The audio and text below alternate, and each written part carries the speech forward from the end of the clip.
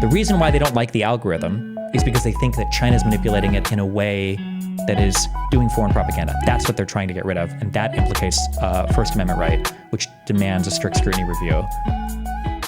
Oral arguments are important for Supreme Court cases because based on the questions that are being asked by the Supreme Court justices, you can kind of tell the direction that they're probably leaning when it comes to the particular case.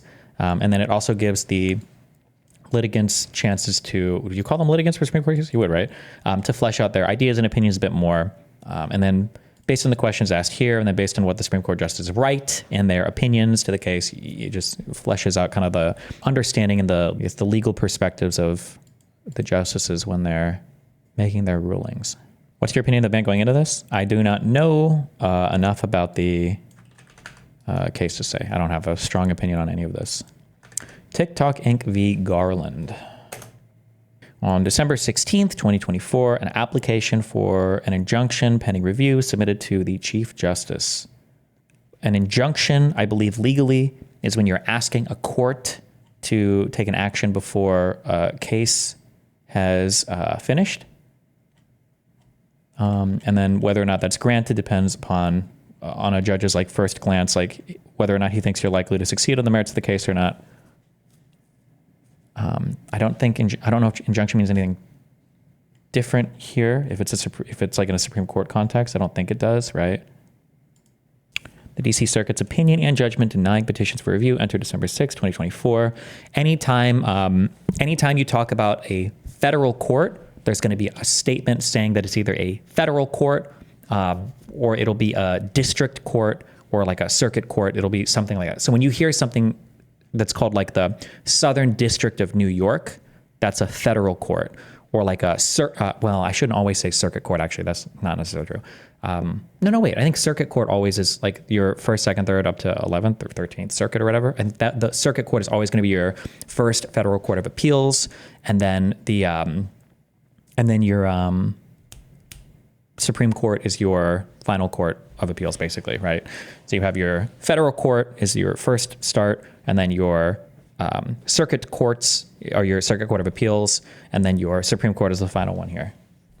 And actually, I'm sorry, when I talked about an injunction, what I actually was just referring to was a preliminary injunction. An injunction doesn't necessarily have to come before the court's ruling, I guess. That's not correct what I said earlier. Let me just triple check on this.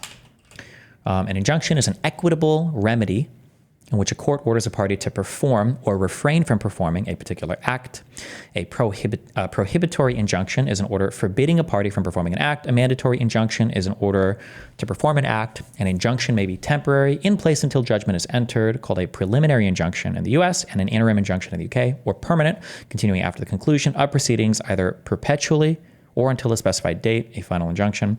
Courts usually grant injunctions as final remedies only where the applicant demonstrates that its legal right has been infringed or it's about to be infringed and money damages are inadequate compensation. An injunction needs to be in clear terms so that a party can understand what it must or must not do. If a party violates the terms of an injunction, it may be held in contempt of court.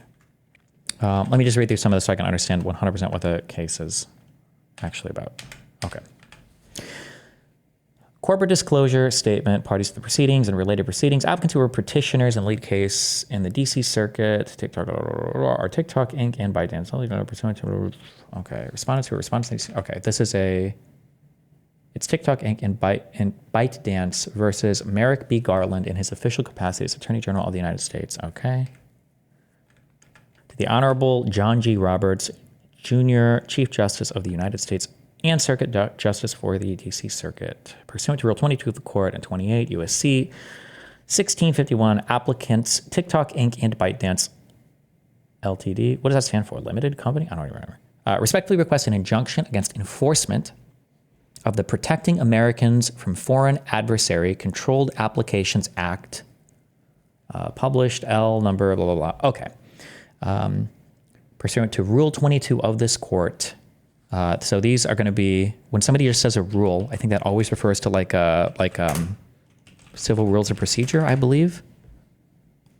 I think, maybe, hold on. Rule 22, or I shouldn't have said that actually. Maybe these are just like Rules of the Supreme Court, I should say. Okay, I guess. Okay, Rule 22. Applications to individual justices. An application addressed to an individual justice shall be filed with the clerk, who will transmit it promptly to the justice concerned. If an individual justice has authority to grant the sought relief, the original and 2 copies of any application addressed to an individual shall be prepared as required by Rule 33.2. Address to justice allotted in the circuit.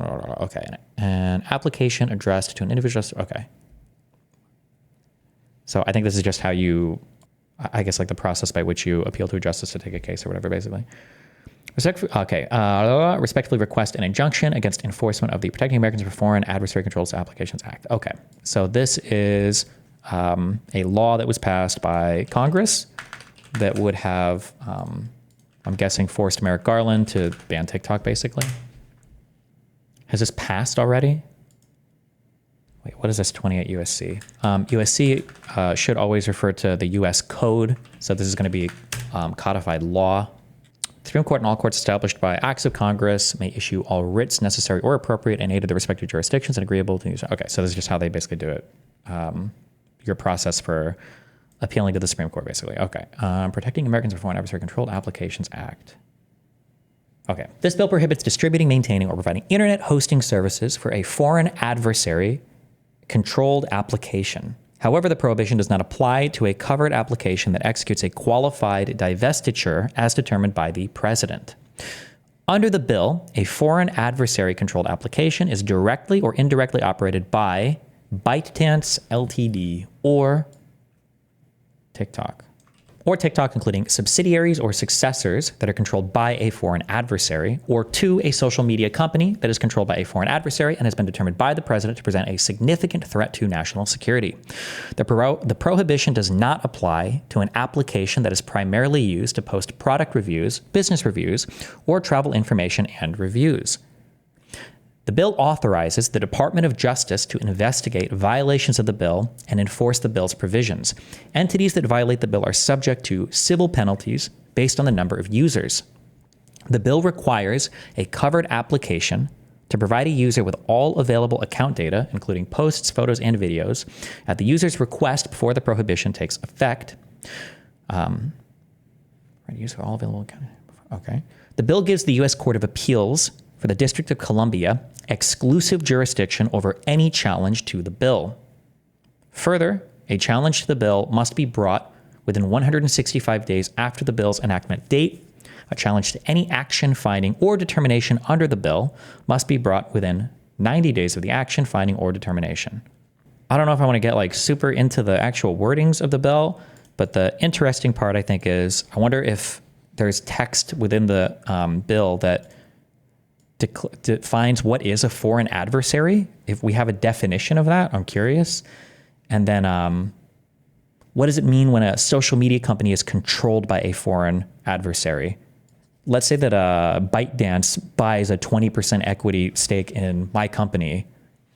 Does the president have the ability to say that?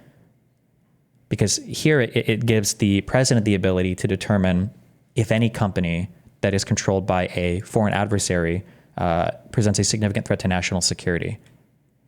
I'm also curious, what is the maximum civil penalty for stuff like this? Is it just inordinate amounts of cash, or can they like shut you down? Or it also gives an escape clause, and it seems like this escape is solely at the discretion of the president, which is a little bit scary, I think, but because you have... The prohibition does not apply to a covered application that executes a qualified divestiture as determined by the president. So the president of the United States seems to have the legal ability to exclude somebody or say that somebody is, this wouldn't apply to them, basically, that they have done something that qualifies as a divestiture, and so you're no longer subject to the civil penalties that are outlined in this bill. Surely that just means the executive branch. Well, it depends on who Congress authorized to make the act, but it'll say here in the specific text of the bill. And actually, it's not that long, so we can check real quick. Okay, it shall be unlawful for an entity to distribute, maintain, or update, or enable the distribution, maintenance, or updating of a foreign adversary-controlled application by carrying out within the land or maritime borders of the U.S. any of the following. So you can't provide services to distribute, maintain, or update such foreign adversary-controlled application, including any source code of such application by means of a marketplace, including online mobile application store through which users within the land and maritime borders of the U.S. may access, maintain, or update such application. This would also apply to like the Apple Store or the Google Store or whatever as well, right? This would also apply to anybody because you would be distributing. It would also probably prohibit you from working on these things as well too, right? Like TikTok and all these companies, if they hired you, because then you'd be maintaining and updating these things as well. So this would target like everybody associated with this thing, I think. Providing internet hosting services to enable the distribution, maintenance, or updating of such foreign adversary-controlled applications for you. Okay, yeah, this is like basically covering everybody, yeah. Applicability in the case of an application that satisfies the definition of a foreign adversary-controlled application pursuant to subsection G3A, beginning on the date that is 180 days after the date of the enactment of this act, and B, in the case of an application, okay, I don't know. Satisfies the definition of foreign adversary-controlled okay. So this is who it applies to. It's telling you that the act is going to take 180 days to come into effect, basically. Okay, and then these are who it applies to. Let's see. Before the date on which a prohibition under subsection A applies before an adversary-controlled application, the entity that owns or controls such application shall provide, upon request by a user of such application within the land of maritime borders of the U.S., to such user all the available data related to the account of such user with respect to such application. Such data shall be provided in a machine-readable format and shall include any data maintained by such application with respect to the account of such user, including content and all other account information. I don't know why this is in here. I don't know if somebody knows. This sounds like just like one of the basically the GDPR provisions. Are we just like copying that and we just have this in here? Data and information portability to alternative applications. Oh, maybe this is to give Americans an easy way to jump from one application to another. Because an American might think like, oh no, all of my videos and pictures of my dead children are on TikTok and now I'm going to lose them all. And this is saying, well, you have to provide this, I guess, in an easily downloadable format to people using whatever, TikTok in this case, right? Destiny, find your streams is completely for politics. I grew up insanely conservative and thought that nobody else really had my experience. I really appreciate what you do. Thank you. Well, thanks, buddy. Exemptions. So exemptions for qualified divestitures.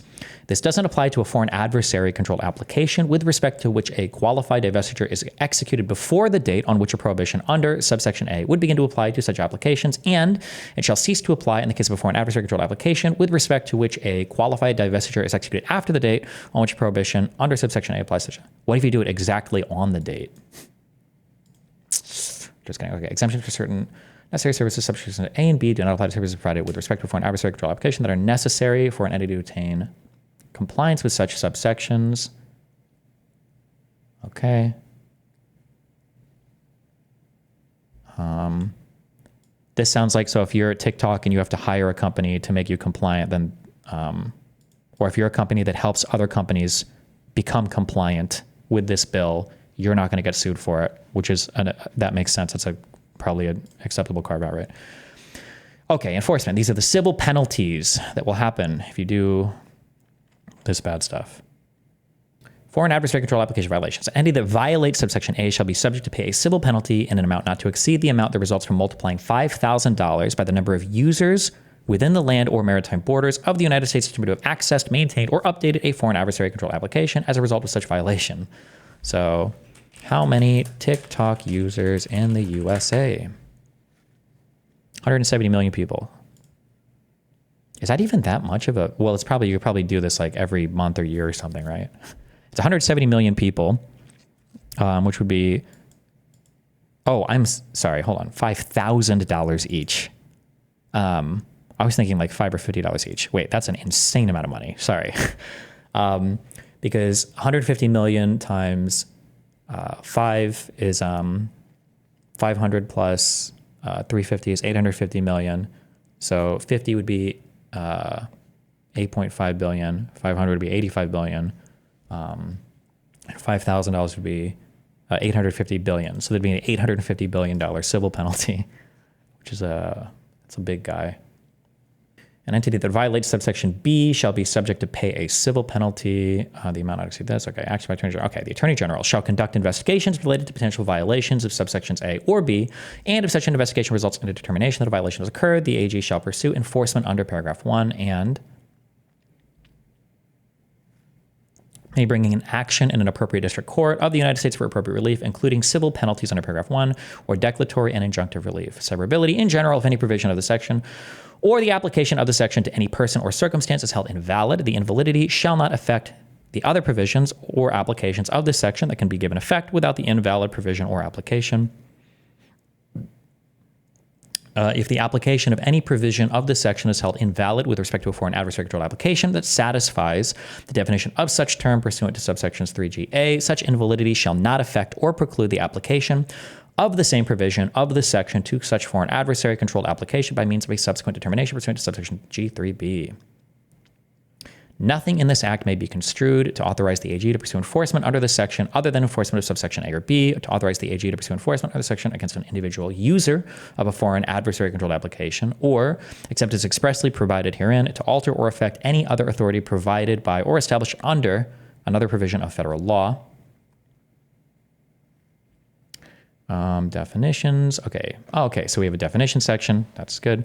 So controlled by a foreign adversary. The term controlled by a foreign adversary means with respect to a covered company or other entity that such a company or other entity is a foreign person that is domiciled in or is headquartered in, has its principal place of business in, or is organized under the laws of a foreign adversary country, entity, or an entity with respect to which a foreign person or combination of foreign persons described in subparagraph A directly or indirectly owns at least a 20% stake, or a person subject to the direction or control of a foreign person or entity described in subparagraph A or B. And then a covered company in general, the term, this is a little bit interesting because this might create a civil cause of action for other things that we wouldn't find as related. So like that tenant media stuff, that was a company that existed in the United States of America. I wonder if this would create a private cause of action for the federal government to also sue under this law. You can't do it like retroactively, but to sue like some shit like that if money was flowing in and you weren't supposed to be. It would also create like civil penalties under this, I think.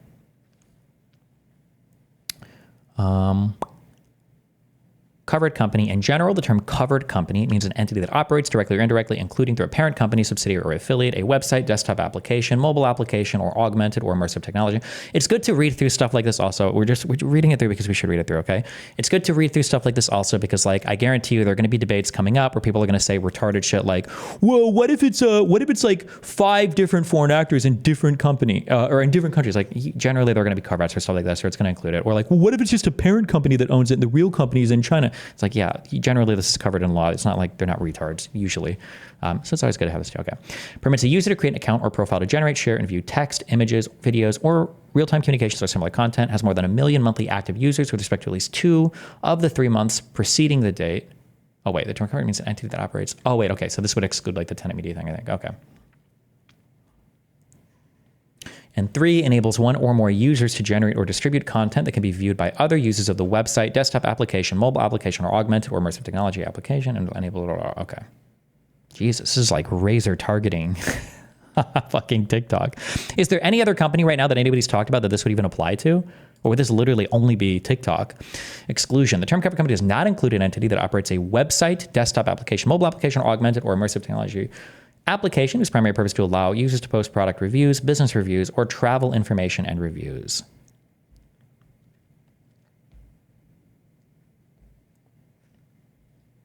Foreign adversary control application. The term foreign adversary control application means a website, desktop application, that is any of ByteDance, TikTok, a subsidiary or a successor to an entity identified in clause 1 or 2 that's controlled by a foreign adversary, or an entity owned or controlled directly or indirectly by an entity identified in clauses 1, 2, or 3.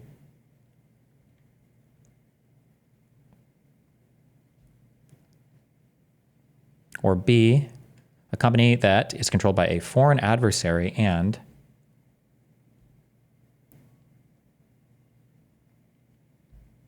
that is determined by the president to present a significant threat to the national security of the United States following the issuance of a public notice proposing such determination and a public report to Congress submitted not less than 30 days before such determination describing the specific national security concerns involved and containing a classified annex and a description of what assets would need to be divested to execute a qualified divestiture.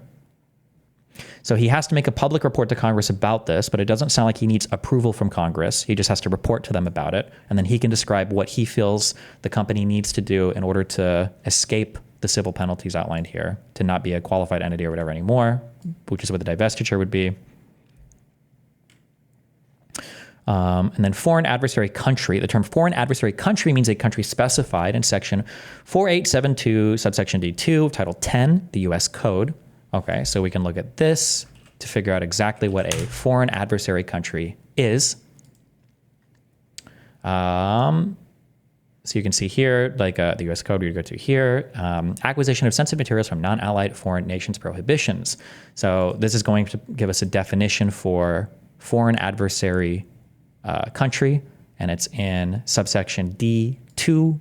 So we're going to scroll down to D, and then subsection 2, covered nations. The term covered nation means the Democratic People's Republic of North Korea, the People's Republic of China, the Russian Federation, and the Islamic Republic of Iran.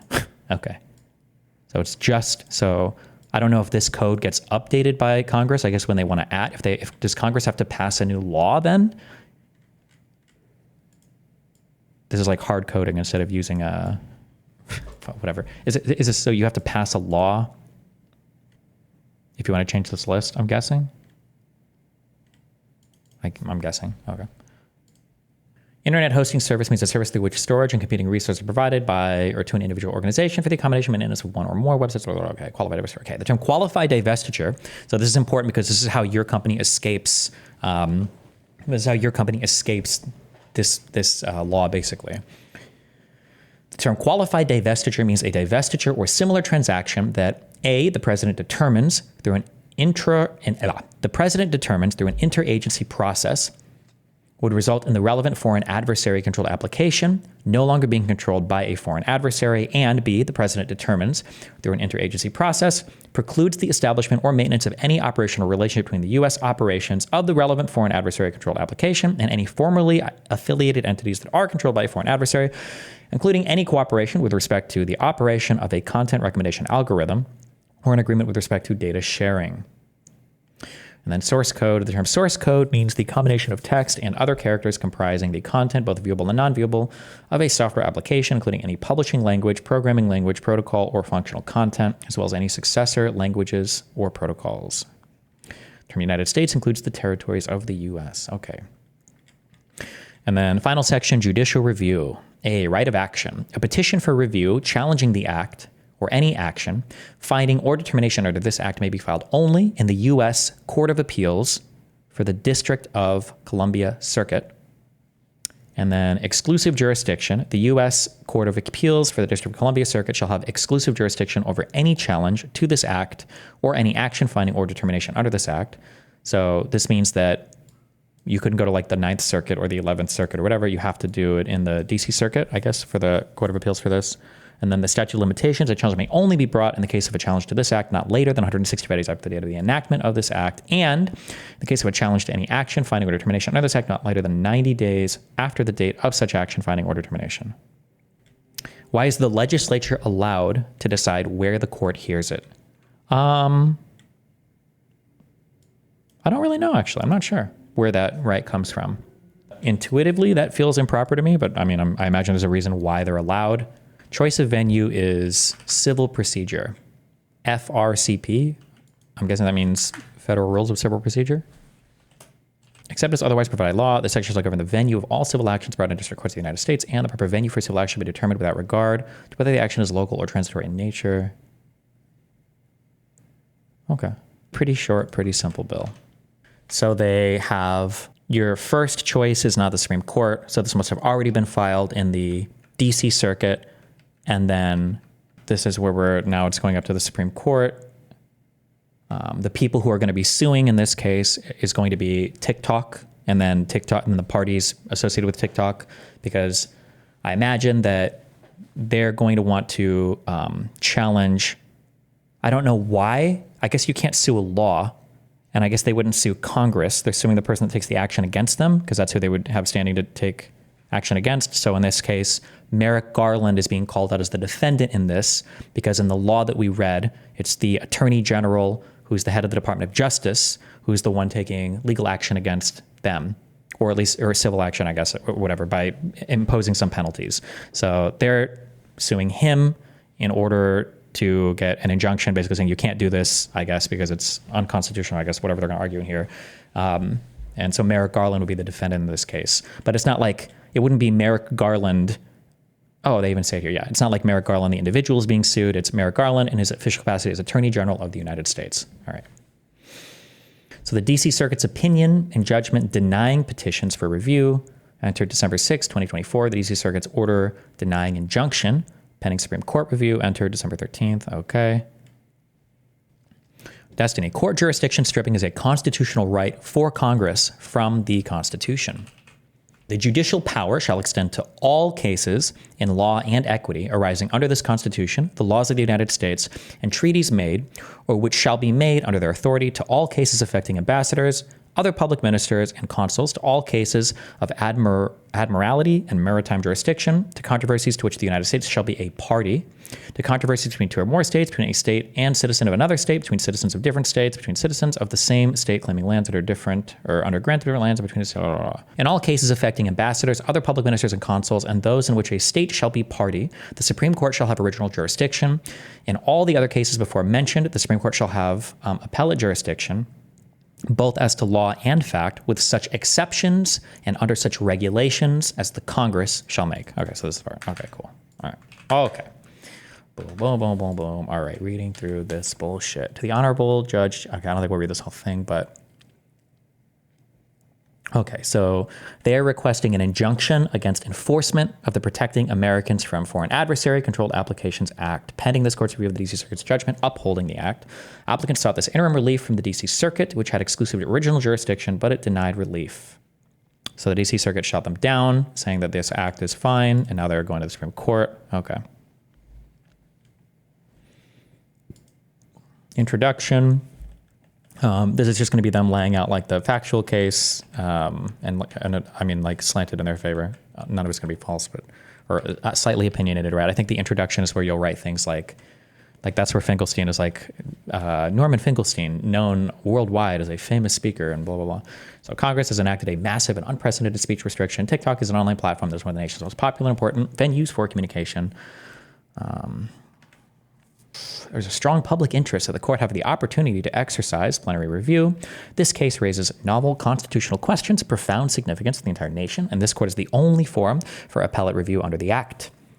An interim injunction is also appropriate because it will give the incoming administration time to determine its position, as the president-elect and his advisors have voiced support for saving TikTok. An injunction will not materially harm the government. There is no imminent threat to national security. This is particularly clear since, one, Congress itself delayed the act's effective date for 270, potentially 360 days. The government's own defense of the act asserts only that China could engage in certain harmful conduct through TikTok, not that there's any evidence of it. A modest delay in enforcing the act will create breathing room for this court to conduct an orderly review and the new administration to evaluate the matter. Especially given this lopsided equitable balance, the prospect that this court will grant certiorari and reverse is sufficiently high. Grant certiorari is just like a fancy way of saying the court agrees to hear the case, and reverse is sufficiently high to warrant the brief pause needed to create time for further deliberation. So obviously TikTok is going to ask for some sort of preliminary injunction where they're saying, hey, while this case is being decided, can we like hold off on any penalties from the government because it's going to fuck us. It'll cause irreparable harm, right? And then if we win the case, it doesn't even matter if we win the case. We've been so harmed by the actions of the defendant here. We've been so harmed by the people that we're suing that it doesn't even matter if we win. Now the court can't even give us the relief we need from the injury we're claiming to suffer. So we need a preliminary injunction to prevent them from harming us. And look, if you grant the injunction, it's not like we're going to hurt them, right? That's the argument being made here. The D.C. Circuit's holding that this unprecedented law satisfies strict scrutiny is indisputably worthy. So your levels of review, when you're talking about a law that's being passed, if a state passes a law that basically says something like the stoplights are going to be turned off and you're going to use stop signs instead on like weekends, that's a law that doesn't like implicate some fundamental right or like gender or anything like that. The review that you would have to know if that law is okay would be like a rational basis review. You're just asking like, is there any reason why the state might pass this, like any reason for public safety? And as long as the state can basically give any answer whatsoever, it's like 99% of the time the state's going to win. You've got intermediate scrutiny that implicates, I think, certain classes. So like if you're making a law about maybe like race or gender or something, like women's only gyms can be protected or something like that, then now the state has to provide, like, I don't know what the legal words are, but they have to provide like a better argument, a pretty strong argument. Like the default is that you can't do this. You need to overcome some burden because you have to prove because you're being sexist or racist or something. There are different classes or rights that are usually implicated for each of these two categories. I don't know for the last two. And then the strict scrutiny is basically saying that you are you're implicating some like fundamental right. This is like a really big deal. Like you have a law that is like really, really restrictive to something that we expect is like a really important fundamental right. Like you're restricting like a freedom of speech, or you're making something that's like crazy. Rational basis test. The rational basis test is a judicial review test used by courts to determine the constitutionality of a statute or ordinance. It's also referred to as rational review. Under this test, the statute or ordinance must have a legitimate state interest, and there must be a rational connection between the statutes/ordinance's means and goals. The rational basis test is one of three judicial review tests alongside the intermediate scrutiny test and the strict scrutiny test. Both the intermediate scrutiny and strict scrutiny tests are considered more stringent than the rational basis test. So this is a really easy one. Like basically every single thing will survive. It should, unless you're like making the most random retarded laws ever. Okay, so, and then hold on. Okay, so for intermediate scrutiny, this is a test courts often use in the field of constitutional law to determine a statute's constitutionality. Intermediate scrutiny is only invoked when a state or the federal government passes a statute which discriminates against, negatively affects, or creates some kind of classification affecting certain protected classes. This is described in further detail in the next section. To pass intermediate scrutiny, the challenge law must, 1, further an important government interest, lower burden than compelling state interest required by strict scrutiny tests, and must do so by means that are substantially related to that interest. As the name implies, intermediate scrutiny is less rigorous than strict scrutiny, but more rigorous than the rational basis test. Intermediate scrutiny is used in equal protection challenges to gender classifications, as well as in some First Amendment cases. So let's say that I don't know if you would pass a law saying that like women's gyms are only for women or something, but like if you passed the law saying that, and your law is like men can no longer drive cars because that'll prevent them from getting to the gym, then that might like further a government interest. Like you would want to have women's only gyms maybe, but it's not like tailored narrowly enough to just preventing men. Like it's doing way more harm to do that. So you'd have to change that law there, because banning men from driving, I don't think is substantially related to that interest. It would have to be like more specific, I guess. The Supreme Court has ruled in multiple cases what constitutes an important government interest and therefore satisfies the first prong of intermediate scrutiny. The following list contains some examples of cases in which the court has acknowledged that certain state actions qualify as an important government interest within the meaning of the first prong of intermediate scrutiny.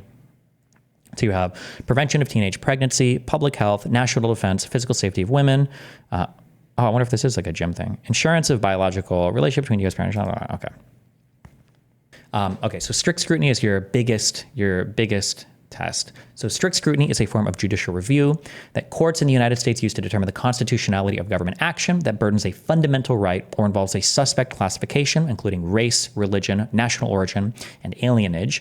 Strict scrutiny is the highest standard of review that a court will use to evaluate the constitutionality of government action, the other two standards being intermediate and rational basis. Once a court has determined that it applies, strict scrutiny starts from the presumption of unconstitutionality, shifting the burden of persuasion to the government, which must then produce evidence sufficient to show that its actions were constitutional. To that end, the government must show that its actions were narrowly tailored to further a compelling government interest and that they were the least restrictive means to further that interest. Although the terms are often conflated, the Supreme Court of the United States treats the narrowly tailored and least restrictive means and elements as analytically distinct.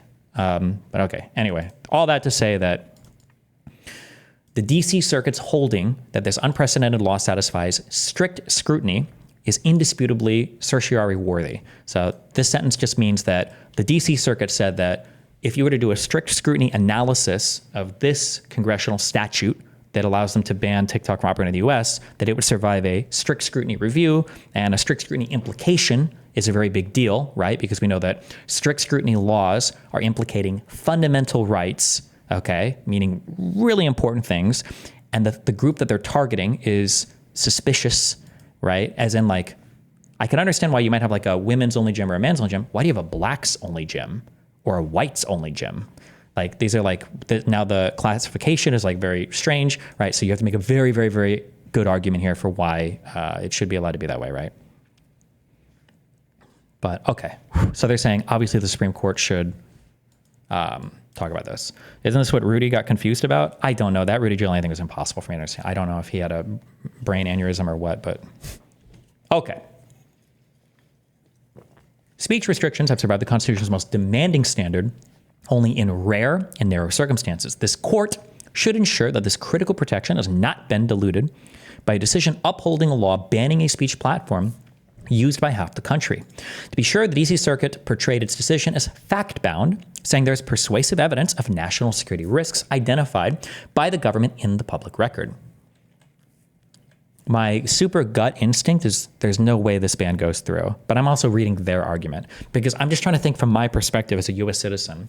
If China were to invest in my company and they had a 20% stake, then theoretically, depending on how I operate, or if I were to allow people to post on my website or something like that, like I could come under, this is a huge, you're destroying my freedom of speech here, right? Which is okay. You can attack somebody's freedom of speech. You just have to have a very, very, very compelling reason to do so, right? But this court should ensure that this critical protection is not allowed to be sure that there's a fact bound. Okay. But the court ignored critical gaps in the record before Congress during the act's hasty passage, where still the court's flawed legal rationales would open the door to upholding content-based speech bans in contexts far different than this one. Fear-mongering about national security cannot obscure the threat that the act itself poses to all Americans. Somebody said, should Russia have been allowed to invest in Tenet Company? Yes, there's no problem with that. The problem is that they hid it. They lied about it, which is a FAR violation, right? Does strict scrutiny really apply here? Let's say I'm banning McDonald's, but not Burger King. There's no protected class, right? Like, would that qualify as removing the right for fast food? No, you're banning my ability to have a company that does social media. That's definitely a fundamental right. It's freedom of speech, arguably one of our most important fundamental rights, right? But you would be a U.S. owner in that example, right? Isn't that what the bill wants TikTok to do? Remember, the bill said that there only has to be a 20% stake in a company for it to for there to be a cause of action. A cause of action means there's a reason for a civil suit to go forth against your company. Unless I misread something, the controlled by a foreign adversary is an entity with respect to which a foreign person or combination of foreign persons described as subparagraph A directly or indirectly own at least a 20% stake. And this is an or, right? So it's either A or B or C, right? So does this apply to Tencent and Riot Games too? Hold on, were you listening? Were you listening or were you not listening in class, okay? It wouldn't because the covered company here, well, actually, I'm not sure. My guess is TikTok is probably going to argue that it could cover these things. But the covered company, meaning the people that the action could be brought against by the federal government, is going to be companies that do all four of these things.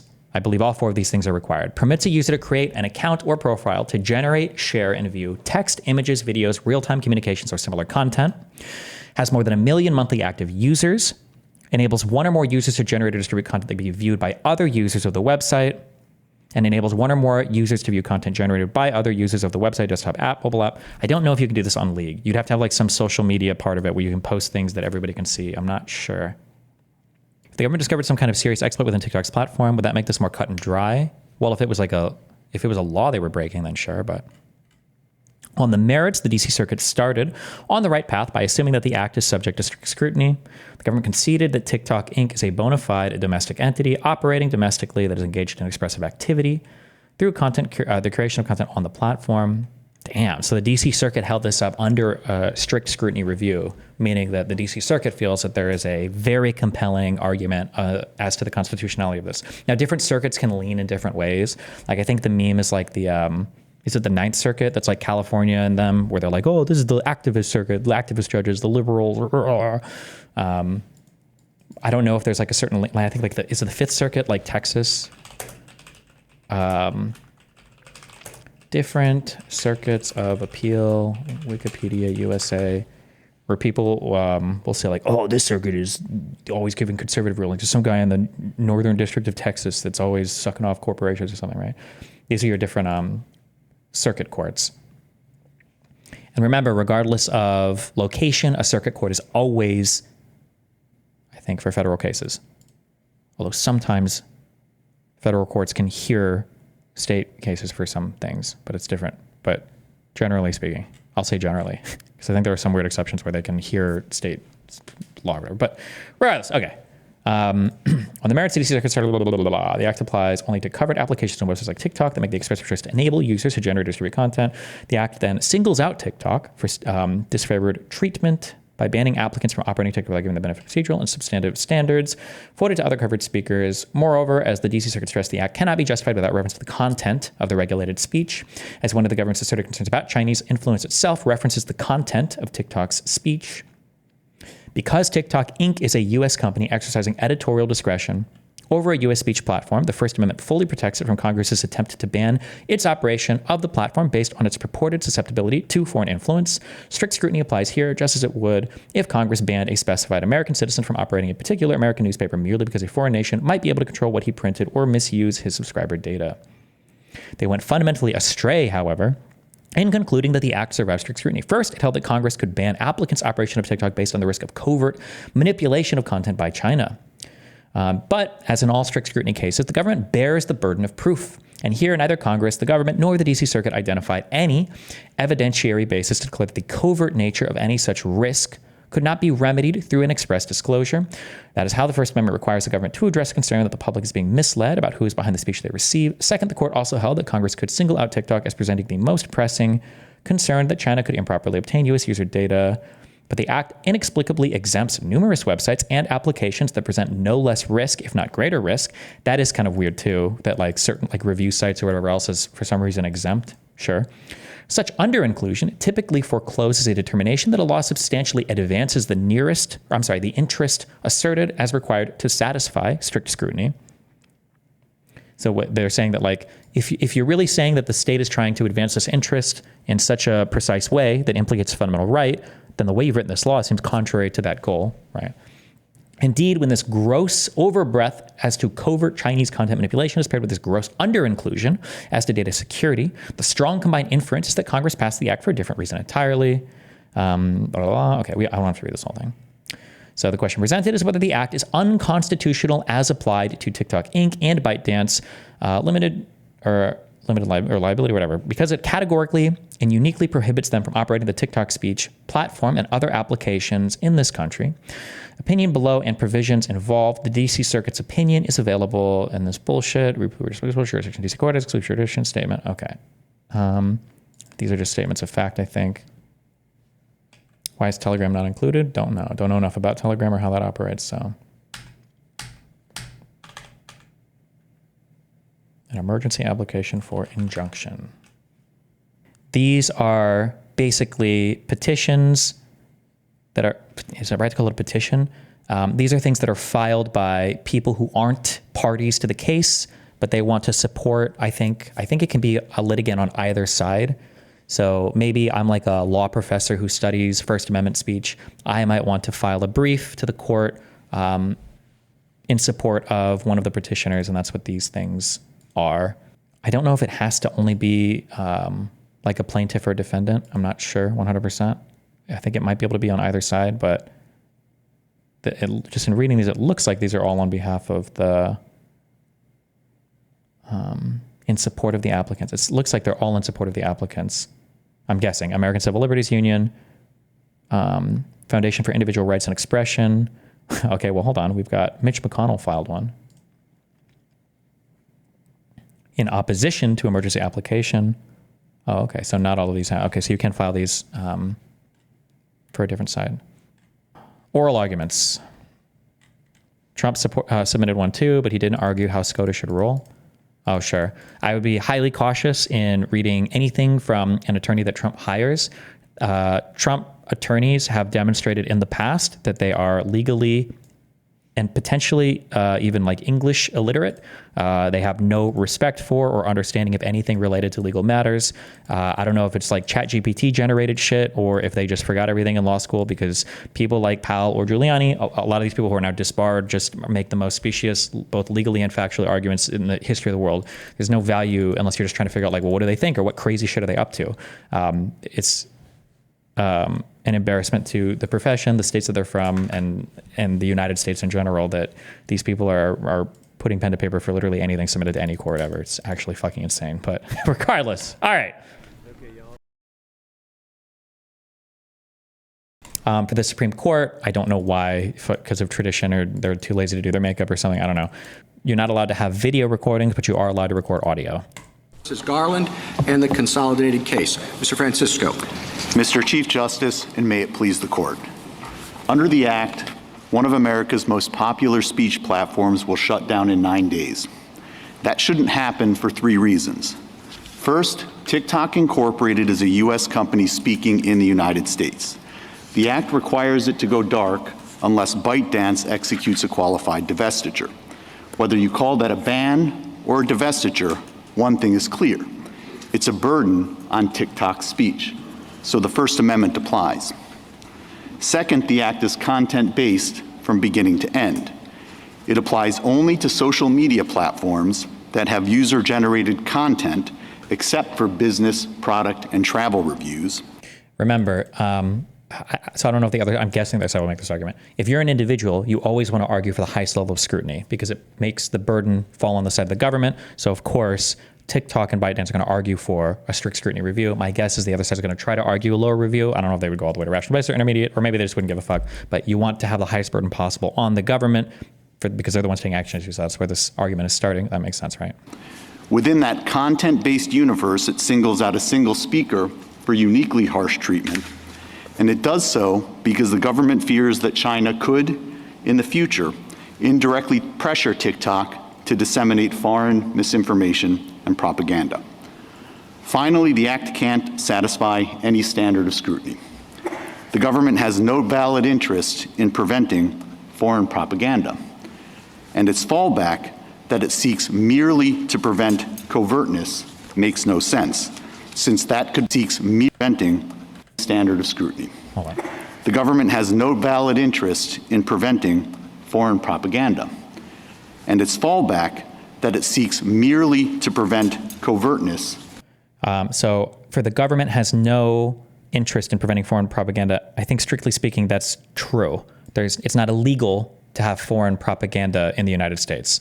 Now, there are laws that mean you have to declare if you're like a foreign entity, for instance, so I brought up FAR before, the Foreign Agent Registration Act, but it's not like illegal to do foreign propaganda. You could be a Russian company, come to the United States of America, and then do propaganda for Russia, as long as you like have announced everything that like, yeah, I'm a foreign registered agent, or if you're an American, you can do propaganda for other countries. There's no law against that. So you don't have, one of the phrases I'm using is cause of action. There's generally when you sue somebody, there has to be like a reason. Your cause of action is why you're suing them.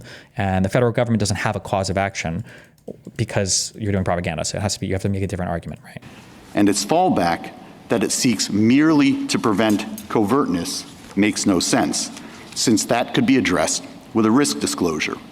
The government's real target, rather, is the speech itself. It's fear that Americans, even if fully informed, could be persuaded by Chinese misinformation. That, however, is a decision that the First Amendment leaves to the people. Given that the government's data security rationale cannot independently sustain the Act, it is also grossly under-inclusive and ignores the most obvious, less restrictive alternative, simply banning TikTok Incorporated from sharing any sensitive user data with anyone. In short, this Act should not stand. At a minimum, how do we handle that imbalance? Should we allow it? If we can't have a social media company pushing American interests in China or Russia, why should we allow it here? Because that's how our laws work, because freedom of speech is enshrined in the Constitution. So if you want to get around that, there's 2 ways to do it. You either get rid of that First Amendment protection, you abolish the First Amendment, or you pass another amendment basically overruling it or nullifying it, or you pass a law in Congress to limit this type of speech in such a way that it comports to the Constitution, and the Supreme Court agrees, right? Anyone. In short, this Act should not stand. At a minimum, you should preliminarily enjoin it, which will allow you to carefully consider this momentous issue and, for the reasons explained by the President-elect, potentially moot the case. I welcome your questions. Exactly what is TikTok's speech here? TikTok, Your Honor, uses an algorithm that, in its view, reflects. Okay. So I don't know if I'm pausing too much, or we can just listen to it. When they say, what is TikTok's speech here, right?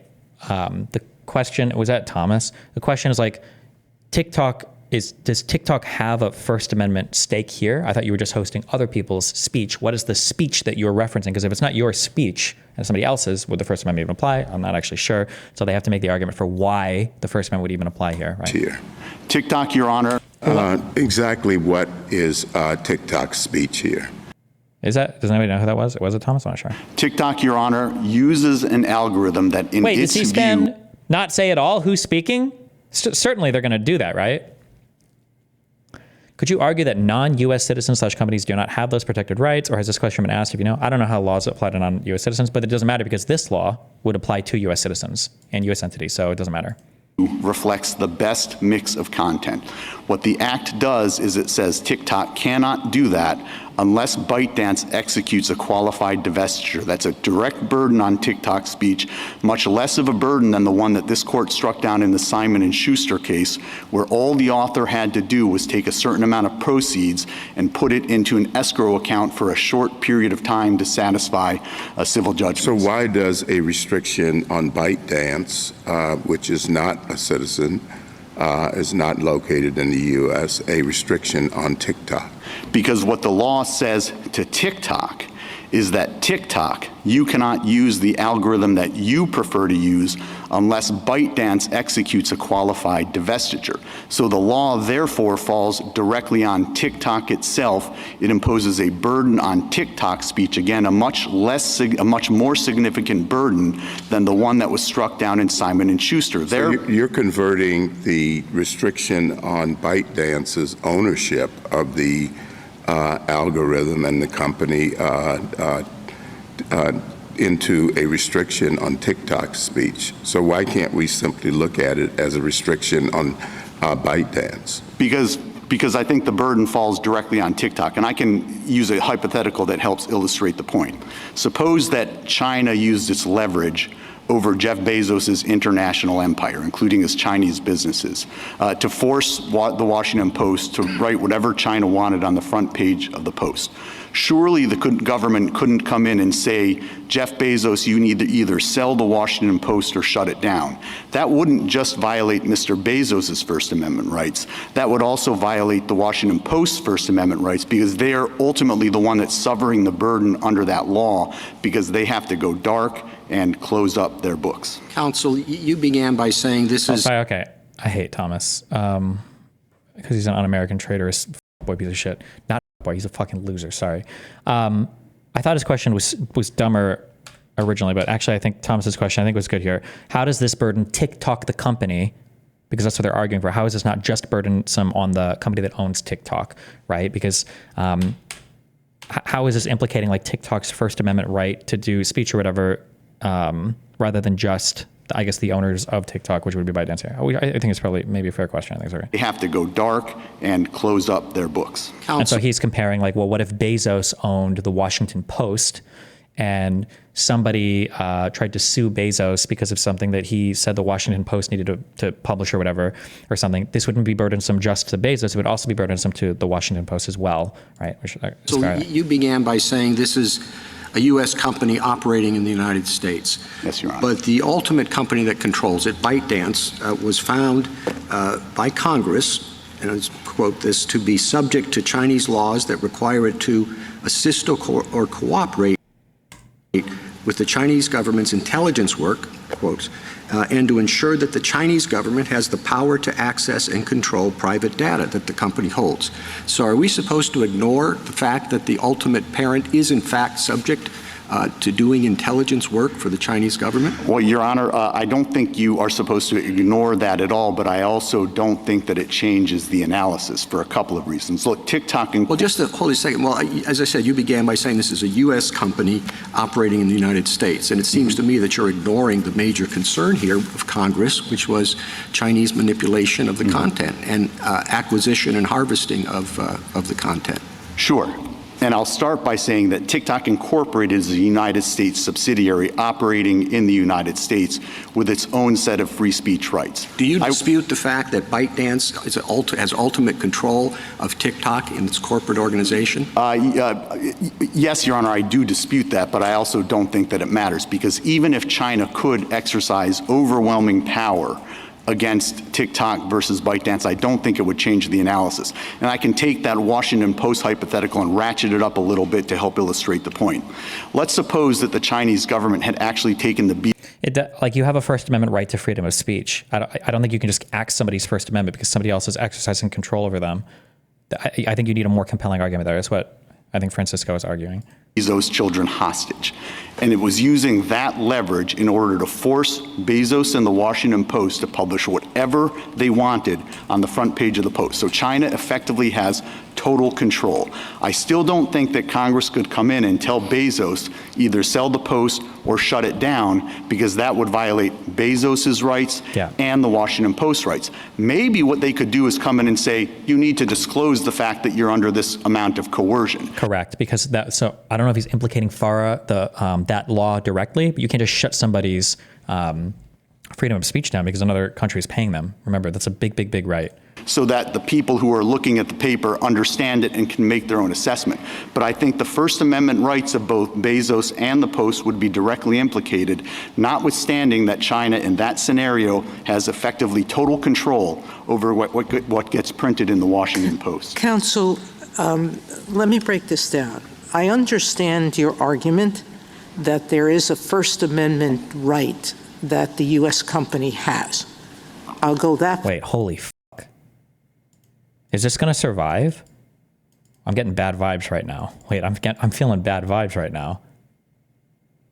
Survive as in like the law is going to survive and TikTok is going to be axed. But I don't even know if I have strong, because I haven't even heard the other side's arguments yet. Maybe there are really good arguments that I just don't know because I don't have a huge constitutional. Okay, well, listen, okay.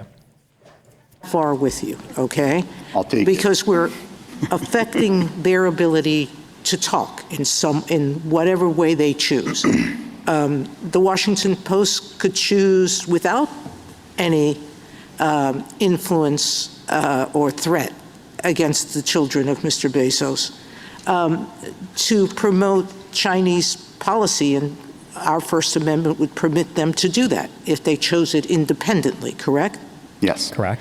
Now the question becomes, so it's not, that's just a given that they have a First Amendment right. To promote another country's interests. The next question is, assuming they do, what's the level of scrutiny we apply? It's always going to be, for the First Amendment, it's always going to be strict scrutiny, I believe, right? So they're back to what basis of review do we use?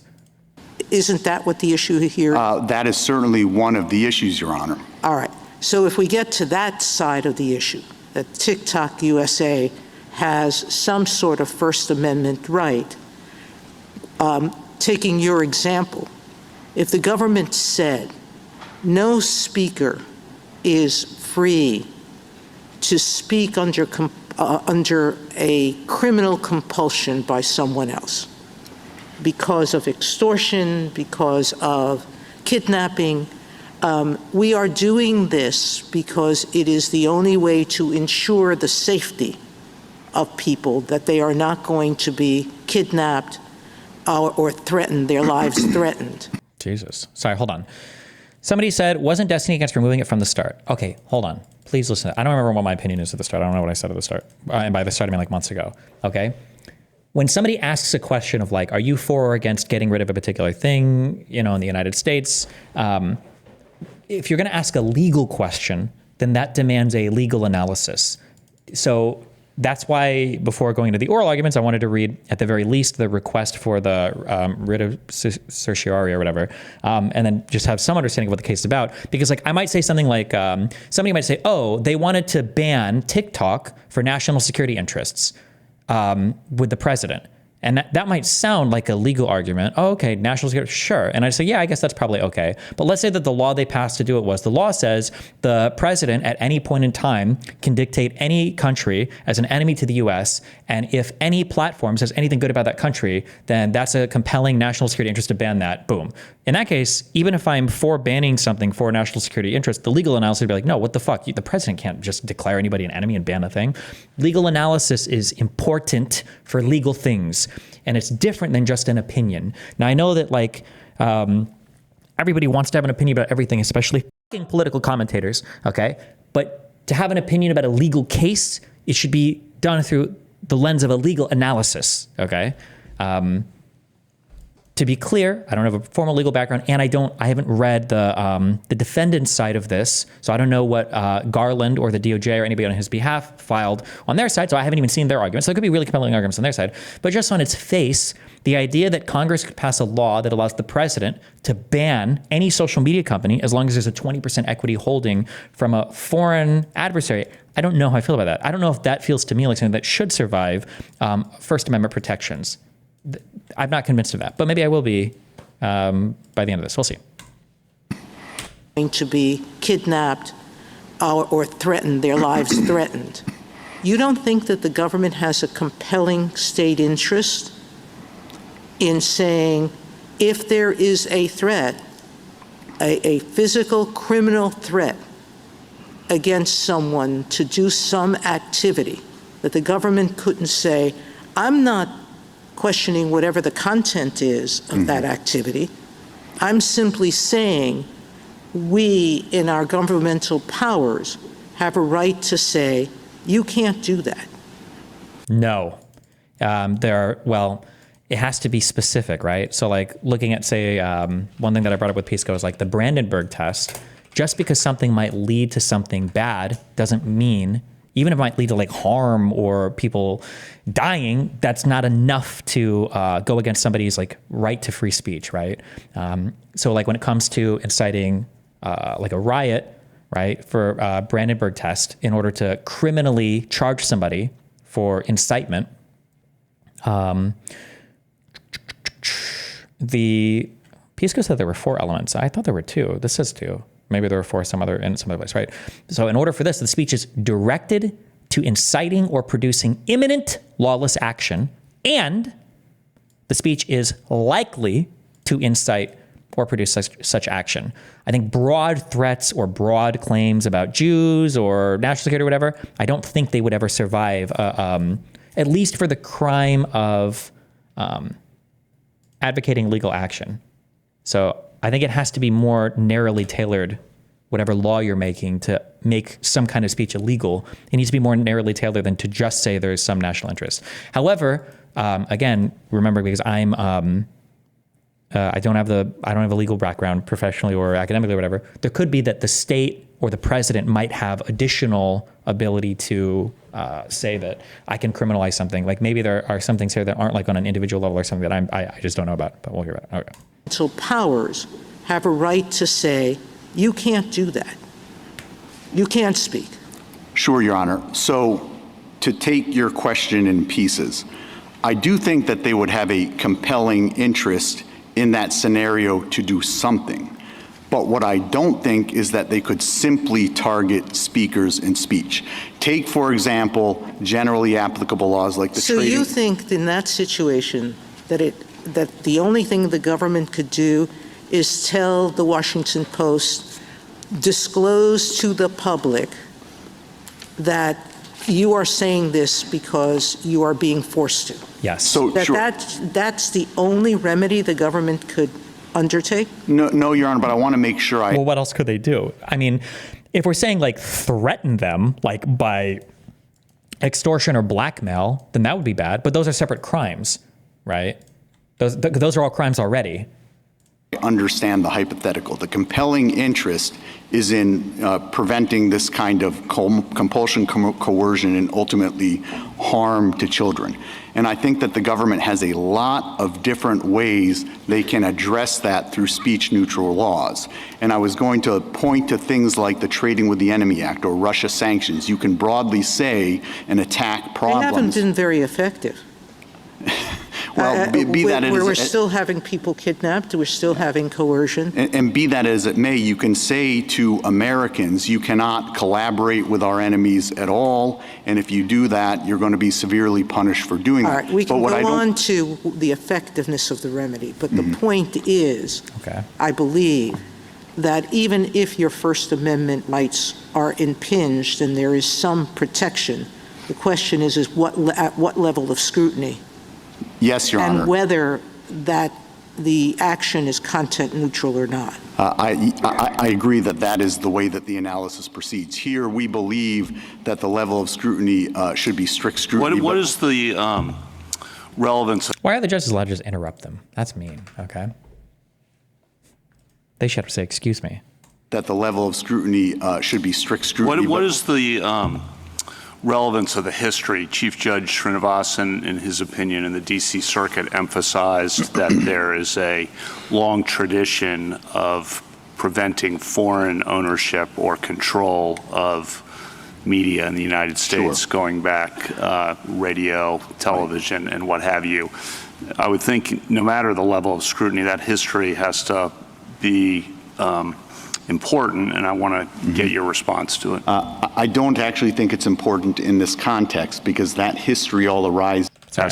And what have you, media in the United States, Sure. going back as a Srinivasan. What is the relevance of the history? Chief Judge Srinivasan, in his opinion, in the D.C. Circuit emphasized that there is a long tradition of preventing foreign ownership or control of media in the United States, Sure. going back radio, television, and what have you.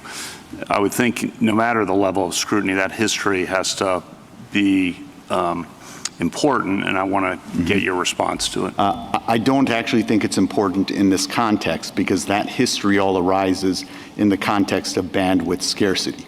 And in that context, you have the government that's in the position of doling out a limited number of licenses. And when you have to dole out a limited number of licenses, you by definition have to pick winners and losers. And when you have to do that, you get a certain amount of discretion. I think that's the whole basis of those cases. You can't really take those cases keep going. You can't really take those cases and extend them to an area where there is no scarcity like the World Wide Web. Because once you do that, there's really no limiting principle. There's no reason why that wouldn't also apply to really popular books or magazines or newspapers or chains of newspapers. The bandwidth scarcity, I think, is really what justifies the greater discretion that the government gets in that area. Mr. Francisco, let me see if I can break this. So that was interesting. So was that Gorsuch? Fuck. You can't really lose the devices in the condition of doling out a by. Oh, that was Kavanaugh. Okay, that was Kavanaugh. Nope. So Kavanaugh brought up, I don't know what this case is exactly, but Kavanaugh brought up the idea that there's a history of media not being owned by foreign companies, and this court case that's brought up. And Francisco is, I imagine they either just have a huge library of knowledge or they know which cases are going to be brought up. Well, it sounds like this one was specifically referenced by the lower court. And the argument as well, it seems like in the past we've doled out licenses are not based on, who the owners are or national security interests or whatever, maybe something like that. And Francisco's argument is, well, hold on, these are licenses for, there's a limited number of these. This is way different than trying to ban a social media company. It's not like there's a limited amount of space on the internet or there's a limited amount of bandwidth or something and we have to choose winners and losers. This is a speech law that's being made that abridges or obstructs my First Amendment right for no compelling reason. There's not a limitation here that would apply like it would in that other case. By the People's Republic of China. That Scarcity, I think, is really what justifies the greater discretion that the government gets in that area. Mr. Francisco, let me see if I can break this down. Suppose that TikTok were outright owned by the People's Republic of China. Would you make the same argument? I wouldn't be making the same argument, Your Honor. Why not? China? Would you, that TikTok were outright owned by the People's Republic of China? Would you make the same argument? I wouldn't be making the same argument, Your Honor. Why not? So he's saying, what if TikTok was just owned by the People's Republic of China? Would you make the same argument? And he's saying he wouldn't make the same argument. My guess is a lot of this strict scrutiny, the argument for the strict scrutiny review is going to be that TikTok is a U.S. company. So all of the First Amendment rights apply. If this was wholly owned by a foreign entity, I don't know if they would enjoy the same constitutional protections. Because there you would have to confront a very different question, whether a foreign government that was speaking in the United States has First Amendment rights, and I don't know that the court has ever addressed that. But here we've got a U.S. No, I understand that. I just want to see where you draw the line. So it's true, the court has never held that a foreign government has free speech rights. And if we were to hold that, I would think it would be because speech by a foreign government, particularly one with enormous resources, is not protected. Allowing that does not serve the underlying interests of the First Amendment, which are, among other things, fostering democratic self-government and furthering the search for truth. So let's assume that we start with that, all right? What if TikTok were then not owned by the foreign government, but it was undisputed that TikTok was totally controlled by the foreign government, could not do one thing without the approval of the foreign government? So somebody in chat asked, what's the difference if they own them or not de jure, but they de facto control it? So de facto means that not by law, but basically like it is the case. And de jure means like it's not delivery, it's de jure now. I need clappers for that. I'm sorry. De jure means it's written in law that they do control it. So now Alito is asking this question. Fuck you guys. By the foreign government, could not do one thing without the approval of the foreign government. That's different. I do think that it is different, Your Honor. For example, I've given the hypothetical that I've given, but there are a lot of companies in this country that have foreign owners, not just companies like Politico, which is German-owned, or Al Jazeera, which is partly owned by the government. Well, I understand that, but what would be the reason for drawing that line? Sure, if there's a good reason for saying that a foreign government, particularly an adversary, does not have free speech rights in the United States, why would it all change if it was simply hidden under some kind of contrived corporate structure? Because I feel like the strongest argument in favor of the TikTok side here is because if you were to say, let's say that you are basically controlled by a foreign government, well, we wouldn't want to give that company freedom of speech. Sure. What about an individual then? What if it comes out that, or what if I even freely say, China's just like telling me like, hey guys, we're going over Chinese talking points today. This is where they email me, let's go. Could the government come after me and shut my speech down because I'm getting direct, even if I was if I admit fully, like 100%, like China tells me everything to say, would I be implicated there? I feel like, I don't think, as long as I'm making my responsible disclosures or whatever, I'm not receiving money and not disclosing or something, I don't think the government could come after me for that. Should they be able to? I don't think so. But if it was simply hidden under some kind of contrived corporate structure. Because it is a U.S. speaker. Yes. I'll give you another example. AMC movie theaters used to be owned by a Chinese company. Under this theory, Congress could order AMC movie theaters to censor any movies that Congress doesn't like or promote any movies that Congress wanted. And I think the reason is that here, where it's conceded, you actually have a bona fide U.S. company. It is not simply a Chinese cutout that is the Chinese government speaking itself. that's true too. The facts, that's not something that's being alleged here even, is that TikTok is a 100% foreign directed company. So it's not really fair for that consideration to be made because it sounds like the DOJ didn't even make that contention. They already conceded, yeah, TikTok is a U.S. entity, sure. We agree with that, yeah. And then they're moving from there, right?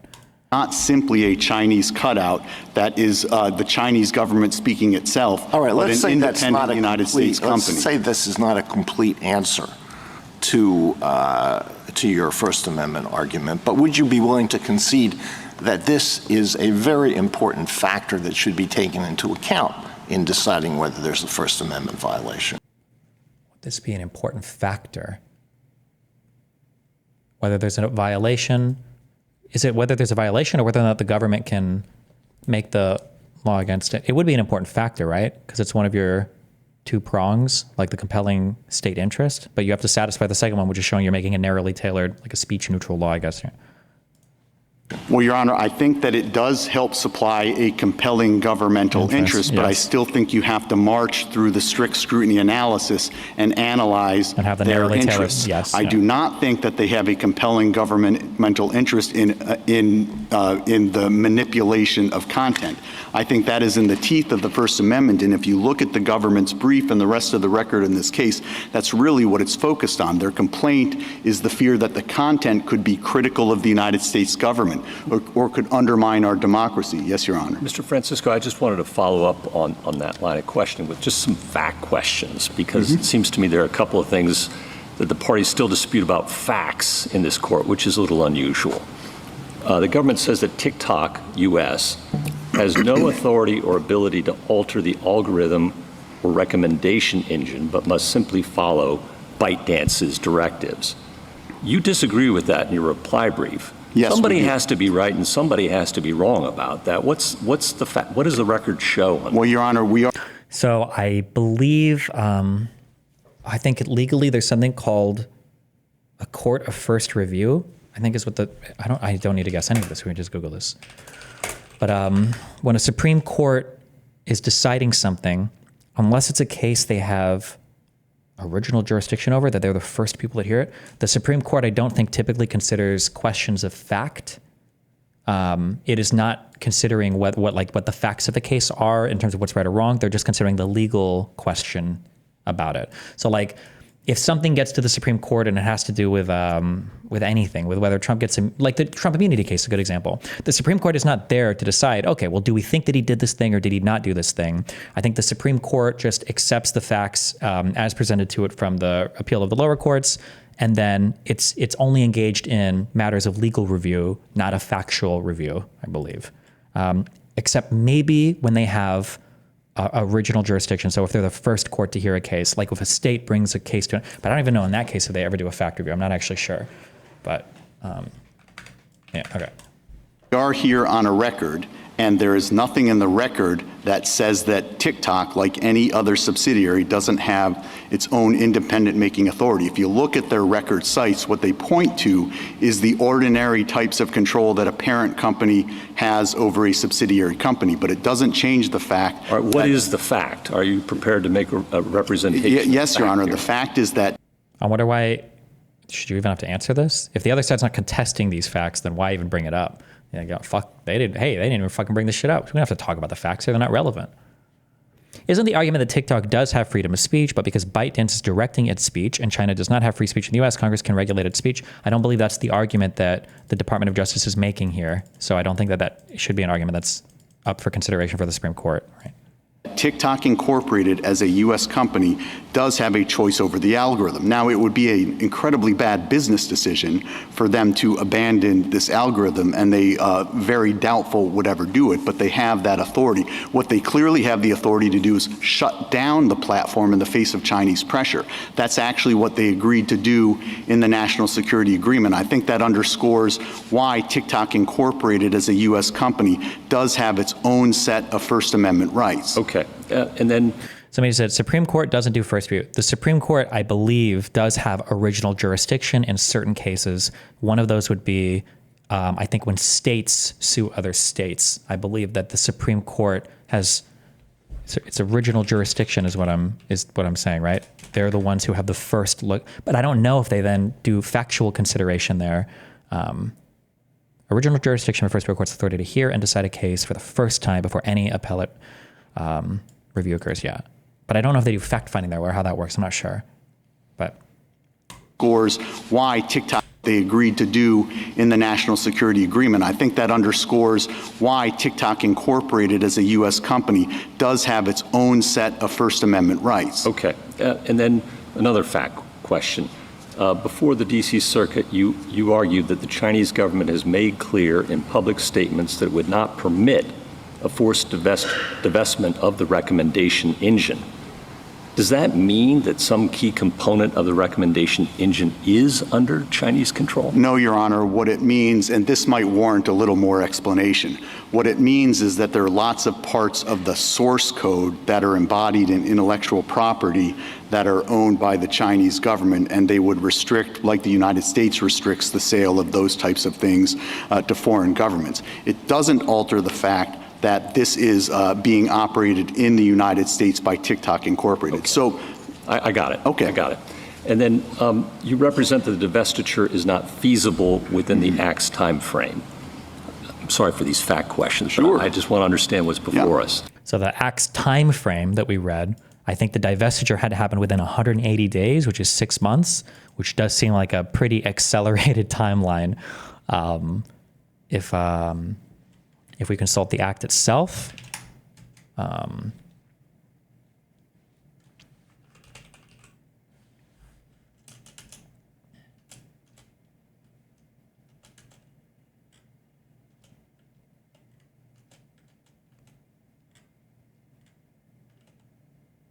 I think it was 180 days. It might have been 90 days. It was either 3 months or 6 months. But it's pretty accelerated, pretty quick time frame.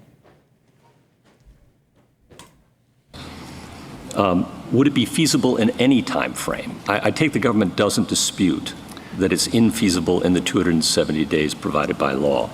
But would it be feasible Your Honor, at all? I think at least as we understand how they've interpreted the qualified divestiture provision, it would be exceedingly difficult under any time frame for two principal reasons. The first is that there's a global team of engineers that are some in China, some in Europe, some in the United States that maintain and update the original source code. Is it accelerated? What is the usual time frame for divestment? For companies of this size, my guess is that you're going to need like a minimum of 2 years, would be my guess. Because there's a lot of fucking process and procedure in different companies and like over different countries. I mean, maybe you could accelerate it more than that, maybe 1 year, but. And as we understand their interpretation, a qualified divestiture would prohibit any kind of coordination with that global team of engineers. The other reason. Ooh, that part, what he just said, unless I'm misunderstanding something, and I must be misunderstanding something because I'm sure he's aware of this. I don't think that what he just said is true because I thought that the act explicitly exempted people who are helping companies qualify for divestiture. Divestiture.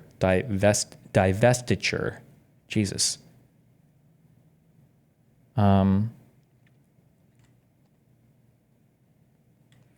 So this is for exemptions for certain necessary services. Subsections A and B do not apply to services provided with respect to a foreign adversary controlled application that are necessary for an entity to attain compliance with such subsections. I thought those people were exempted, but maybe I'm misunderstanding that. Sorry. Some in the United States that maintain and update the original source code. And as we understand their interpretation, a qualified divestiture would prohibit any kind of coordination with that global team of engineers. The other reason is because, as we understand how they're interpreting it, a qualified divestiture would divorce the U.S. platform from the global content. So, for example, there are videos created in the United States. There are videos created in Ireland. In order to get global content, we need access to the Irish videos. They need access to the U.S. videos. We understand that couldn't happen. Okay, so you think it's probably not feasible in any timeline? Well, Your Honor, I think it'd be extraordinarily difficult. Okay, last fact question, then I'll yield the floor here. The government admits that it has no evidence that TikTok has engaged in covert content manipulation in this country, but says that ByteDance has responded to PRC demands to censor content outside of China in other countries. Again, you deny that in your reply brief.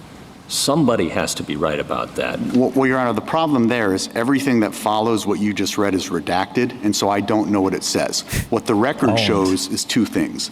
The record shows first what you just said. They haven't done anything here in the United States with respect to TikTok Incorporated.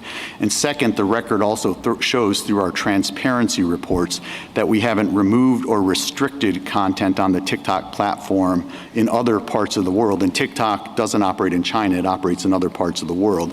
We haven't removed or restricted content at the request of China. That's what we put out in our regular transparency report. Remember, one of the reasons why the factual record is so important, the factual record doesn't just mean what's true.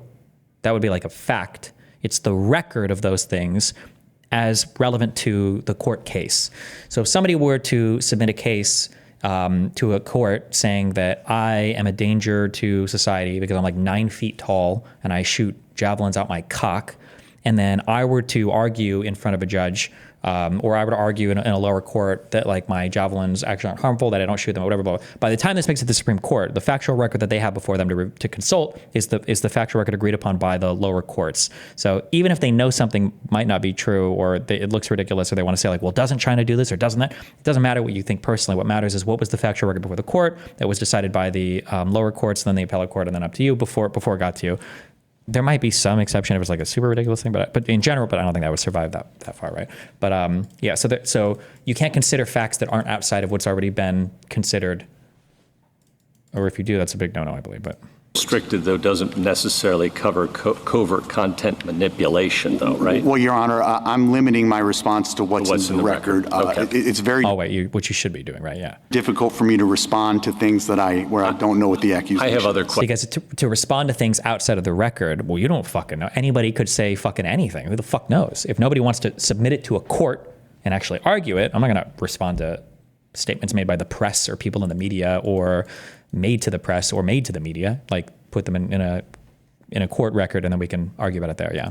Questions about the secret evidence in this case, but we'll get to that later. Thank you. Mr. Francisco, can I ask you a question about the relevant speech here? So it's Okay, wait, let's just mark where we think these people are at. Okay, so I should have been writing this down from the beginning.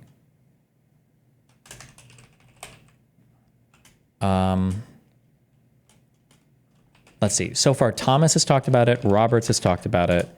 We just heard Kavanaugh talk about it. So Sotomayor spoke about it. Thomas, Roberts, Alito was at the, and then we just listened to Kavanaugh. Fuck, I should have been writing down just generally why I felt like they were against it.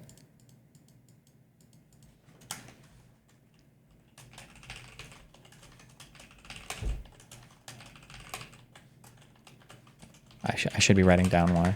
These are my feelings. Kavanaugh so far seemed like neutral against it, I guess. But I don't know. We'll see. We just heard Gorsuch. Oh, wait, that was Gorsuch speaking? I'm sorry.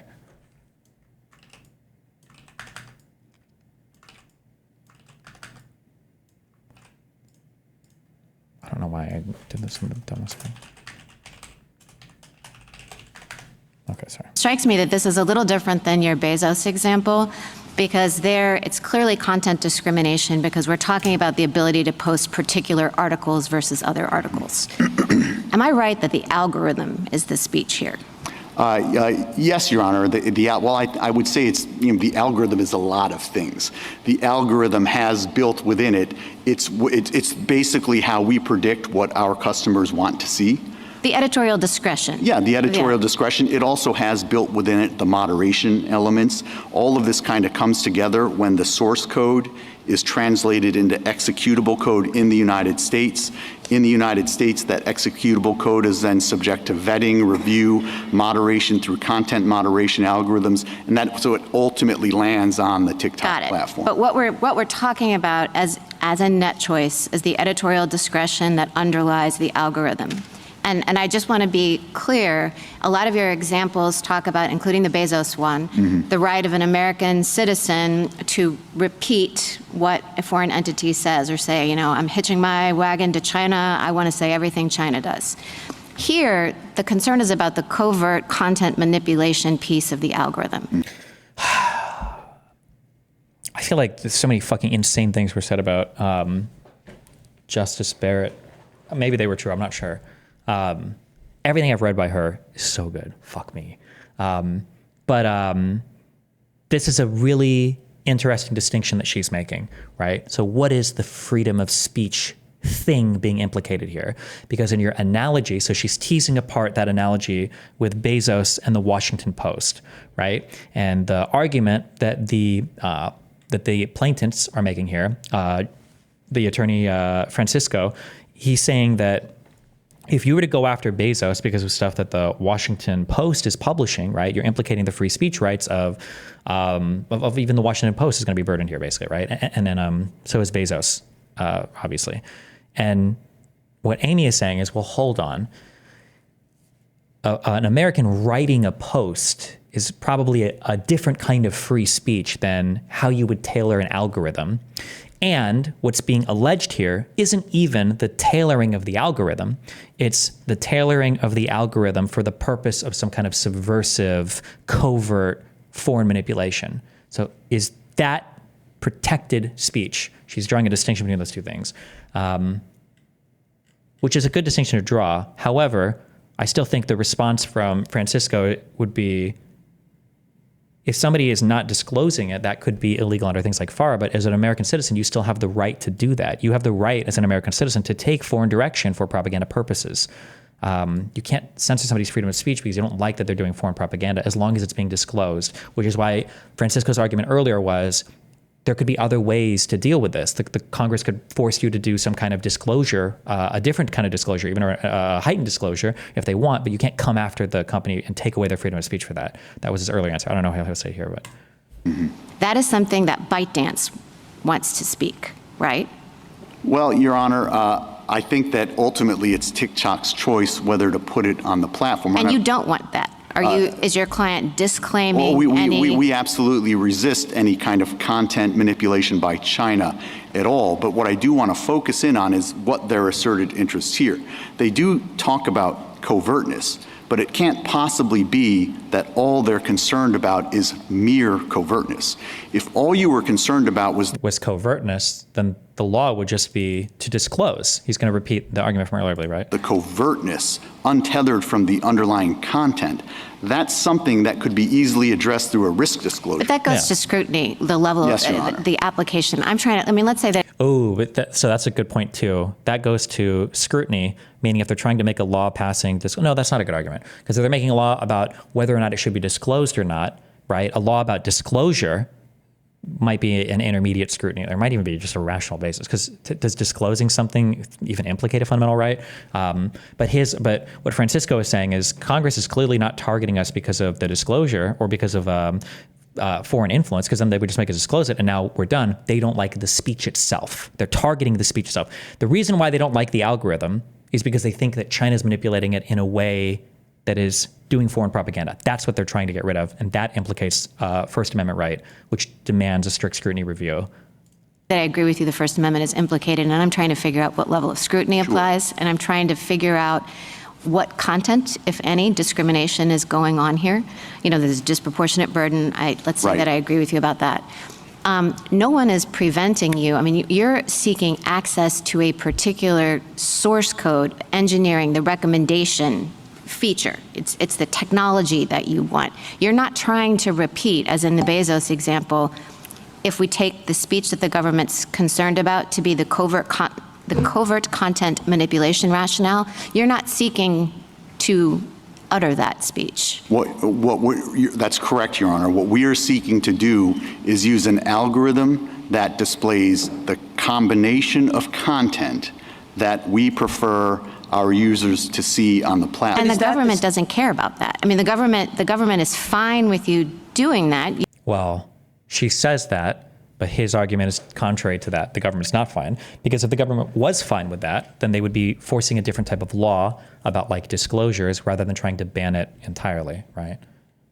You can invent it yourself. It doesn't even care what content that displays, cat videos or whatever. Yeah, but I think that the way that the analysis has to unfold is first you ask, is this law burdening our speech? I think we agree that the law is burdening our speech. Obviously. Then you have to look at whether the law itself is narrowly tailored, somehow content-based, not just what their motivation. Oh, never. Okay. It's content-based. Well, this goes to the tailoring of it, right? What are they trying to ban exactly? Because it has to be a very precise, surgically targeted law. It can't be a blanket huge law. Are, but whether the law is content-based, and here the trigger for this law, the one thing that gets it going is if you operate a social media platform that has user-generated content, unless that content takes the form of a product, travel, or business review. So this is a strange carve out from that law, because if there were security concerns here, why would you carve out things that do like travel reviews, right? So these are companies that can't be attacked. There is no cause of action on the behalf of the federal government because of this law, and the carve out is for the term covered company does not include an entity that operates a website, desktop application, mobile application, or augmented or immersive technology application whose primary purpose is to allow users to post product reviews, business reviews, or travel information and reviews. But why? I don't know why this carve-out exists. I'm not actually sure. I don't know what the debate was in Congress for it. But this is also something that's brought up in their request to in the request for the writ for certiorari for the Supreme Court to hear this case as well, is when they say, why do you have a carve out for this? It doesn't make any sense.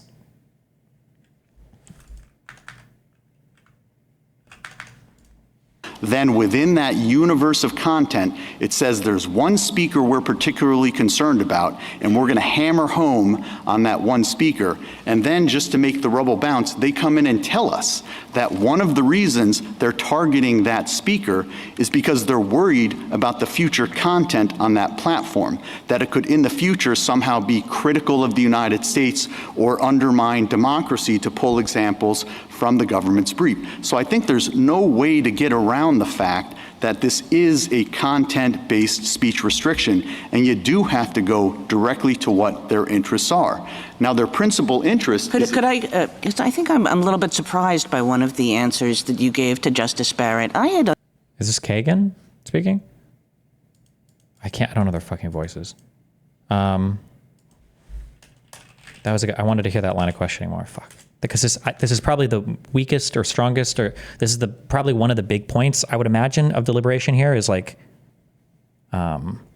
is this a target on TikTok's speech like in this way? Or I feel like this is an important thing to hammer home, but whatever. Understood that TikTok's essential complaint here is that they wouldn't be able to use the algorithm that ByteDance has invented, and that they want to use the algorithm that ByteDance has invented. 100%. And if I was unclear on that, Your Honor, I apologize. That okay, is because I think what Justice claim. Barrett was saying to you is like, what's the problem here? Because ByteDance is a foreign company. Or maybe this isn't what Justice Barrett says, it's just what I say. ByteDance is a foreign company, and you started off with Justice Alito saying, well, we would be making a different argument, and of course that's true. I mean, I would think that Alliance for Open Society makes it pretty clear that you have to be making a different argument with respect to a foreign state or a foreign company. So let's say that they don't have First Amendment rights. The only First Amendment rights lie in TikTok, which does have First Amendment rights. I guess my question is, how are those First Amendment rights really being implicated here? This statute says the foreign company has to divest. Whether or not that's feasible, however long it takes, TikTok still has the ability to use whatever algorithm it wants. Does TikTok have so let's say that they force the divestment. Can't TikTok simply continue to use ByteDance's algorithm? The answer would be no, because it's ByteDance. Now you have to cut ties with that company. You might not have access to what they would license you anymore, no? You're burdening the speech. Maybe now TikTok has to pay some huge sum of money, or maybe ByteDance just doesn't license that algorithm to them or sell that to them. So this is hugely burdensome. So you could do this. You could use the algorithm, but this is burdensome. You have to go through more steps to do it. So whatever law is making this happen has to survive a strict scrutiny, I would imagine. Doesn't it? No, Your Honor. And their rights are implicated at a most basic level. In 10 days, TikTok wants to speak. In 10 days, because this law was passed, TikTok cannot speak unless ByteDance executes a qualified divestiture. Correct. That's not just ByteDance's choice. That is a condition I that's realize imposed that by law. it definitely has effects on TikTok if Not just an effect, it's burdensome, right? ByteDance acts in the way that you are assuming it will act. So this is not to say that the First Amendment isn't involved, because TikTok is going to suffer some pretty severe incidental effects. Yes. But they are incidental, aren't they?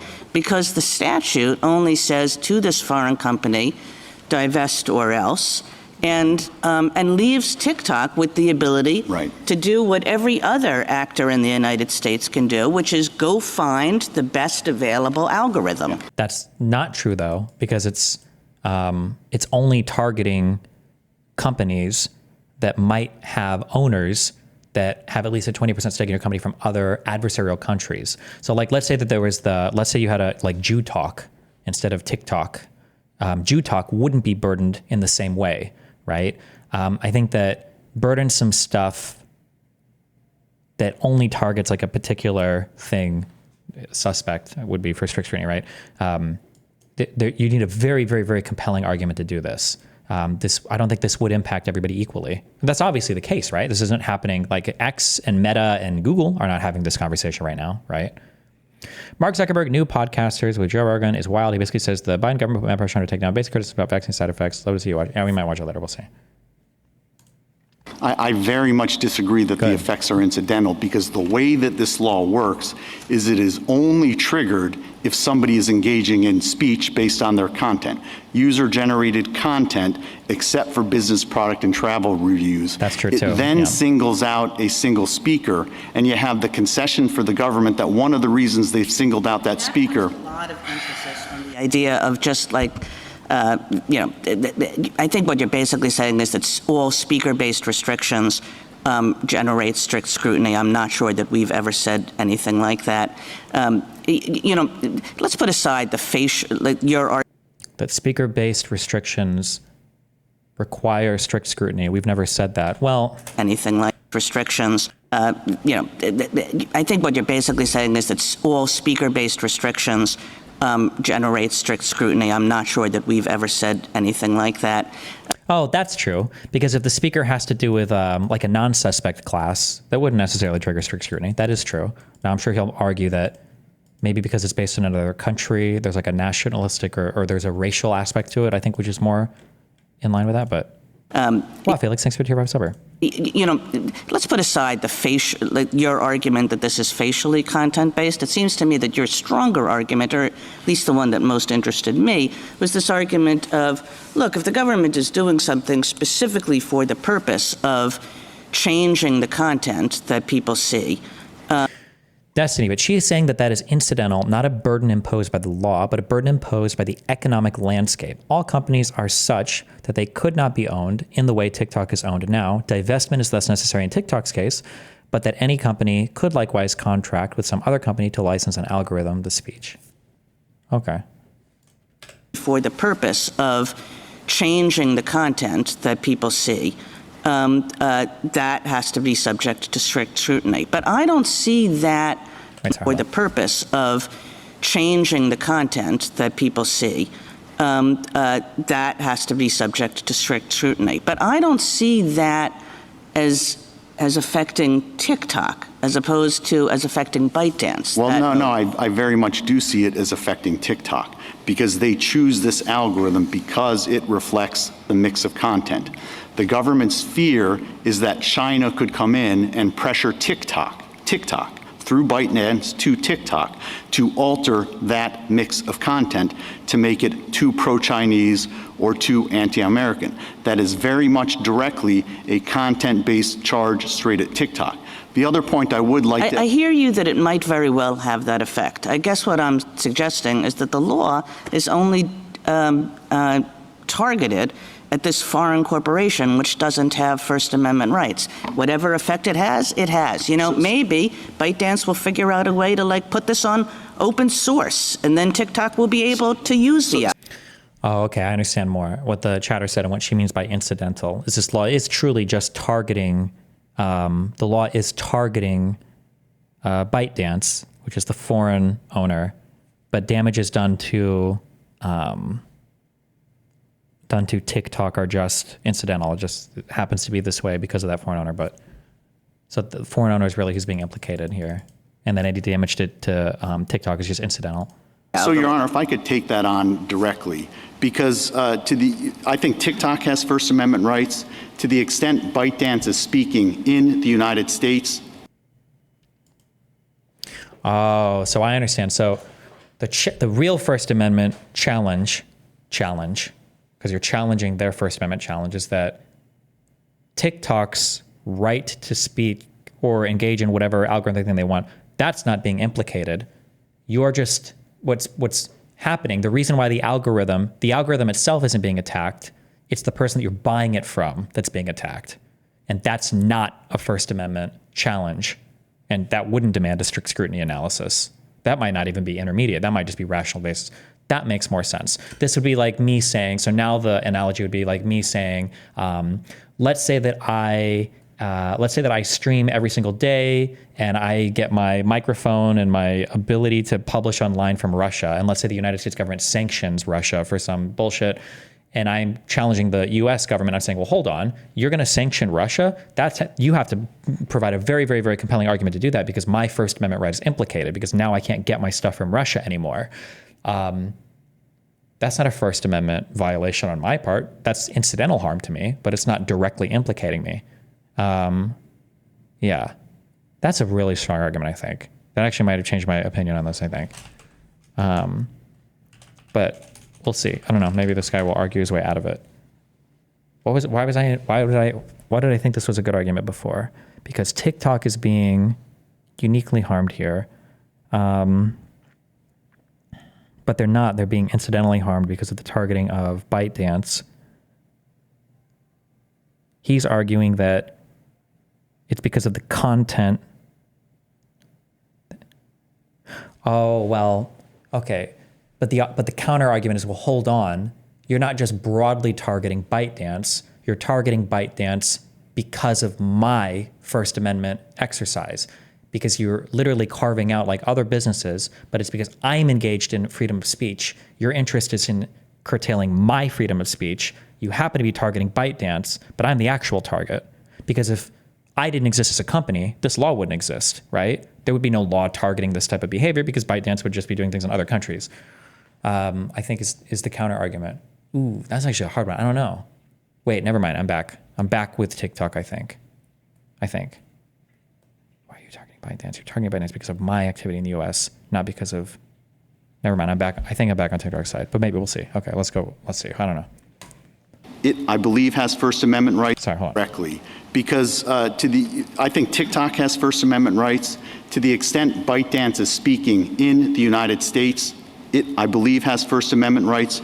If you conclude that neither has First Amendment rights, then surely the creators have First Amendment rights.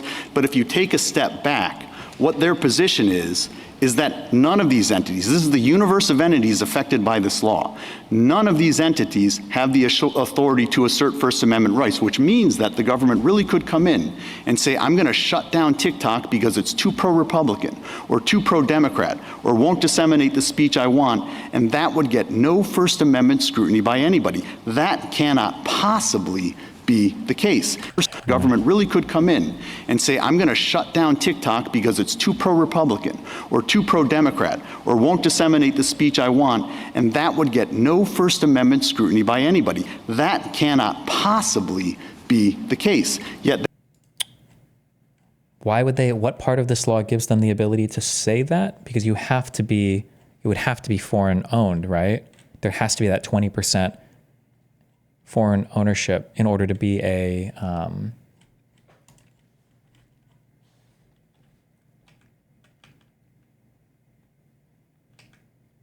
covered company, right? It has to do all four of these things. Permits a user to do this bullshit, basically be a social media company, has more than 1 million monthly active users, enables one or more users to generate or distribute content that can be viewed by other users. So these are like social media, and then enables one or more users to be generated. And then it has to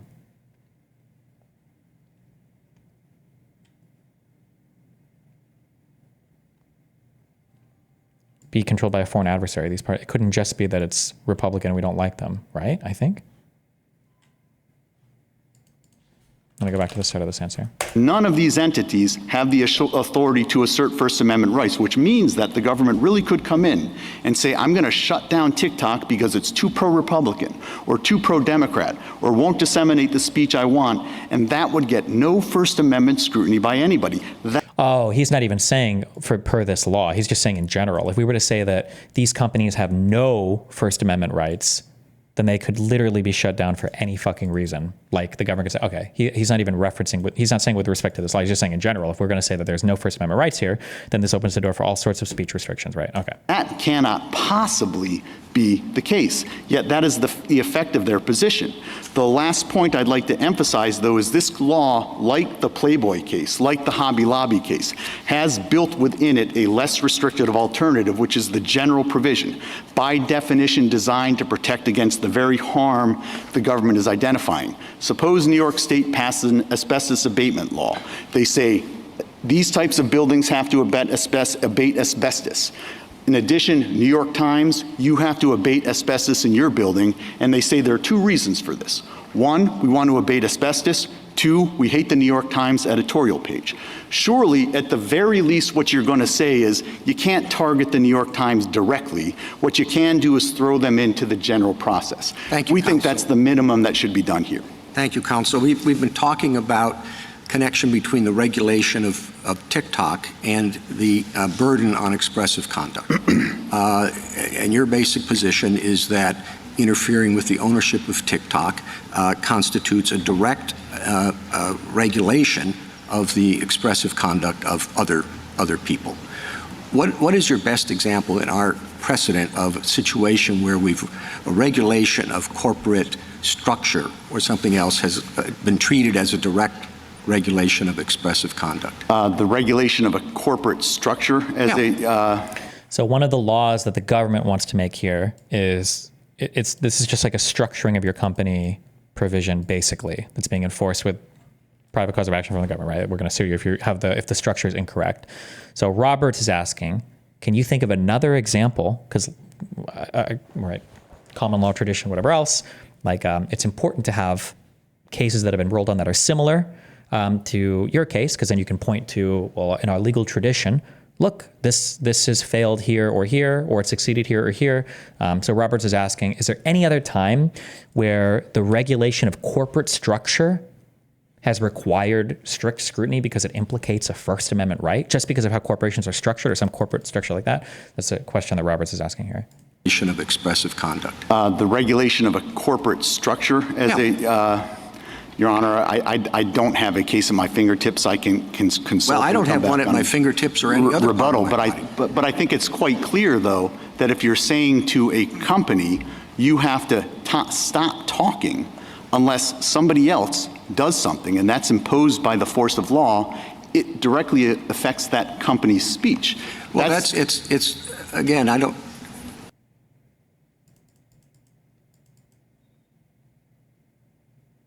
You have to stop talking unless somebody does something else. Oof, this is like really hairy territory. Because the civil penalties would be imposed on the TikTok company. That's true. They're not just imposed on ByteDance, the owner. They'd be imposed on TikTok as well. And you're saying that TikTok's speech is limited based upon the actions that ByteDance takes. So that burden exists. I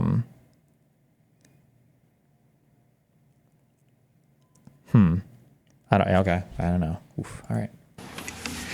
I don't know if it's directly affecting the company's speech or the speech of third parties, and I'm not.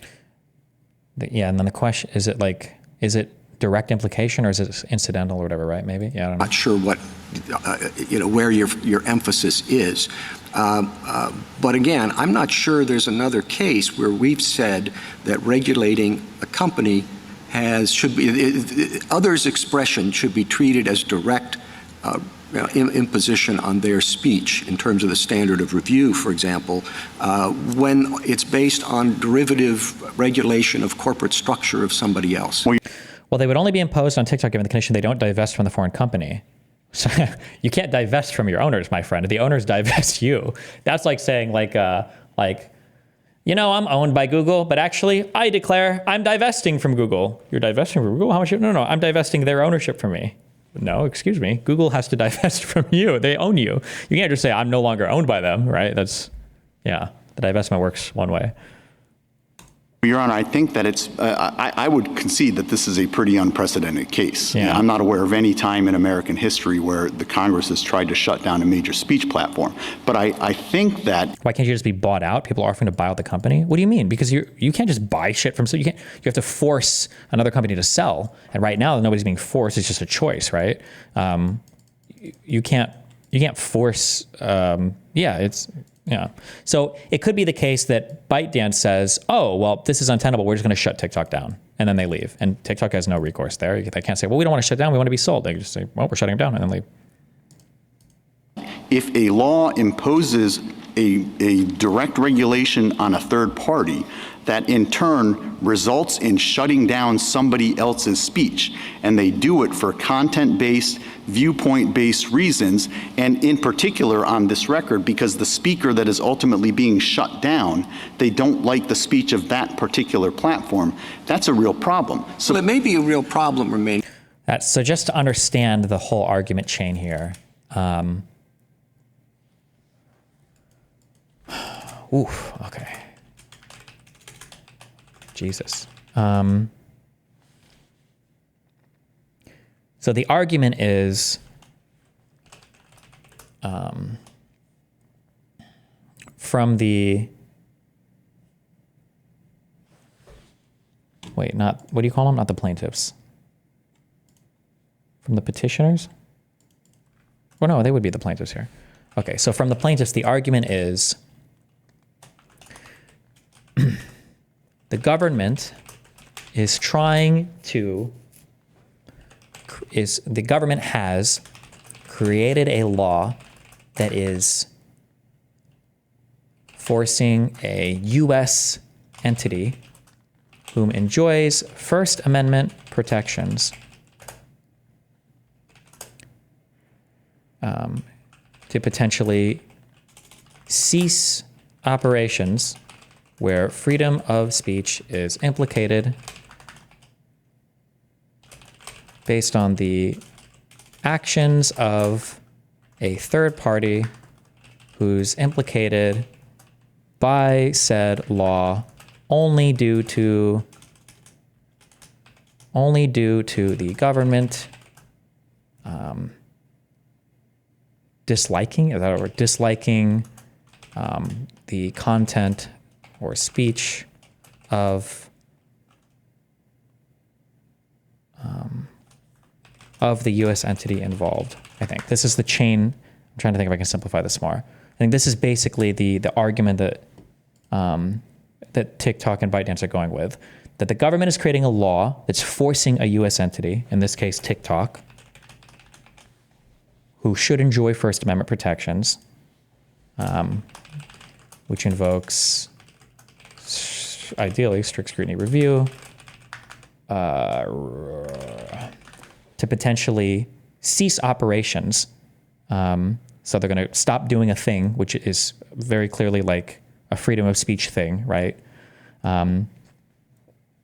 Based on the actions of a third party, which is ByteDance, who's being forced to comply with this law from Congress, who's implicated by said law only due to the government disliking the content, speech of the U.S. entity involved.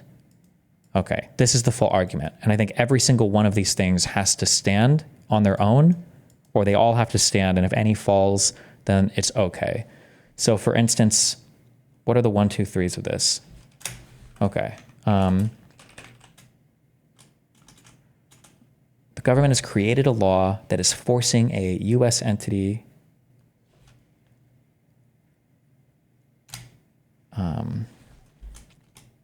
hold on, let me just, so we have, okay. The things that TikTok and ByteDance have to argue successfully here is that TikTok's speech is implicated, and their speech being access to control of the algorithm. The law passed by the government is implicating content / freedom of speech. So this law is not just a national protection law or whatever. It's a law that is directly implicating the freedom of speech. And that, and I think they might have to argue also that, that TikTok's survival depends on a foreign party's response to said law. ByteDance / China's response to the law / lawsuit, I think, right? I think these are the three things that have to, TikTok has to get all three of these things down in order to win their case here, basically, right? I think. Why not Congress instead of the government? When you're talking about lawsuits, you're always talking about the government because Congress has nothing to do with lawsuits. Fuck, there's a fancy Latin bullshit expression for this, but Congress can't do lawsuits. It's the Congress. All they can do is pass laws. The government is always the executive branch because they're the ones that enforce laws and bring lawsuits. So when we talk about the Department of Justice, or we talk about the Department of Justice or the government suing somebody, it's always the executive branch. It's always the DOJ. Okay, sorry. All right. Speech of that particular platform, that's a real problem. It's based on derivative regulation of corporate structure of somebody else. Well, Your Honor, I think that it's, I would concede that this is a pretty unprecedented case. I'm not aware of any time in American history where the Congress has tried to shut down a major speech platform. But I think that if a law imposes a direct regulation on a third party, that in turn results in shutting down somebody else's speech. And they do it for content-based, viewpoint-based reasons, and in particular on this record, because the speaker that is Wait, let me just write speech platforms. I'm not aware of any time in American history These where are the Congress has tried to shut down a major speech platform. So but I think that if a law imposes a direct regulation on a third party, that in turn results in shutting down somebody else's speech. And they do it for content-based, viewpoint-based reasons, and in particular on this record, because the speaker that is ultimately being shut down, they don't like the speech of that particular platform. That's a real problem. So Well, it may be a real problem or may not, but I just... Good one. Yeah, okay. The law imposes a direct regulation on a third party. This regulation shuts down someone else's speech, and the law is passed for viewpoint-based reasons. Yes, these are the three. Okay. So the law imposes a direct regulation on a third party. That's the TikTok survival depends on the foreign party's response to said lawsuit, correct? This regulation shuts down somebody else's speech. The TikTok speech is the speech being access to / control of the algorithm, and their speech is shut down if they lose access to this. That's what this means, right? And then the law is passed for viewpoint-based reasons. The law is passed by the government is implicating content / freedom of speech. So because they're targeting like social media companies or whatever, it's clearly implicating a type of speech here. It's not just on all companies. It's targeting like a particular type of speech, right? So, okay, yeah. Okay. Sorry, Jason. All right. just am wondering if there's any precedent where we have that same connection and that it affects the standard of review, for example. You would treat it as a direct restriction on expression. Even the only thing the law does is say, in this case, somebody other than the Chinese government has to own. So we don't have any direct precedent along the lines that you're citing, but we do have precedents. We have cases like ACARA. And what ACARA says is if the law is totally speech neutral, then that's one thing. We have cases like O'Brien, which say if the law doesn't care about speech but happens to draw in speech, that's another thing.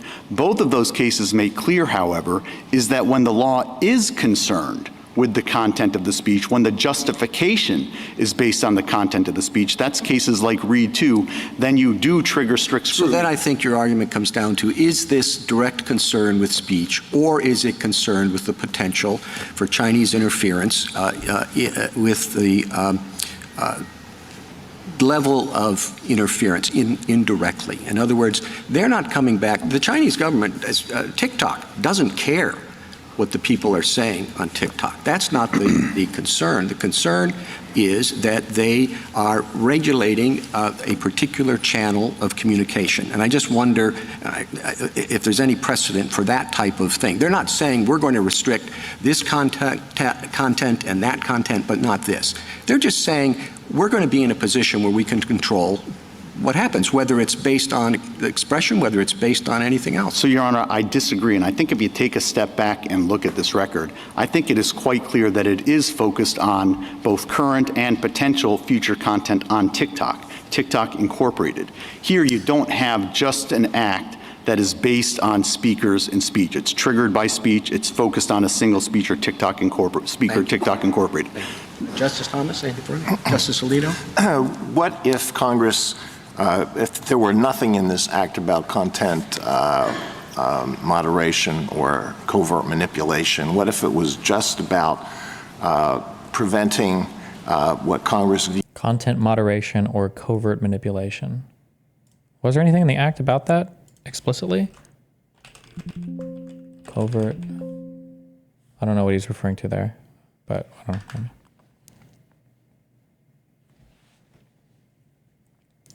This might be a dumb question, but why is precedent so important to ruling and judges more generally? Like, why do we lend so much credence to what people already thought?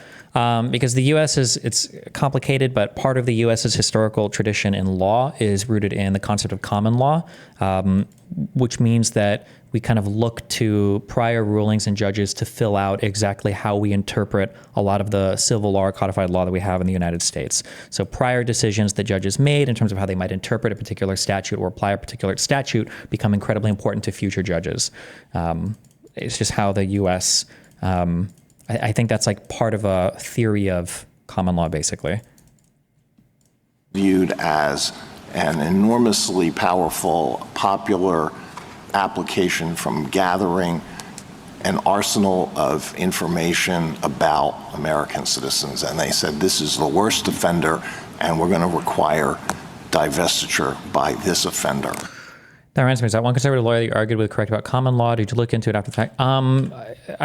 I tried, so I thought this was a thing I could read a quick Westlaw thing on. Common law and civil law and the differences between the two are, there's a whole ass like fucking theory of both of these things. But common law, I think, implies a lot more that the United States doesn't do. So like, for instance, like the idea that like a judge himself could just basically say, I think this is what this thing is like. And the idea that we do have codified statutes, which I think is considered part of like a civil law system. But I think, ask somebody in law school. I don't know what they teach in law school. If they teach you that like, oh, America is a common law system, because we have aspects, I think, of both systems, I think. But I don't know if there's somebody who went to law school who can say that or whatever. I don't know what the answer is there.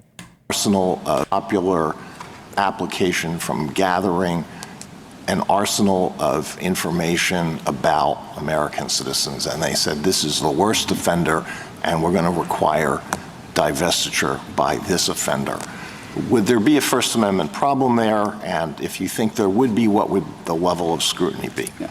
Yes, there would be a First Amendment problem if you had a law like this that was only focused on speakers, those who use user-generated content other than product, travel, or business. Well, Congress concludes that this particular entity is the worst. This is the worst offender, and it happens to be an entity that is involved with speech.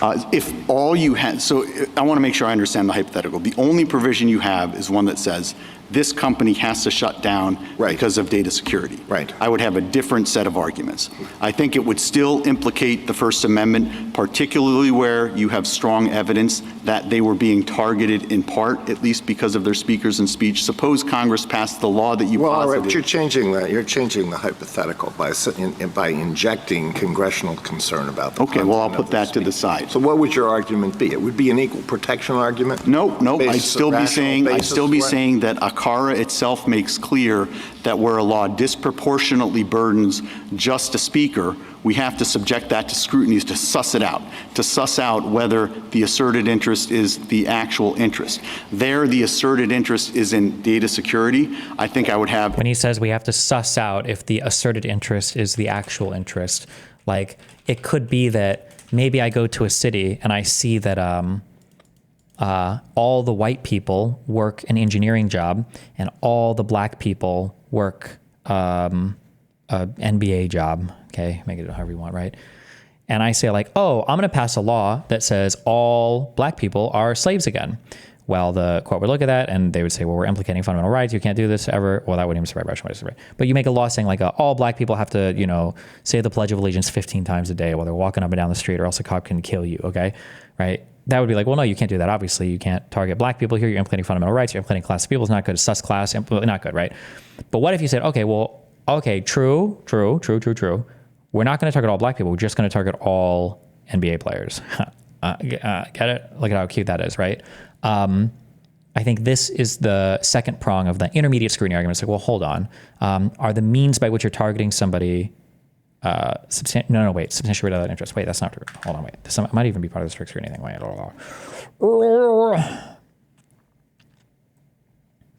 this might be under the least restrictive means part or something.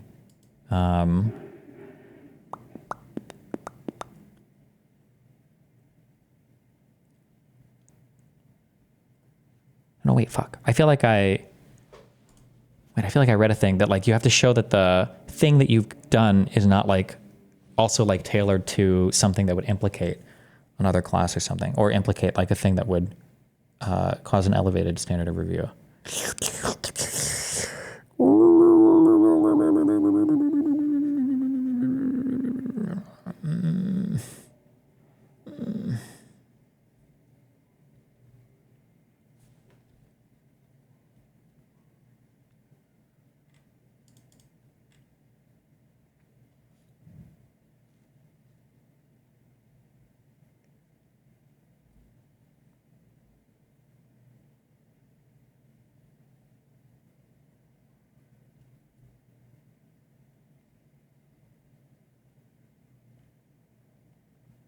fuck, I don't remember what this would implicate. I know I read this somewhere recently. You can't like target somebody using like another thing. You can't be like clever. Like in effect, you end up targeting a thing that would cause a heightened review. I think that heightened standard would come into effect. I know this came up in although I don't know if this became a federal case or not, that North Carolina voter ID shot, but. A couple of arguments under whatever form of scrutiny you wanted to apply, whether it is strict scrutiny or intermediate scrutiny in that context. I would say first that law is dramatically under-inclusive because it categorically exempts e-commerce apps that this record shows have comparable ties to China. You say, I don't want to prolong this too much. You say this is not like Arcara, I think primarily because you say that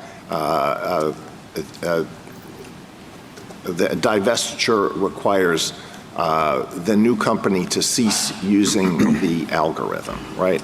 No, I think it's not like Arcara for a much more fundamental sense. Arcara involved a totally speech-neutral law. It didn't go after speakers at all. If you had a law in Arcara that said we're going to prohibit prostitution in bookstores only, then I think that Arcara would have come out differently. There would have at least been, some kind of intermediate scrutiny, potentially strict. That's the law that I think is your hypothetical. Walk away from the hypothetical that I posed for the purpose of narrowing in on what your argument is. I understood you to say that that would not be a solution to the problem because one of Congress's motivations was based on the content of TikTok. Am I wrong in that? Did I read your argument incorrectly? Well, I think that I want to make sure I understand what you're saying. I certainly think that because one of the motivations was content, that is an enormously important fact. I was trying to answer your hypothetical where we were trying to take that out of the mix. And the reason why Arcara is different is because Arcara didn't just simply say no prostitution in bookstores. That's what your hypothetical effectively says. It says no data security problems in speakers or in this particular speaker. And I think that would trigger at the very least intermediate scrutiny. All right, thank you. Justice Sotomayor?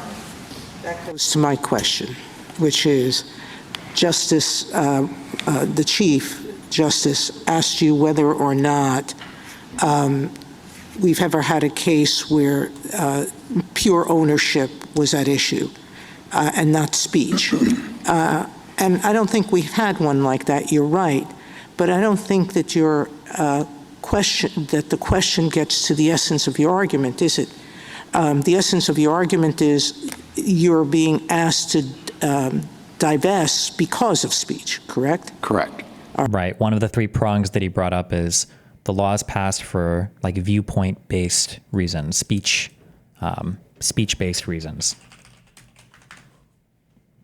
Right. So if I get past that, if I go to Justice... How come we can hear them but not see them? Do they not let cameras in? No, they train a lot. I think ventriloquism is one of the big requirements for being a Supreme Court justice. This is actually them speaking. Their lips just don't move. Correct. All right. So if I get past that, if I go to Justice Alito's point, which is I don't think it's just about speech, it's about data control. Mm-hmm. If it's about data control, and assume, for the sake of argument, that I believe intermediate scrutiny applies to the data control provision, then your arguments would be different, wouldn't they? They would be under inclusiveness, they would be other arguments, correct? Well, I think they'd be very similar because I think the nature of our arguments work just as well under intermediate and strict scrutiny. If I could unpack that a little. No, I'm not going to, Sure. Because we're going to run out of time, because we're going to need to figure out what intermediate scrutiny means, but I'm not sure it means what you do, which is I don't think any of our cases have ever suggested that we have to use the least restricted means under intermediate scrutiny.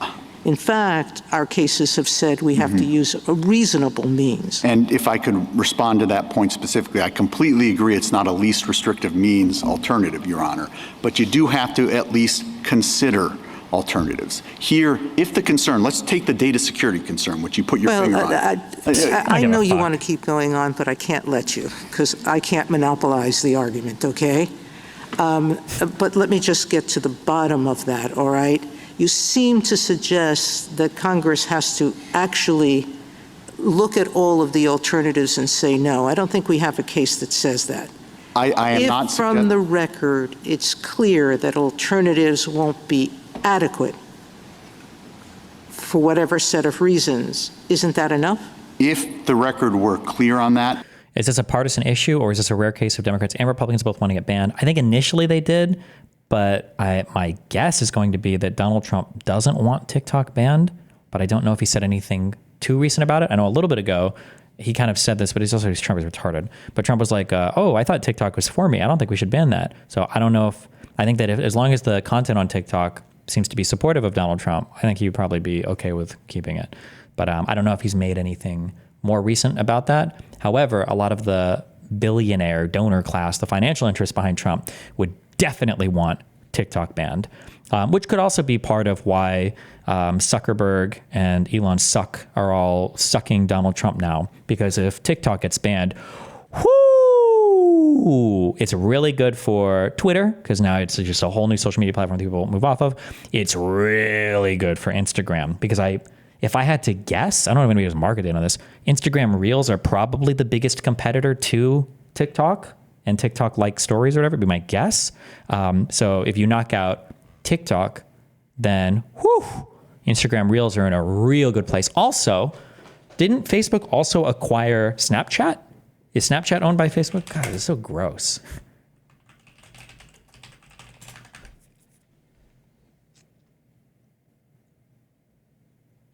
I just said they're gross. That's not even true. Never mind. Oh, no. They own, I'm mixing them up with is it WhatsApp or what? There's another thing that was acquired by Facebook. What am I thinking of? WhatsApp, I think. Yeah. WhatsApp doesn't implicate it all here, but yeah, in a way, this is the protectionism that the big domestic companies want, because getting rid of TikTok or making it so that TikTok is now acquirable somehow because there's no way that TikTok runs profitably, would be my guess. I don't know. This seems to be the case. So now TikTok is just going to be up for grabs between whichever one of the 4 huge companies in the US wants to buy it or something. That's just such a great thing for domestic companies.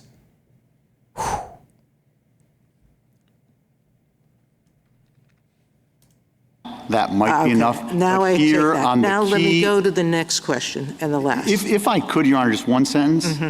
If on the key less restrictive alternatives, they had actually considered them and said what you suggested, this would be a different case. But our point is that on the key, most obvious, less restrictive alternatives, a law, for example, that simply prohibits TikTok Incorporated from sharing any sensitive user data with ByteDance or anyone else, there's nothing in the record that suggests they even considered it. And that's why it would fail under even intermediate scrutiny. We have a different problem, which is that the record shows that there is no sharing that could happen that wouldn't put the data at security. But we can go past that. That's incorrect, actually. No, because the NSA doesn't. I'm not talking about the NSA. Or even anything else. But putting that aside, one last question. Assuming that the covert manipulation issue is one, I think that what remains is, to the Chief's question and Justice Alito's questions, if the covert manipulation is a concern, then the question becomes what kind of burden does it put on TikTok USA? And I think your point is that that requires strict scrutiny because it doesn't permit them to speak to the Chinese government through the algorithm and promote whatever speech it wants to promote through the algorithm, correct? It doesn't prohibit. Wait, does she really think it's called algorithm? It sounds like she said that twice. Oh, no. Promote whatever speech it wants to promote through the algorithm, correct? It doesn't permit them to speak to the American public through the algorithm. Right. And promote whatever type of speech they want to promote on the algorithm. And I also think that this covert manipulation is a little bit odd. They're not concerned just with covertness. If all you were concerned I'm going to ask. Would you personally be happy about a TikTok ban? Like personally, like absent any legal considerations? I don't know, probably, I guess. I don't know how successful, it's one less platform I'd have to worry about expanding to, so. ask Xi about that. How do you disentangle the two things? Thank you, Your Honor. Legally, I don't know. This is an interesting case. I'm generally a free speech person, though, so I think you need to make pretty compelling arguments to be opposed to freedom of speech stuff, obviously. But I don't know. I'm not sure. Justice Kate? Justice Gorsuch? Justice Kavanaugh? Just on the data collection interest, I think Congress and the president were concerned that China was accessing information about millions of Americans, tens of millions of Americans, including teenagers, people in their 20s, that they would use that information over time to develop spies, to turn people, to blackmail people. But actually, I'm curious. You say one less platform. I know you're kind of memeing, but without legal point, isn't this exactly what you support? Less concentration into bigger companies? What are you talking about? If TikTok gets banned, it's literally more concentration into bigger companies. Who a generation from now will be working in the FBI or the CIA or in the State Department. Not banning it. Oh, sure. Yeah, but I mean, if they're literally working with China or some bullshit, I don't know. Is that not a realistic assessment by Congress and the president of the risks here? Well, Your Honor, I'm not disputing the risks. I'm disputing the means that they have chosen. One way, the most direct way to address that, all of this user data sits on data servers in Virginia controlled by Oracle. I'm not talking about the National Security Agreement. What I'm talking about is a law that simply says to TikTok Incorporated and its U.S. employees, you cannot share that user data with anybody. You can't give it to ByteDance. You can't give it to China. You can't give it to Google. You can't give it to Amazon. You cannot give it to anybody under threat of massive penalties. They never even considered that most obvious alternative. And so whether you apply intermediate scrutiny or strict scrutiny, it's not a least restrictive means test, but you got to at least consider the most obvious alternative. So you acknowledge the risk that Congress and the president were concerned about. You're just saying the means they chose to address that risk were incorrect, so not permissible. I certainly acknowledge the risk, but I think there are lots of reasons, not just the one I just gave, but there are lots of reasons why that risk still can't justify the law. When it sits alongside of the impermissible covert manipulation risk, I think it falls under Mount Healthy. It's no different if they came in and said, we passed this law, one for data security. I understand that, but just on the data collection, that seems like a huge concern for the future of the country. And Your Honor, again, it is a concern, two responses. First, it is a concern that can be addressed directly. The reason why there's no evidence in this record about whether that kind of direct prohibition on TikTok Incorporated from sharing sensitive user data with anybody, including ByteDance, the reason why the record is devoid of any evidence of that is because Congress never considered the other side of the balance. And that's the minimum that Congress has to do under the First Amendment. It's got to at least consider the consequences of shutting down a speech platform used by 170 million Americans against the benefits of an alternative, like simply saying to TikTok's employees, you're essentially going to get massive fines, potentially jail sentences, if you share any of that sensitive user data with anybody. Not TikTok, not ByteDance, not China, not anybody else in the world. Yet there's nothing in this record that suggests they even considered that alternative. What happens after January 19th if you lose this case? Can you just spell that out? At least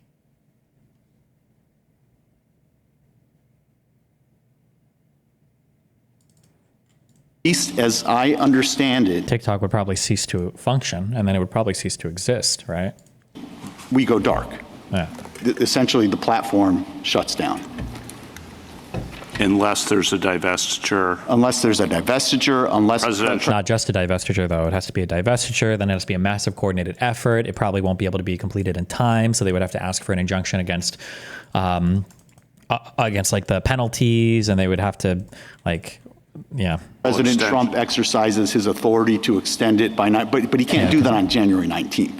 On January 19th, we still have President Biden. And on January 19th, as I understand it, we shut down. It is possible that come January 20th, 21st, 22nd, we might be in a different world. Again, that's one of the reasons why I think it makes perfect sense to issue a preliminary injunction here. And because the injury would be not irreparable, but it would be a significant injury. Yeah. Simply buy everybody a little breathing space. This is an enormously... What do you mean by shut down, too? Can you just spell that out? what would they even be allowed to do? I don't even know if they'd be allowed to serve a web page saying you can't access anything right now. Well, I guess they would, because then they'd no longer be a social media company or something, right? My news is perfect. 1 second. If you The app is not available in the app stores. That's at a minimum. But in addition, what the act says is that all of the other types of service. Everybody that works with TikTok needs to immediately stop working with TikTok. Oh, that could implicate so many things. So like if you log in using an OAuth, you might be disallowed from working with TikTok. So you can't even log into your account if you use your email address from Google or whatever else. Like all of these companies have to cut contact. Providers can't provide service either. Now, there's enormous consequences for violating that for the service providers. So essentially, what they're going to say is that, I think we're not going to be providing the services necessary to have you see it. So it's essentially going to stop operating. I think that's the consequence of this law, which again is why a short reprieve here would make all the sense in the world. It's an enormously consequential decision, and I think all would benefit if it weren't necessary. Thank you. Justice Barrett? So I just want to, it's kind of following up on Justice Kavanaugh's questions. Let's say I agree with you that some level of scrutiny applies, and I'm trying to figure out which level of scrutiny applies, and I'm trying to figure out if there's content discrimination. And let me ask you a different question than I did before about the algorithm.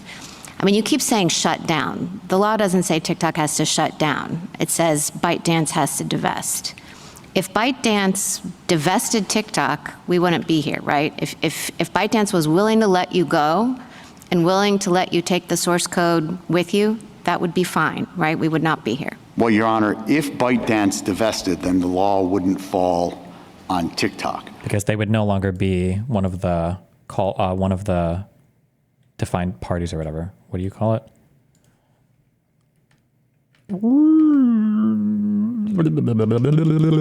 They would no longer be what's the name of it? What do you call it?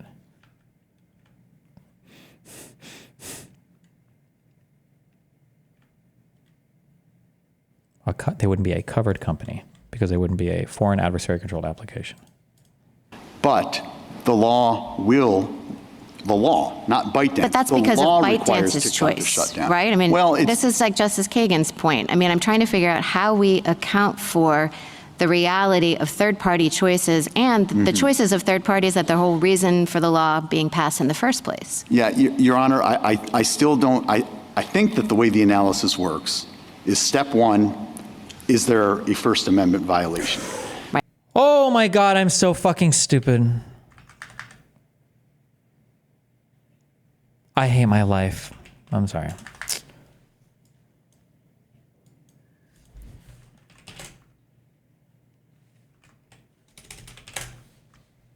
Why do I even have a schedule?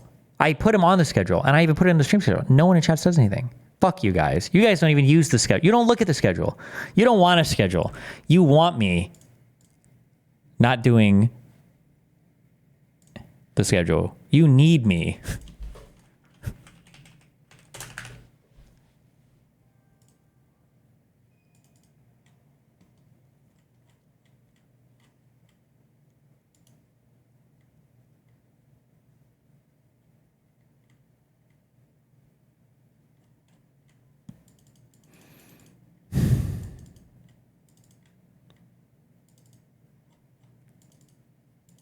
Fuck you guys.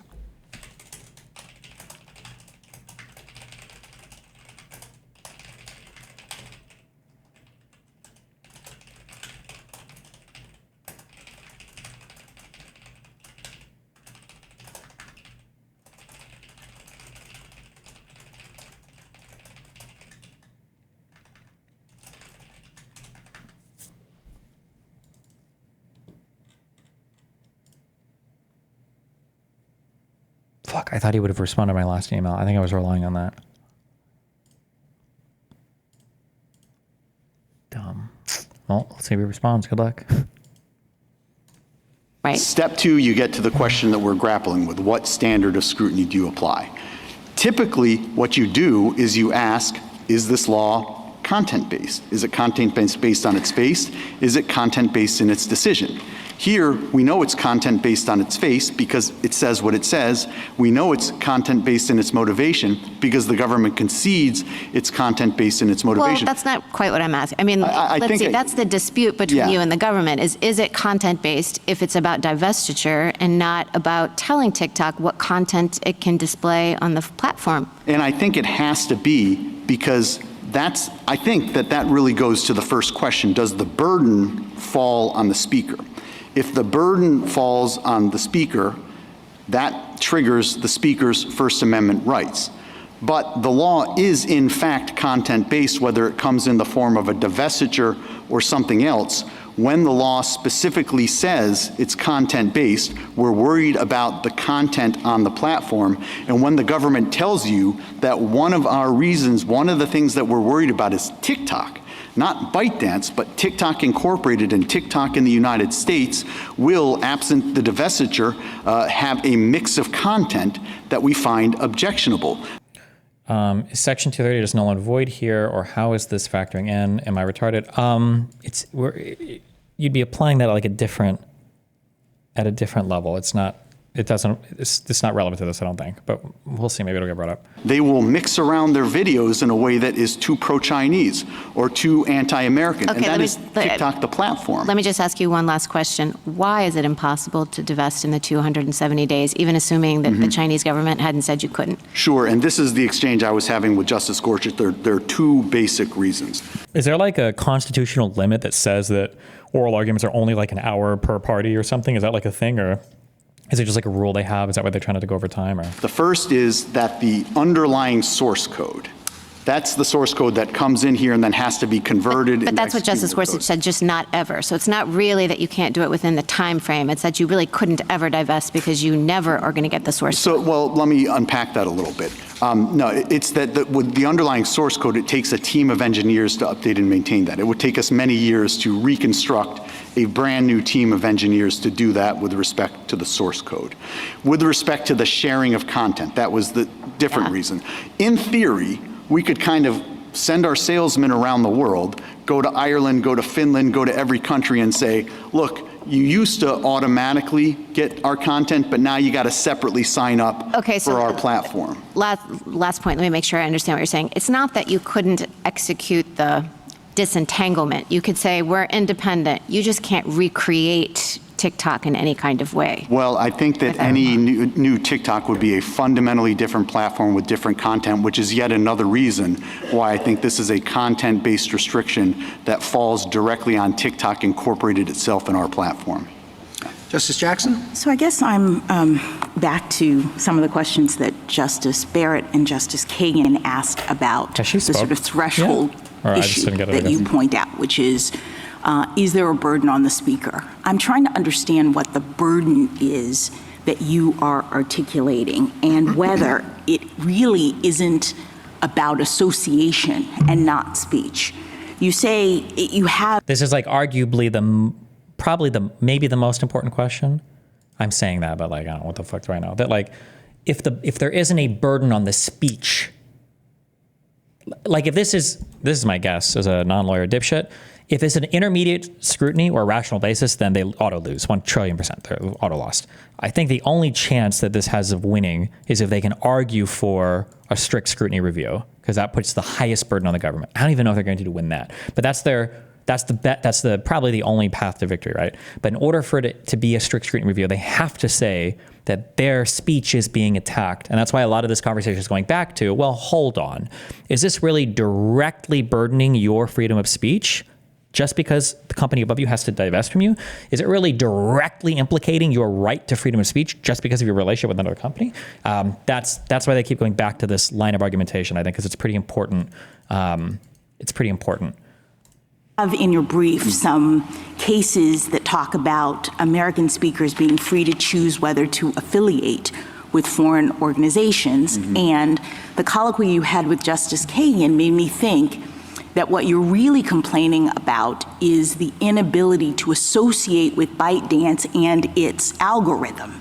That it's not really about, if TikTok came up with its own algorithm or bought an algorithm from some other company or devised it or whatever, this law would have nothing to do with them. from your perspective. But the problem I think you're articulating, and this is, I'm seeking your clarification. Sure. The problem I think you're articulating is that you want to use ByteDance's algorithm and therefore associate with ByteDance, and Congress has prohibited that by requiring divestiture. Yes, but his argument has to be, this is what they're trying to argue, is that, sure, that's true, but the termination of our relationship is based on our speech. You're trying to make us divest because you don't like that there might be some speech that we give, because if it was all, peachy about the United States, we wouldn't be here right now. It's because you don't like the Chinese propaganda that you're accusing us of spreading on this platform. You're implicating free speech by doing that. It's the argument that he's trying to make on this. So isn't this really a right of association case under the First Amendment? I think it's both, Your Honor. I do think that is a component of it. We want to use the algorithm that we think reflects the best mix of content. That's the algorithm that reflects the best mix of content. What this law says is we can't do that unless ByteDance exercises a qualified divestiture.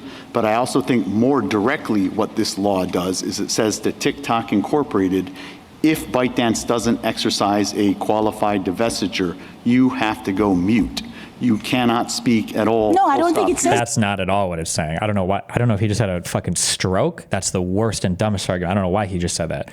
The argument is that they're only asking us to terminate our association with ByteDance because of our content, because of our viewpoint, because of our speech. I don't know why he just said that. Oof. I don't know. I have no idea why he just said that. Divestiture, you have to go mute. You cannot speak at all. No, I don't think it says that, though. I mean, if TikTok... Because TikTok could just... No, hold on. No, I'm so sorry. Wait, no, that is kind of true. Well, there is one more part to it. They have to go mute if ByteDance doesn't divest. Or was she saying if they divest? Because if ByteDance doesn't divest, then TikTok has to shut down. There's nothing they can do. It's dependent on the actions of a third party, right? Were to post-divestiture or whatever, pre-divestiture, come up with its own algorithm, right? No, because ByteDance has to divest. ByteDance has to divest. TikTok can't make that decision unless there's some corporate thing that I don't understand, which is entirely possible. I've never divested a company before. Then when the divestiture happened, it could still operate. It doesn't say TikTok, you can't speak. I think that's theoretically correct, Your Honor, but I think that also underscores the content-based nature of the restriction. No, but the fact that that's... The content-based, this is the one that he's supposed to argue, yeah. It's true, suggests that you're wrong about the statute being read as saying TikTok, you have to go mute. Because TikTok can continue to operate on its own algorithm, on its own terms, as long as it's not associated with ByteDance. So isn't this really just all about association? But ByteDance could say, I don't think this is the key thing that the attorney should be focused on. I understand why Jackson is on this, because from that perspective, it's not really a freedom of speech or content thing, right?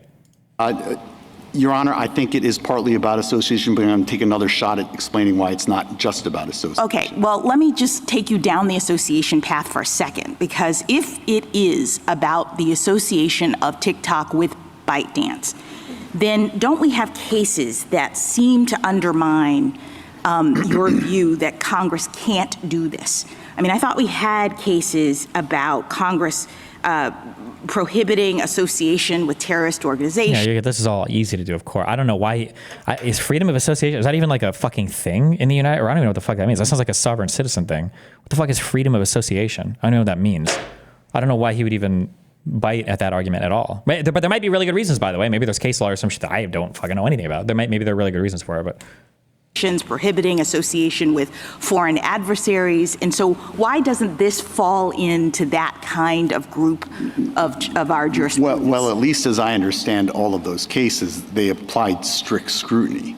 The material support statute most definitely applied. First Amendment? Wait, what is... I don't have these memorized. Is there, and your freedom to associate with foreign, or the freedom of association at all, or what? Where's the text?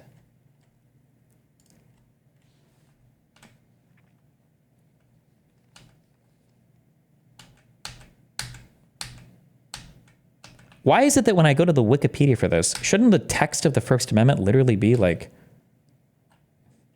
the first section? Good. True. Congress shall make no law respecting an establishment of religion or prohibiting the free exercise thereof or abridging, meaning placing restrictions on, the freedom of speech or of the press or the right of the people peacefully to assemble and to petition the government for a redress of grievances. Where are we reading the right of free association, especially with foreign company? I don't think that's, unless we're saying to assemble? Are we talking like corporate?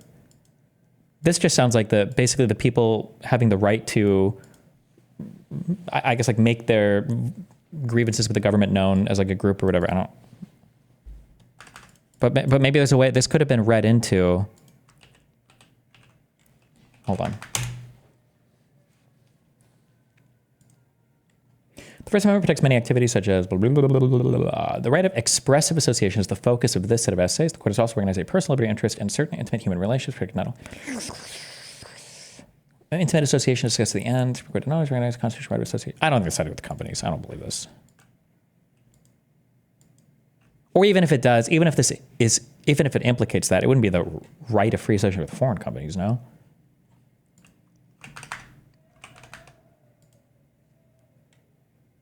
Or maybe, I don't know. Don't care. The material support statute most definitely applied. And ultimately upheld the loss. Hold on.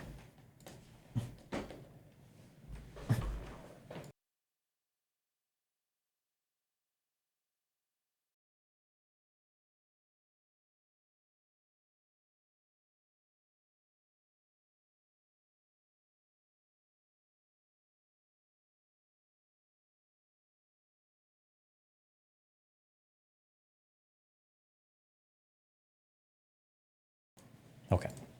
So fine. But sure, and I think if we go down the strict scrutiny road here, I don't see that this law can possibly be satisfied under the interests that they assert here. But I do want to emphasize why this is also about TikTok speech. Even under your hypothetical where theoretically they can say something differently than they are saying today, that in and of itself is a direct restriction on TikTok speech. They can't engage in the speech they want to engage in. They have to engage in a different kind of speech, the speech they don't want to engage in. That is a direct burden. That feels like a really, really, really weak argument here. I don't understand why this is being presented. Maybe it's for reasons I don't get, but I don't know why.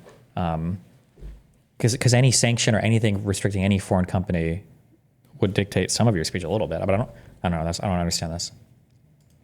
On TikTok incorporated speech. All right, I think I understand that argument. Let me ask you a question about your colloquy with Justice Kavanaugh. Did I understand you to concede that there is a compelling interest and that the problem is really tailoring?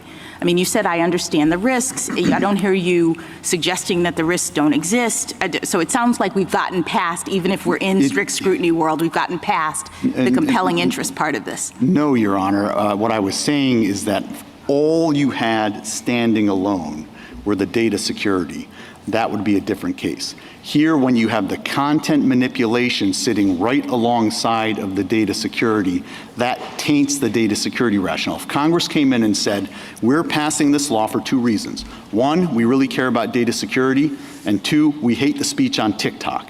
The data security wouldn't alone sustain that law under cases like Mount Pleasant. I understand, but why you're equating we don't want foreign adversaries to be able to manipulate the content on this platform. You're equating that with we hate the content, and I'm just trying to understand why. Because content manipulation is by definition a content-based distinction. Look, everybody manipulates content. There are lots of people who think CNN, Fox News, the Wall Street Journal, the New York Times are manipulating their content. That is core protected speech. Yes. That's why they put so much weight on this mere covertness. Right, but that analysis is just about content-based versus content neutral, and therefore whether you apply strict scrutiny. I'm in the strict scrutiny world, okay? I'm assuming that you're right, that strict scrutiny applies, and now prong number one in that world is, does the government have a compelling interest? And so I'm trying to understand why the government's argument that we have data manipulation concerns, which I understood you in he concedes point one, right? Prong one is, of course, the government has a compelling interest, but it doesn't satisfy prong two that the law is narrowly tailored enough, right? Isn't that the colloquy with Justice Kavanaugh to say is a risk? And we are concerned, based on what Justice Gorsuch says when he's looking at the facts, that the government contends that there's this real problem with this foreign adversary doing manipulation in other places. Are you saying those are not compelling government interests? I am 100% saying that content manipulation is not just not a compelling governmental interest, it is an impermissible governmental interest. You could not go to CNN or Fox News and say, we're going to regulate you because you're manipulating the content in the way that we don't like. But it's not just in the way that we don't like, it's for national security purposes, no? That is per se impermissible. Okay, can I just ask you one last thing? You say, with respect to the tailoring issue, that disclosure, you think, is a possible, more narrowly tailored way of handling some of this. And I guess I'm just wondering whether disclosure under this court's case law and the law of other lower courts doesn't carry its own First Amendment complications. That wouldn't we have compelled speech problems if disclosure was required in this situation? Sure, Your Honor. Now, look, I might think so because I think that the factual predicate is wrong, but they think the factual predicate is right. And if the factual predicate is right, then there are no First Amendment problems at all under Zauder and the cases that you're suggesting. And that underscores the larger problem here. Not all disclosures are perfect. I'm not here to argue that they are. But you've always got to consider what the alternative is. And here the alternative is shutting down one of the largest speech platforms in America. The reason there's no evidence in this record as to disclosures is because Congress never even undertook that balancing in the first place. Thank you. The bare minimum that has to be done before we take an unprecedented step of shutting down the voices of 170 million Americans. Thank you. Thank you, counsel. All right.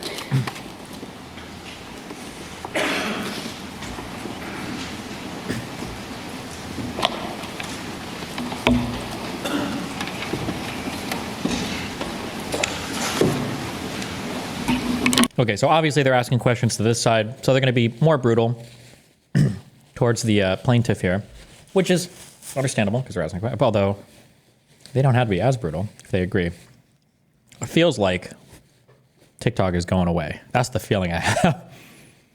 Woo! But now we're going to hear the defense's side on this. Mr. Fisher? Mr. Chief Justice, and may it please the court, wholly apart from the company's legal interests here, the act directly restricts... Oh, wait. Attorney for TikTok content creator Brian Firebaugh. Is he like a TikToker?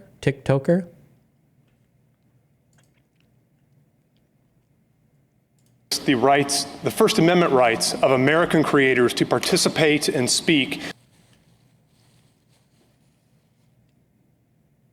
Oh, wait. Jeffrey Fisher is the TikTok guy. I'm sorry. Jeffrey Fisher is the attorney, but he's representing Brian Firebaugh. And with a court a little less than a decade ago called the Modern Public Square. And what you might say today is the most vibrant speech forum in the United States of America. And the act, therefore, is inescapably subject to strict scrutiny because of the First Amendment implications. And the act fails that test, and indeed any level of scrutiny under this court's case law, because the act and the reasons behind it defy our history and tradition, as well as precedent.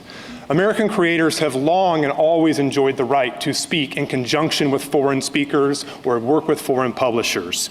Americans even have the right under the Lamont case to receive information from foreign speakers, indeed foreign governments.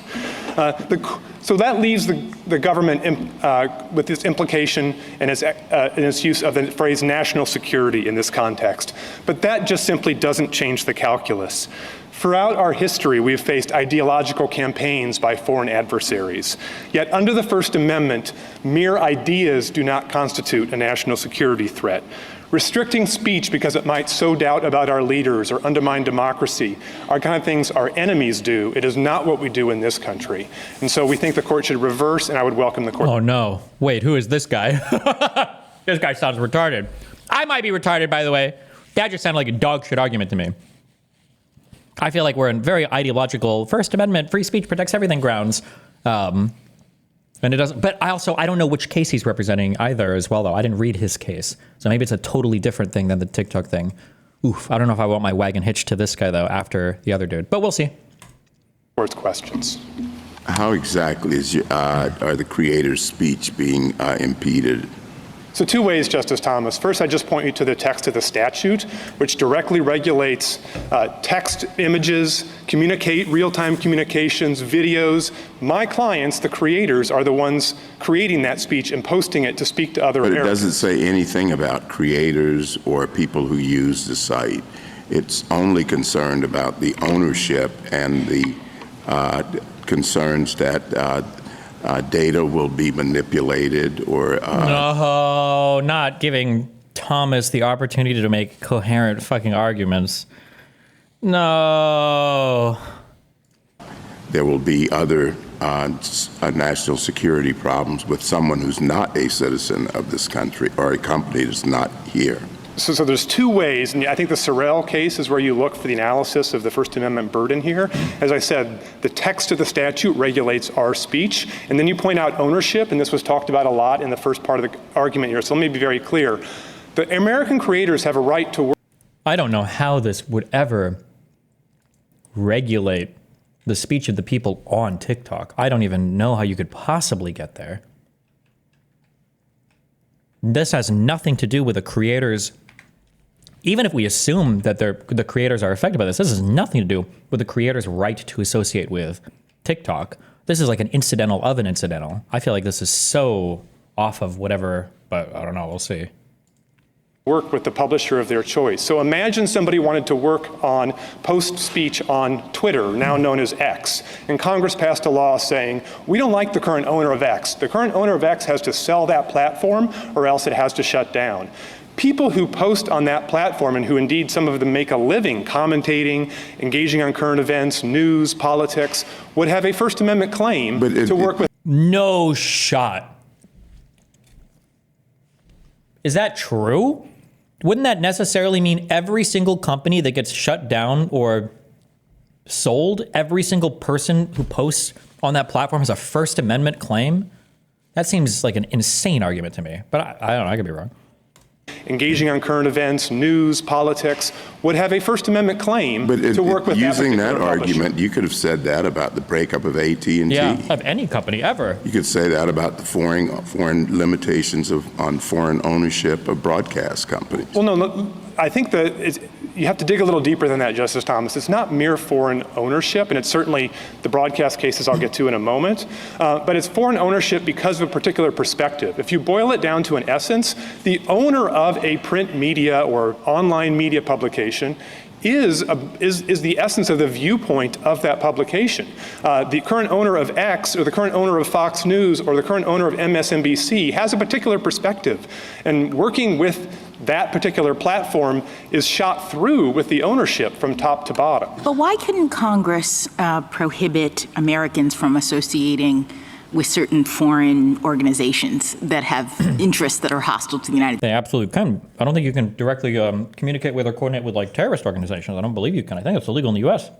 I mean, I thought that's what Holder versus Humanitarian Law Project allowed. So I don't really understand what you mean. Right, so I'm glad you're bringing that up. Yes. So when it comes to this national security, you are right that Congress can prohibit Americans, to use that case as an example, from associating with terrorist organizations or other organizations that pose a clear and present danger to this country.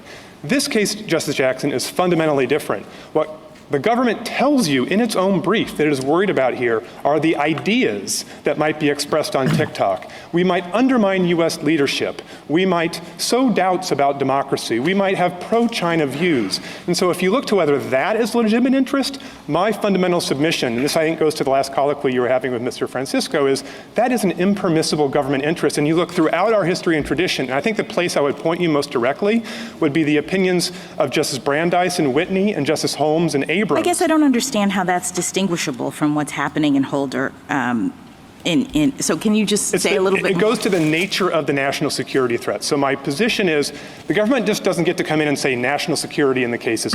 Is he familiar with the Holder case or not at all? I'm not at all, so. But it sounds like he's not referencing it or naming anything about that case to draw the parallels or to make the distinction. So I don't know. Over, or you don't get to associate. You have to dig underneath what is the national security claim. And what Justice Holmes said in his Abrams dissent, and I know that was a dissent, these are hard issues, but that has been vindicated over time, is that it's not enough to say national security. You have to say, what is the real harm? Is it terrorism? Is it where our battleships are located? Justice Kavanaugh presented a number of potential risks, right, with foreign adversaries using covert. It doesn't matter what Kavanaugh says. You have to consult the record of the case itself. These claims are ones that the government needs to make, not the justices, right? Manipulation of the data platforms that are being used by youths today that would then make it more likely that people would turn into spies and do terrible things to the United States. This is a hypothetical, but you know what I'm saying? I get it. So I think if I understood Justice Kavanaugh correctly, he was talking about the data security argument. So let me just pull these apart. You first have an argument, and the government itself separates these two arguments in its brief. The first argument, the one I'm focusing on initially, is the content manipulation argument. And that argument is that our national security is implicated if the content on TikTok is anti-democracy, undermines. People are saying the court can give reasons if the government doesn't. For a strict scrutiny case, though, I feel like that's kind of inappropriate, but I could be fucking retarded. Who knows? Maybe they always do this. Trust in our leaders. They use various phrases like that in their brief. So my primary submission is that is an impermissible government interest that taints the entire act. Now, there's a secondary argument the government makes, and we say you don't even get to that because once you have an impermissible motive like that, the law is unconstitutional. But even if you could get to that, Justice Jackson, I do grant that data security and the way Justice Kavanaugh spelled it out is compelling. That is compelling, but that's not the question. You just don't ask in the air, was Congress worried about data security or could it reasonably be worried about data security? You say, can this act, the act before you, be sustained on data security grounds? And our answer to that has to be no. You don't have to look any further than the divestiture provision itself, which says that the content recommendation algorithm cannot be used in the future. Well, that has nothing to do with data security. So the core feature of the Wait, I didn't even know that. Was that part of this? That is really weird. That shouldn't be in here. That does seem tainting.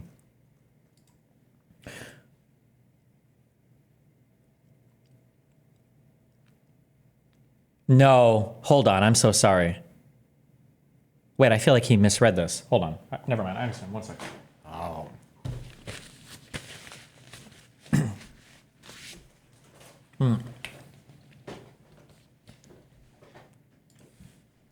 Let me listen to what he said again.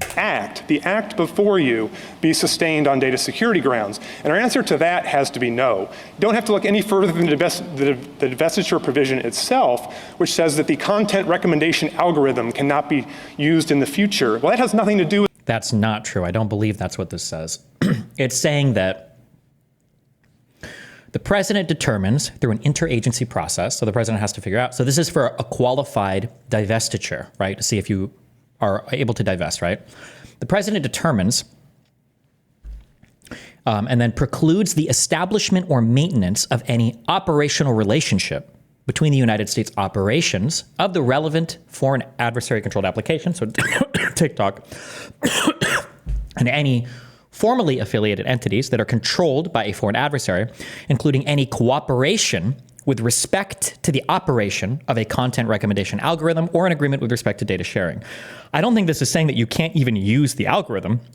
It's saying that you can no longer cooperate with them, with that foreign entity, with respect to the operation of the algorithm. That's my understanding of that.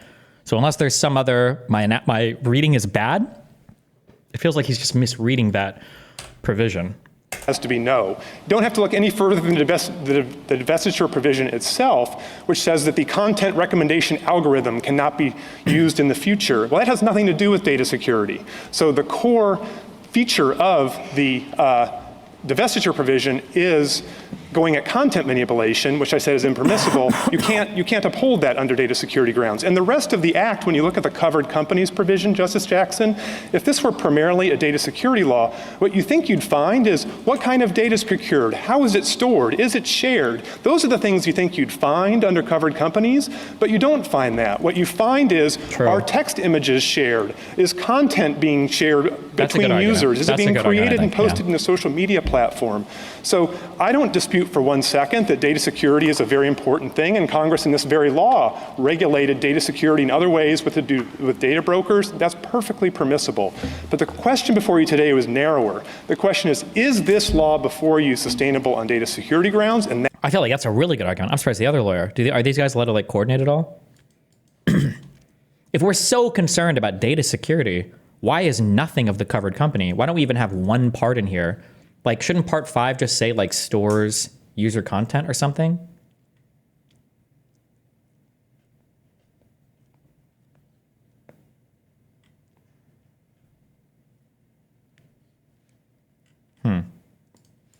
That answer has to be no. Congress doesn't care about what's on TikTok. They don't care about the expression. That's shown by the remedy. They're not saying TikTok has to stop. They're saying the Chinese have to stop control. That's shown by the remedy? What an unbelievably dog shit fucking argument. Why is his eyes bloodshot in this picture? He almost looks like a Doom guy.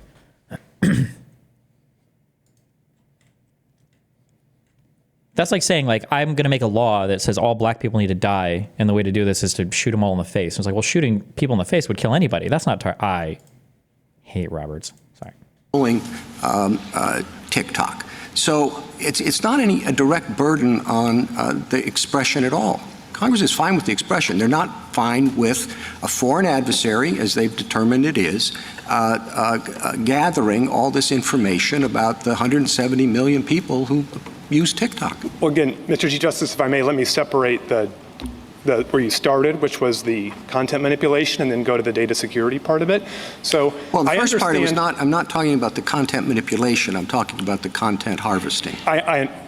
When you say content harvesting, do you mean people's data? They've got all the information, whatever algorithms they want, that has access to the personal information, or at least information that is not readily available about 170 million Americans. And whether they're going to use it in 10 or 15 years, when those people grow up and have different jobs in different places, or whether they're going to use it now. That, at least as I look at the congressional record, is what Congress was concerned about. Well, I think and they're not concerned about the fact that it is available. As I said, the remedy is just somebody else has to run TikTok. So they're not concerned about the content. They're concerned about what the foreign adversary is doing. So if I may, I think to answer your question properly, I think you have to separate two things. Oh, man. Like, here's an interesting counter argument. I don't know if anybody brings up. If that was the primary concern of the Congress, wouldn't it be better, like the other guy said, to have a law about disclosures? Because if we're truly worried about ByteDance using this data for nefarious purposes, well, once they have cut off access to TikTok and they go back to China, now they literally have no incentive not to use that data in the worst way possible, right? Supposedly, according to Congress, they probably already own it all. They already have it. Well, fuck it. We're cut off from TikTok. Let's go to the US and be as nefarious as fucking... Let's literally publish all of this information publicly on every single user, because fuck them. Why not, right? But if TikTok remains operational in the United States and they instead have to do like disclosures on data or allow some level of like federal oversight or whatever, depending on how those disclosures work, isn't that arguably more in a data protection world? Because now they at least have to adhere to US data restrictions or protections or disclosures or whatever else. Like, why wouldn't that be discussed at all? Things. One is the content recommendation algorithm. And that's what I was speaking about a moment ago. That has nothing to do with data security. That doesn't itself procure data. That just determines what videos people see on their feed on TikTok. As to that, I think the answer is inescapably that the government and Congress itself was worried about content. The government itself is here saying national security. So like a mix of cat videos or dance videos doesn't affect national security. No matter what happens, the only thing that can affect national security are the substance of those videos. And when the government's pressed in its briefing, it outright tells you that. It says, what we're really worried about is sowing doubts about US leaders, et cetera. So let me turn then to data security. Yes, Also, I don't know does equal protections have to bring up like protected classes, or do protected classes come from equal protections? Can you invoke equal protections for non-protected classes stuff? Because let's say that it was the case that these disclosures were required to be made by TikTok or ByteDance. Fuck. I'm not a big fan of enemy countries trying to fuck my shit up. However, I don't trust the fuckers that run the companies here. Like, wouldn't it be, I don't know if this would count as equal protection or not, but like, wouldn't it fail to burden TikTok in this way, but not Facebook and X and YouTube? Shouldn't they have to make the same types of disclosures?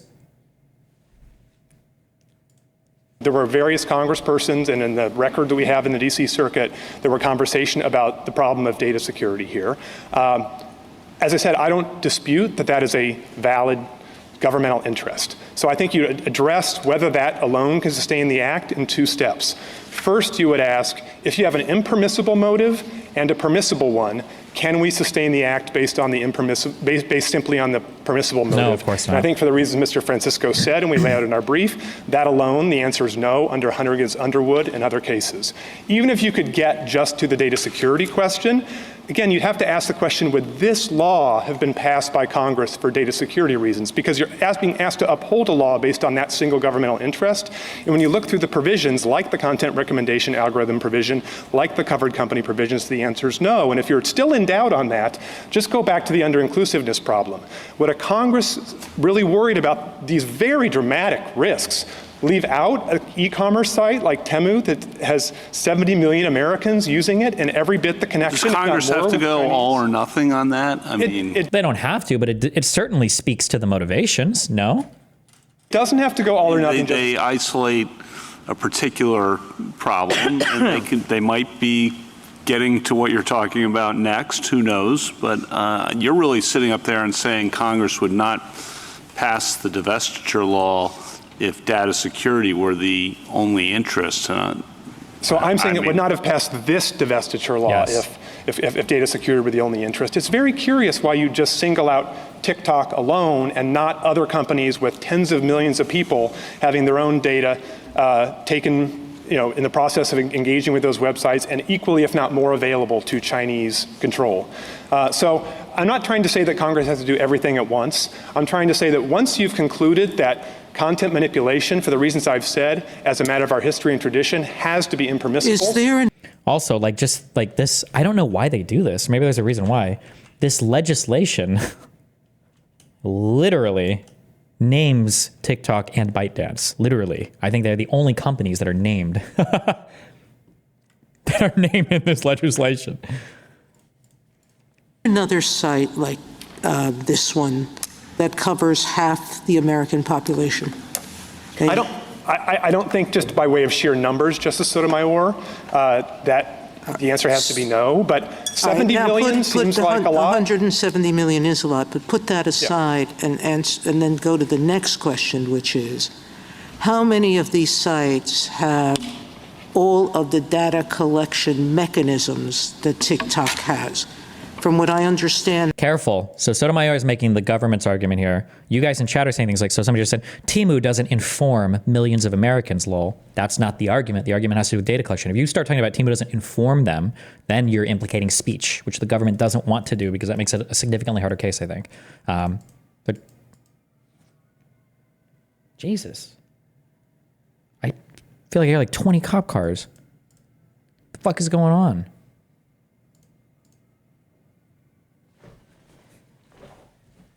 Wait, hold on.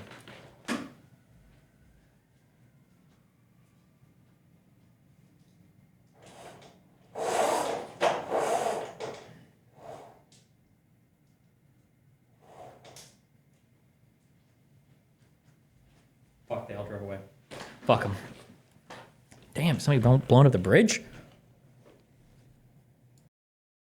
From the briefs, not only is it getting your information, it's asking, and most people give it permission to access your contact list, whether that contact list has permitted them to or not. Mm-hmm. So they can now have data about all of your contacts and anything you say about them. How many other sites gather information by keystrokes to be able to do voice and finger ID information if they choose?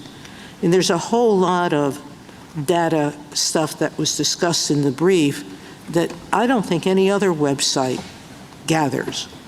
So wouldn't this be a unique site? If I viewed the evidence that way, how would this be under-inclusive? Well, it's just strange because you're speaking so much about data collection, which is what this is supposed to be about, but the act itself doesn't really speak to data collection. It speaks to content, right?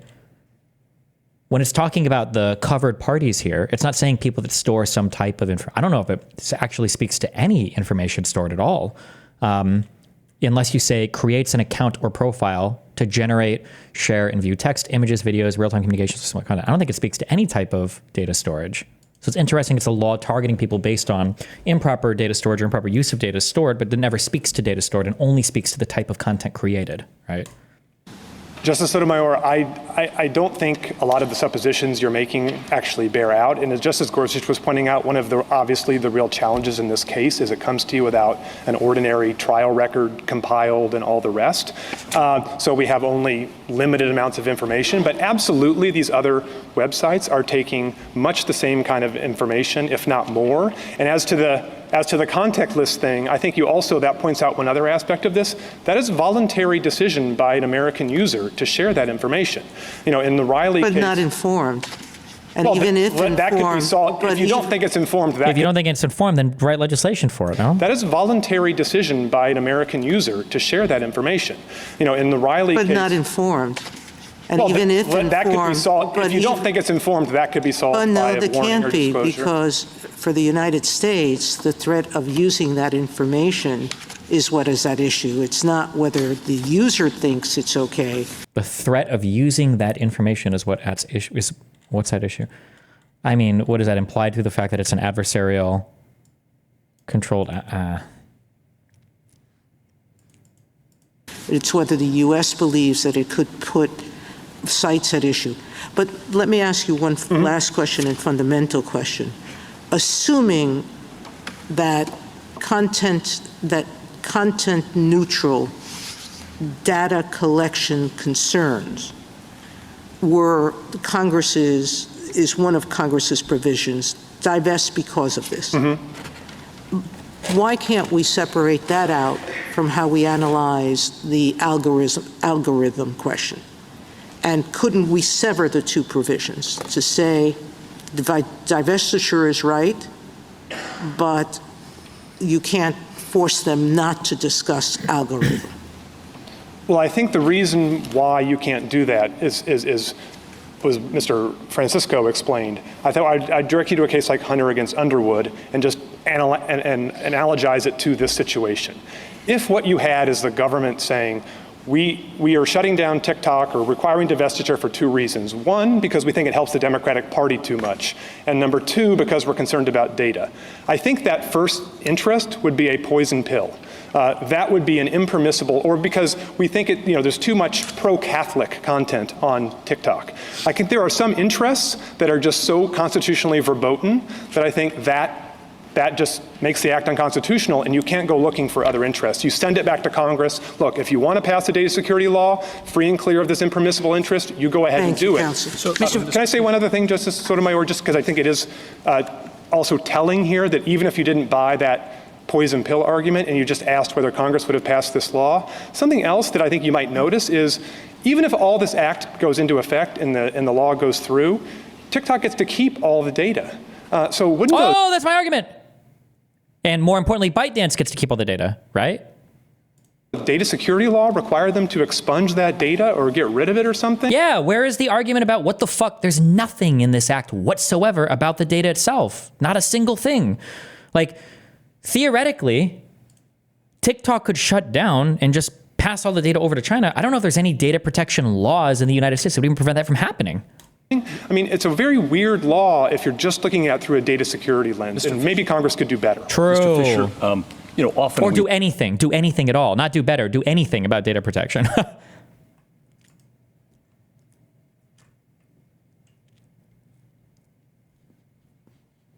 require divestiture for antitrust reasons, for example.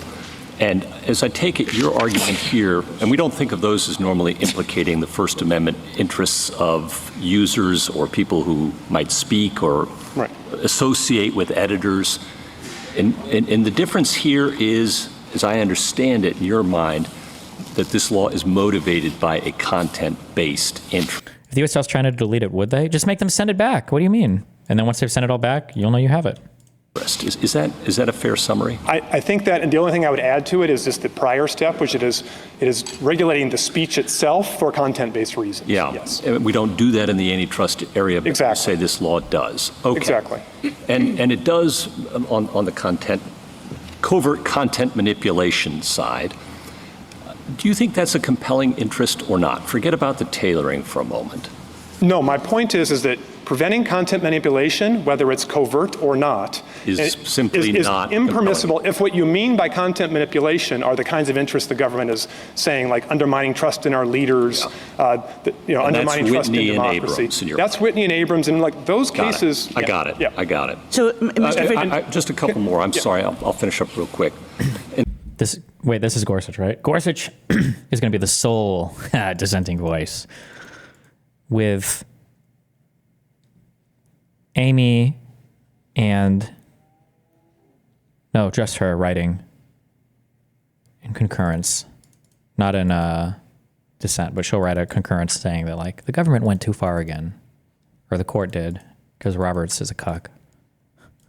And so that would take us to the tailoring question. And there you say disclosure and alerting Americans that there is covert content manipulation possibility, putting aside the data collection. Are you leaning right now? It sounds like they're going to super fucking fuck TikTok is going to be fucked. But I haven't heard the other side argue yet, so maybe who knows? We'll see.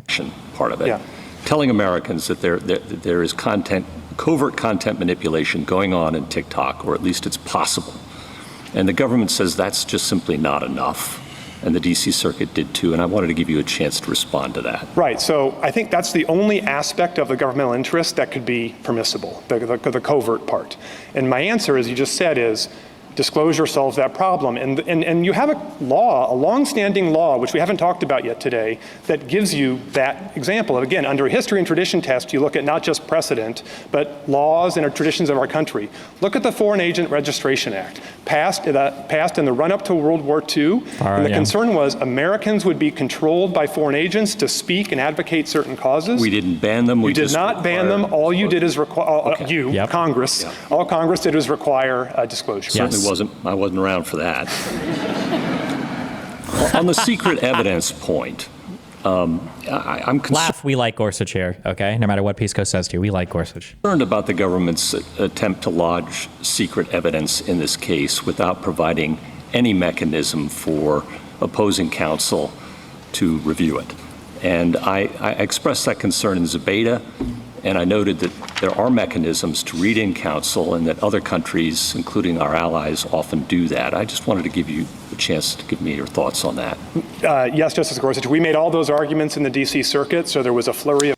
This is what it sounds like, I think, when a justice is amenable to your arguments. He'll ask you like layup questions like, oh, tell me why you think the government's on some fuck shit here. I heard a rumor that the government is trying to win this case with classified info that they're not even disclosing to you, which the U.S. and its allies wouldn't even do that shit. Right? Tell me why you think that's some fuck shit, right? I think it's usually like, this is the type of question you'd expect to hear. The guy is like warmer to your argument, basically. of motion practice about whether or not the government could rely on classified evidence. Those motions were never resolved. What the D.C. Circuit did, I think you probably noticed from the decision, is say we're going to decide this case solely based on the public record. And my understanding is that's how it comes to this court. It's but if the court were ever... It's interesting that Congress hasn't acted in this field. I mean, we have in the FISA area, lots of opportunity. They have regulated this area, and it does seem like an area that Congress might want to pay attention to, given the increased appeals to secret evidence. And they won't. Oh, shit. Oh, fuck. Gorsuch just turned me into a fucking conspiracy theorist. Fuck me. Fuck.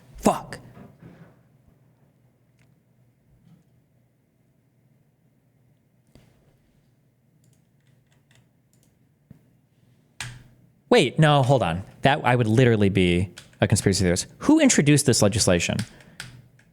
Because why won't they? So the question is, why is there nothing about data protection or data security or data anything in here? And the answer is, maybe. The answer is because it won't impact the US social media companies. Why would we want to regulate them in any way, size, shape, or form? Ooh, I think that moves me. I think I'm moving much further in support of TikTok and ByteDance here. All of these things will solely, for the purposes of data protection, this shit. In fact, you could argue that this act is criminalizing a thing that Facebook, X, and Google could just legally start doing. Imagine, it could literally be there's no law against this. Let's say that this law goes through, TikTok and ByteDance are out, and tomorrow Meta says, or they wouldn't announce publicly, Meta engages and they'll declare it a FAR, they'll do what they need to. But let's say that ByteDance on China's side says, oh, hey, Meta, we just want to start buying all your user data. Is that cool? And Meta's like, yeah, sure, we'll sell it all to you. Is there a law preventing that? They would just do that. So the same thing that we'd be worried about happening with TikTok and ByteDance could literally just happen with any other company.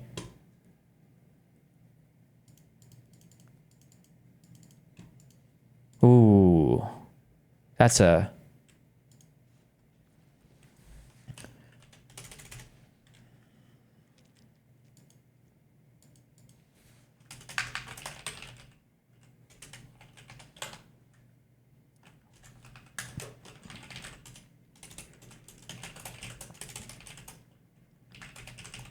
This law is supposed to protect U.S. data so much. Why are there carve-outs for other types of companies? And why does the language seem to target TikTok with surgical precision? E.g., only foreign-controlled companies and only foreign-controlled companies and, or no, wait, hold on. It would be only companies that are both foreign-controlled and social media companies. The government has made in recent years. Last question for you. Could the new administration, after January 20th, Mr. Francisco suggested that it might be able to extend the deadline, even though if you were to lose here by January 19th? Is that possible as you read the law? I'm not sure it is. I'm not sure. Maybe that's a question for the Solicitor General. But it certainly is. I thought maybe I'd give you a chance, too. So, as I understand the law, it's 270 days unless extended. And once that time runs, I'm not sure you're talking about an extension anymore. Okay. There's ex post facto law that kind of does this stuff. Thank you. Can I take you back, Mr. Fisher? Let's say I agree with you that if you're talking about content manipulation. Wait, hold on real quick.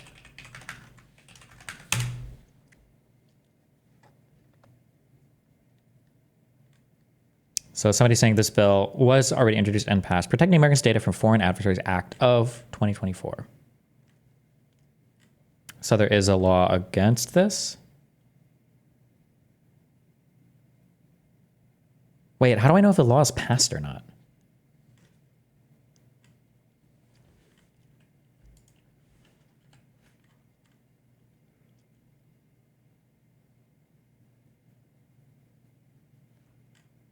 This says passed the House of Representatives on March 20th.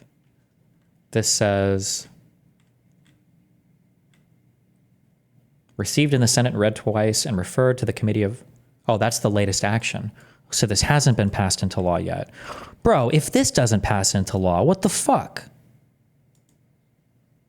Why didn't they... Wait, okay, there must be a reason why, right? Okay, remember, listen, okay? I know some people will do like fake humility or whatever, but I'm truly being humbled, or I'm truly like trying to hedge carefully here. Because when this lawyer started talking, I said, this guy sounds like a fucking retard, okay? He's super retard compared to the other guy. But he's actually made a lot of really strong and really good arguments, I think. Maybe some that are even better than the previous lawyer, okay? So that's why I'm saying be careful, okay? I'm wondering if, well, the first guy didn't, I don't even know if there's time for the second guy. They're talking about like, well, we can't expect the government to pass every single law at once. Sure, but if we were truly worried about the transfer of data, ooh, this one even came up before, right? I'm guessing it's in chronological order. This is HR 7520 and this is HR 7521. Why is Congress stalling on this Data Protection Act from foreign adversaries, but they seemed very eager to pass this one to ban TikTok? Wait, somebody said this bill is already dead? I'm surprised that this hasn't been referenced by any of the lawyers. Oh, as of January 3rd, 2025, it's considered dead. Damn.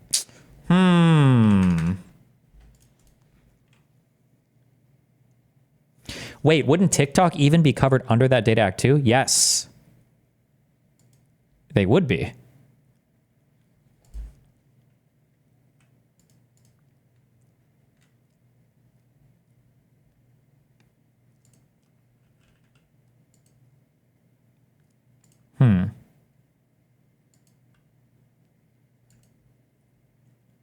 Wait, hold on. Wait, I'm so confused by these fucking sites. This site says, so this is HR 7520. Wait, this site says status enacted and initiated. This site says it has passed. This bill passed the Senate as HR 815. It is signed by the president on April 24, 2024. Making emergency supplemental appropriations for the fiscal year ending September 30, 2024. Wait, what? Maybe it got packaged into this? Control F data.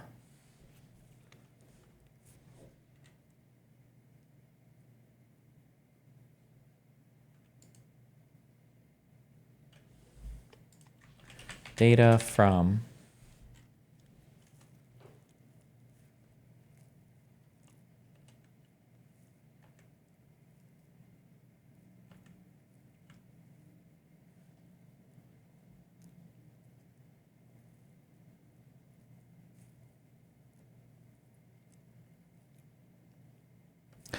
Oh, wait, hold on. So does this mean that this was the bill that was suggested, but this bill was rolled up into this giant, was this the spending bill or whatever the fuck else or whatever?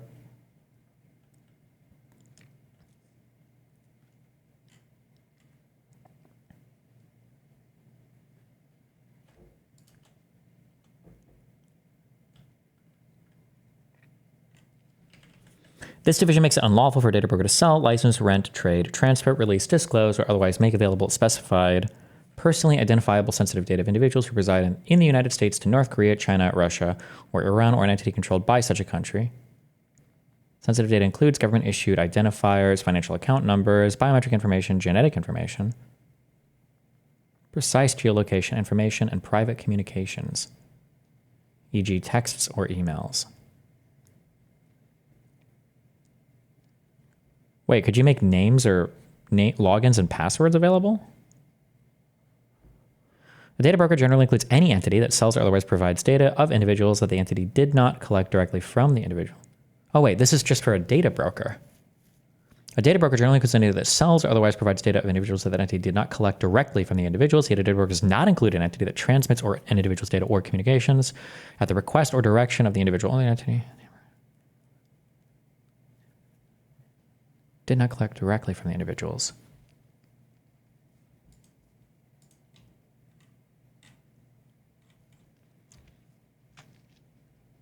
This one calls out only data brokers as well, though, right? Is Facebook considered a data broker? Would they be considered that? Data broker. The term data broker means an entity that, for valuable considerations, sells, licenses, rents, trades, transfers, releases, discloses, provides access to, or makes available data of United States individuals that the entity did not collect directly from such individuals to another entity that is not acting as a service provider.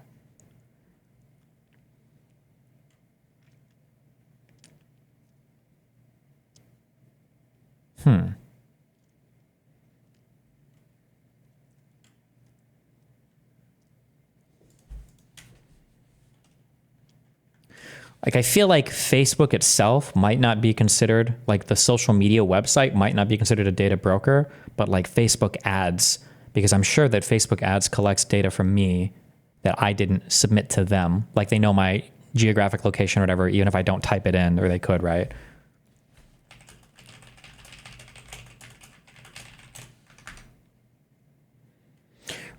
Recently, online services like Google and Facebook have become de facto data brokers. While they do not typically sell access to the collected data directly, they instead use collected data to build powerful advertising services that have data on billion. Yeah, okay. Enter. Okay. All right. So this did pass. These these types of fucking spending bills, these aren't like temporary, like these emergency things, right? Whatever passes as part of this is also like now part of law, right? Like, this stuff doesn't go away.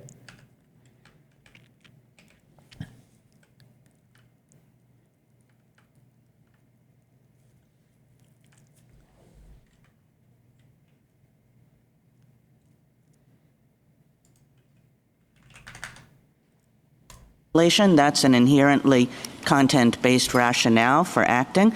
So if Congress had passed a law that says we hate the content manipulation that TikTok is doing, that's strict scrutiny land, and I don't know that the government can do that, however important and the interest. But that's not what Congress is doing here, and this is the same kinds of questions that I asked Mr. Francisco, because if let's take it as a given that Congress actually can do whatever it wants with respect to a wholly foreign corporation or a foreign government. Yeah. And so Congress could act with the intent to interfere with the content manipulation that a foreign corporation is doing. And so now we're in this strange world where we're saying they can't act with respect to TikTok. They could act with respect to ByteDance. Why isn't this Congress acting with respect to ByteDance in the sense that all it's doing is saying ByteDance has to divest, and then TikTok can go about its business, use whatever algorithm it wants, use whatever content moderation policies it wants, just like everybody else does, choosing from everything that's available on the open market? So let me answer that question in two parts, from the perspective of the creator Americans who want to use this platform to speak to other Americans. So the first thing is, what the act does, as you said, Justice Kagan, is prevent us from working with a application that is owned by ByteDance that uses this algorithm.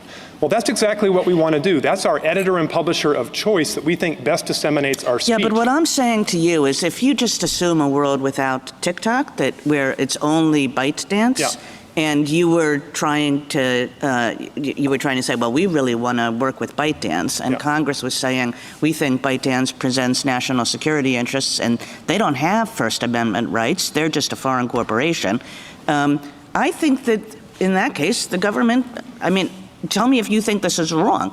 It just doesn't matter that you have creators who want to work with ByteDance, because ByteDance is a foreign corporation with no First Amendment rights. Is that what you're contesting? So that is what I'm contesting. So you said two things, though, so I could be clear. There's two aspects. Do we have a First Amendment right to work with a foreign company or even a foreign country to publish our speech? And then there's a national security part that you put into that, which goes to the justification. Forget that. Forget that, yes. Let's do that. So if that is right, Justice Kagan, then American creators have no right to make documentaries with the BBC. They can't work with Al Jazeera if Congress... Well, the question is do you have a right to work with any foreign company or with every foreign company, right? I think that's the difference here, right? Is it I don't know the laws. I should look it up, actually. I don't know. What are the laws against associating with terrorist groups? Could I go make a documentary with ISIS? I don't know if I'm allowed to do that.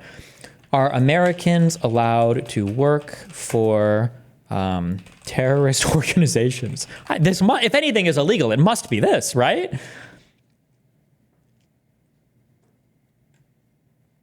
Providing material support. What about just working? Let's say ISIS contacts me. They're like, we're going to 1099 you, bro. We're not going to ask you for donations.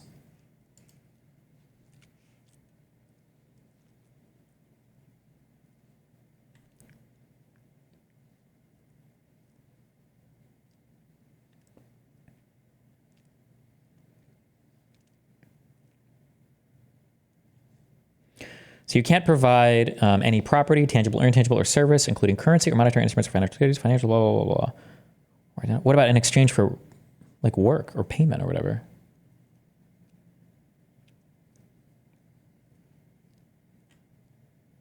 There's no way you can do this. I can't. That's material support. Is it material support? When I go to work for my boss at McDonald's and I flip cheeseburgers, am I providing material support for my boss? No, I'm doing a job. No.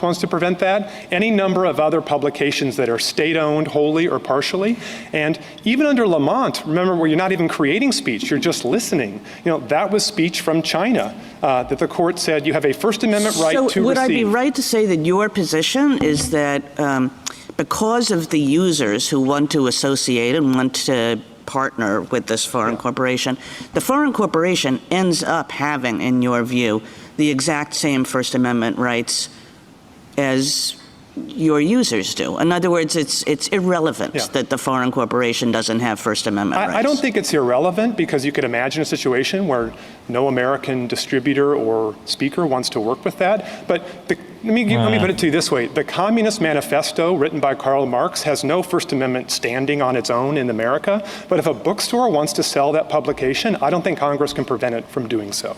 Ooh, that's really interesting. Is that true? If al-Baghdadi would have published a book about how to resist the United States and then sell it, even if ISIS is designated a terrorist organization, even if he was on the foreign whatever bullshit, if somebody wanted to republish his work in the United States, yeah, but I don't know if that's relevant here. I'm sure you'd be allowed to, but is it relevant? Well, sorry. Go ahead. No, I'm fine. No. I'm good. Okay. Oh, she didn't have shit to say. Oh, that's one of those moments where someone is gonna argue you, and then you go to respond, and somebody else goes to cut you off. You're like, oh no, you go, because you don't have shit to say. But so I want to press you a little bit on the distinction, because in Lamont, the prohibition worked directly on the American. You have to specifically request this information that comes. This is working kind of as Justice Kagan's questions were pressing you. This is working on ByteDance. It's not saying to your creators, you can't post on ByteDance. That's indirectly going to happen if ByteDance chooses itself not to permit TikTok to walk away with the code. So does that matter, that distinction between Lamont and this case? No, for two reasons. One, under the Sorrell case, you look to not just the law itself, but its practical operation. And the practical operation is prevent us from working with ByteDance. So that's one answer. And you bring up Lamont, and Lamont's actually a very important case, I'm sure you all recognize here. It's important to look not just at the court's opinion, but look at the briefing in that case. The government itself never came in and argued there's no right to receive this information. That's the sort of greater argument. All the government argued was, of course Americans have a right to receive this, but it's just not so much of a burden to require them to raise their hand to get it. So Archibald Cox, when he was the Solicitor General, said to the court quite explicitly in the brief, we're not even going to make this argument because we think it's so contrary to history and tradition. All we're going to argue is the burden isn't enough. Now what happened is the DC Circuit kind of turned that upside down and said, oh, Lamont's just a case about the burden. Well, that's because that's the only argument the government was even willing to make in this court. There was no argument that Americans didn't have the right to hear that speech. What about, so I think this goes to Justice Gorsuch's questions about antitrust divestiture. Let's say that for antitrust reasons, or let's. Why is it that some people have their middle name in their name? Why is that the case? Like, why does she go by Amy Coney Barrett instead of just Amy Barrett? Like, why do some people do that?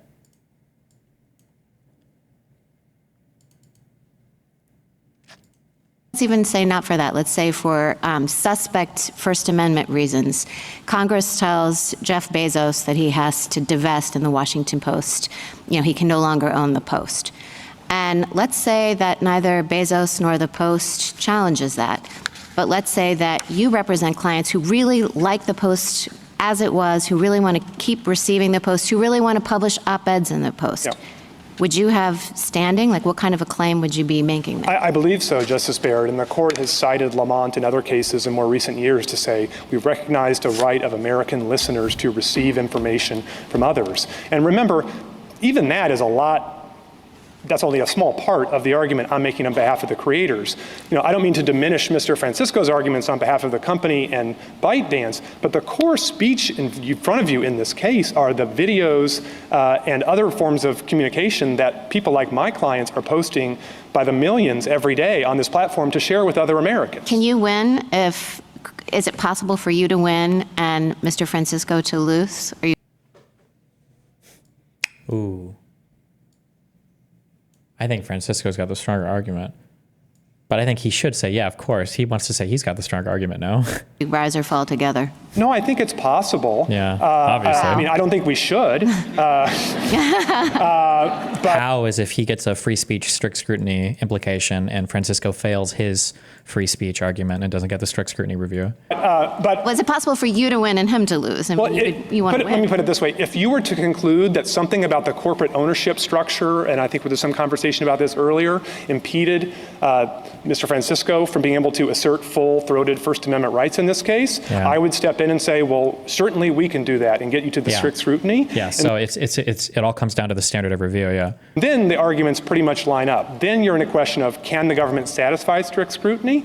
And I think, Mr. Chief Justice, you asked about, do we have cases for this and that? I think that the idea is, yes, we have cases that say, once you're in strict scrutiny, that regulating the content because you don't think it's going to be pro-American enough or it's going to be too pro-foreign interest is just verboten under the First Amendment. That's the history and tradition. And Justice Kavanaugh, when you asked about the broadcast cases, they're grounded not just in scarcity, but they're grounded in scarcity in a particular way. And it has to do with the absolute need Congress has for licensing in a world of scarce resources. And so that's the very small carve-out that even in Turner, the court wouldn't extend to cable television, that it exists for broadcast licensing. And if you look on the 200 plus years of our country for any other example of foreign ownership of media being regulated by Congress, let alone being permitted in the case law, you are not going to find it.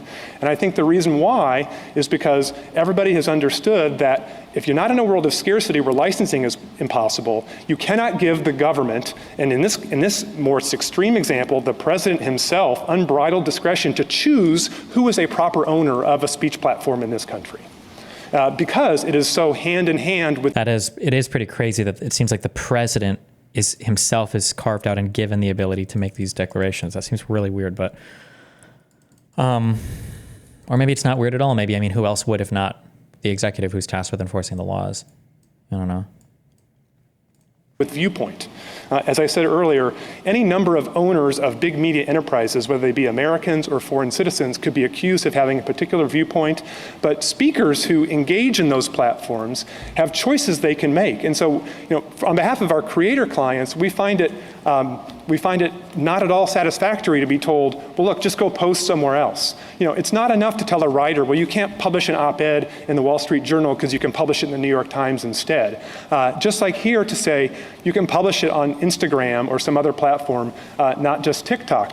TikTok has a distinct editorial and publicational perspective, and it particularly benefits people like my clients who are not famous people, they're not actors from Hollywood who have a lot of people following them, they're ordinary American citizens whose content that they create on the platform gets privileged by way of the quality of that content. And that's what's so powerful about the platform. So whether you're an ordinary American citizen, or I might add, whether you're a presidential candidate in our last election, if you want to reach new and different audiences, TikTok is the place people go. This may not make any difference for constitutional purposes, but just out of curiosity, I'd like you to explain. What is your percentage sway at right now? Well, now my mind has been poisoned because I hate our fucking domestic tech tutors. I just don't think it's fair that I just feel like this law doesn't accomplish anything besides I feel like this is economic policy. I feel like that's what we've written in Congress. We're just protecting our domestic social media firms because I just don't feel like this does anything of noteworthiness or value for anything. Like, what if ByteDance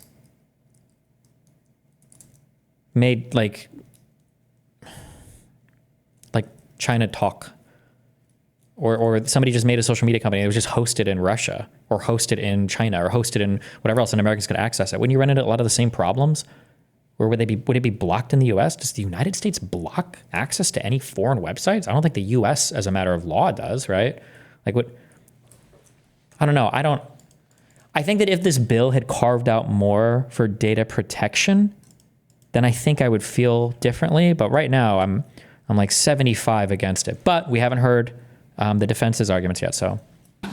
What the practical consequences would likely be for your clients if TikTok went dark, as Mr. Francisco put it. There, I assume, is a great demand for what TikTok provides. And if TikTok was no longer there to provide what your clients really want, is there a reason to doubt that some other social media company would not jump in and take advantage of this very lucrative market? There are two reasons, Justice. Wait, hold on, what? And if TikTok was no longer there to provide what your clients really want, is there a reason to doubt that some other social media company would not jump in and take advantage of this very lucrative market? There are two reasons, Justice Alito. One is many of the declarations from my clients actually explain they've tried on other platforms to generate the kind of audience and engagement they've been able to on TikTok, and they've fallen dramatically. Yeah, I know they haven't so far, and I'm just wondering whether this is like somebody's attachment to an old article of clothing. I mean, I really love this old shirt because I've been wearing this old shirt, but I could go out and buy something exactly like that. But no, I like the old shirt. Is that what we have here, or is there some reason to think that only ByteDance? I fucking hate this analogy because isn't TikTok newer than everybody that stands to gain from this? TikTok is newer than Twitter, now X. It's newer than Facebook. TikTok is newer than Snapchat, right? It's newer than all of these. So I hate this analogy for that reason. The ByteDance has devised this magical algorithm that all of the geniuses at Meta and all of these other social media companies, they couldn't. No matter, they put their minds to it, they couldn't come up with this magical thing. I think they didn't. They had to copy, arguably TikTok was the leader here, right? Short form content came and failed in the United States in the form of Vine. And I think we all just it seemed like short form content like that just was never going to be profitable, never going to exist. And then it wasn't until TikTok came in and did it that then we saw YouTube Shorts, then we saw Reels from Instagram and Facebook. I think empirically, other companies have been trying for a few years to catch up with TikTok and replicate it and have been very unsuccessful. And so that ought to tell you something. And so just imagine the algorithm here as a collection of thousands of editors. Imagine the floors of an office building being filled with a collection of editors. You could imagine a situation where that collection of genius that is on a particular floor cannot be replicated by another group of people. And that's kind of what you have here. All right, I understand that. Thank you, counsel. Justice Thomas? Anything further, Justice Alito? Yeah, one other question. I'm intrigued by your... I think Reels and Shorts may unironically just die if TikTok dies. They are both much worse. Doesn't matter. I think Reels are really successful. Shorts, I think, will be fine too. Both companies will gain. They'll be in real good spots. I think Reels has a fuck ton to gain from this. And Shorts and probably X will as well. Do you think TikTok is more left-leaning or right-leaning? I feel like that's where all the commie dudes are at. God damn, dude. Conservatives are up.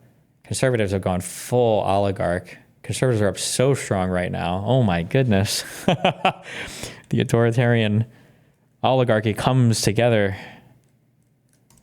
Mount Healthy Hunter versus Underwood argument. I mean, maybe you're right, but Mount Healthy arose in an entirely different context where you're trying to get to an employer's motivation. Hunter versus Underwood involved an extreme situation where the court looked at the records of a state constitutional convention and came to the conclusion apparently that racism was the only motivation for what was done. But it does seem to me to be potentially quite unworkable and contrary to what we've generally said about legislative intent to apply the Mount Healthy framework to a congressional enactment.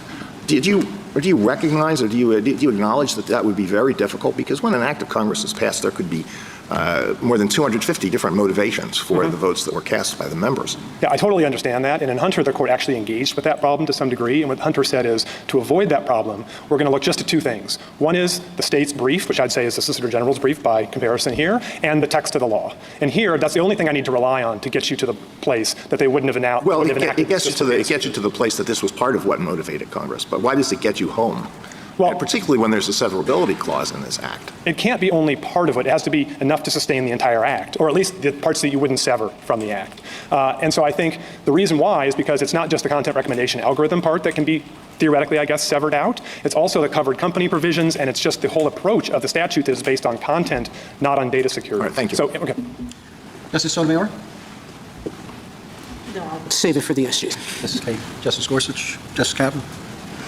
Justice Jackson? One quick question. You repeatedly say that, from your perspective, the government's motivation is that the content might be too anti-American or too pro-China, et cetera. So that's why you think this is a content-based restriction. But I guess I'm curious if you would say the same thing if the government had articulated its rationale as saying, you know, our motivation is to limit foreign interference in American social media platforms or discourse. Isn't that a different motivation from the standpoint of how we characterize this? Well, wouldn't that be a poison pill? You can't limit foreign interference. If somebody wants to pay me money to have a certain message in the United States, like you have the right to do that. I don't think, no, the government can't fucking stop me. That's my right to do that as an American citizen, no? I agree, but then the question I would ask if the government said that, which I think kind of in the reply brief, maybe the government does say that, is that how on earth are you then serving a national security interest? You know, if all you're doing is just saying, we don't like a foreign country rearranging cat and dance videos, like it's hard to come in and make a national security argument. So the only way you get to national security, which is the government's own argument, is to look at the substance that's being rearranged and say, we don't like the way the substance is going to be rearranged and curated differently. Thank you. Thank you, counsel.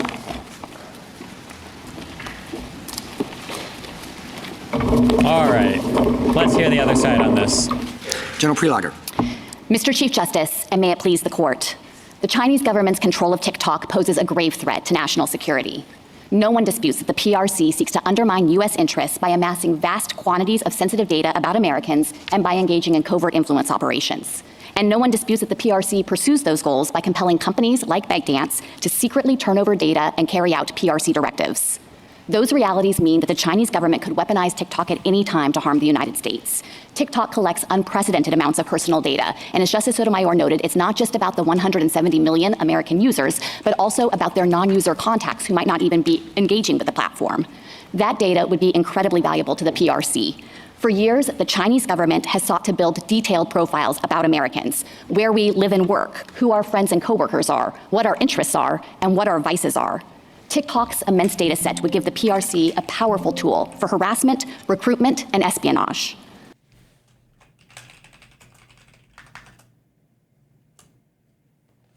I'm just trying to see. The Solicitor General is, where does this sit in the DOJ?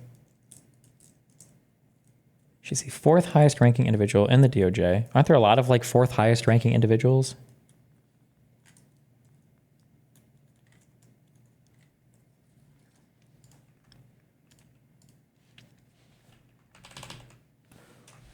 Hold on.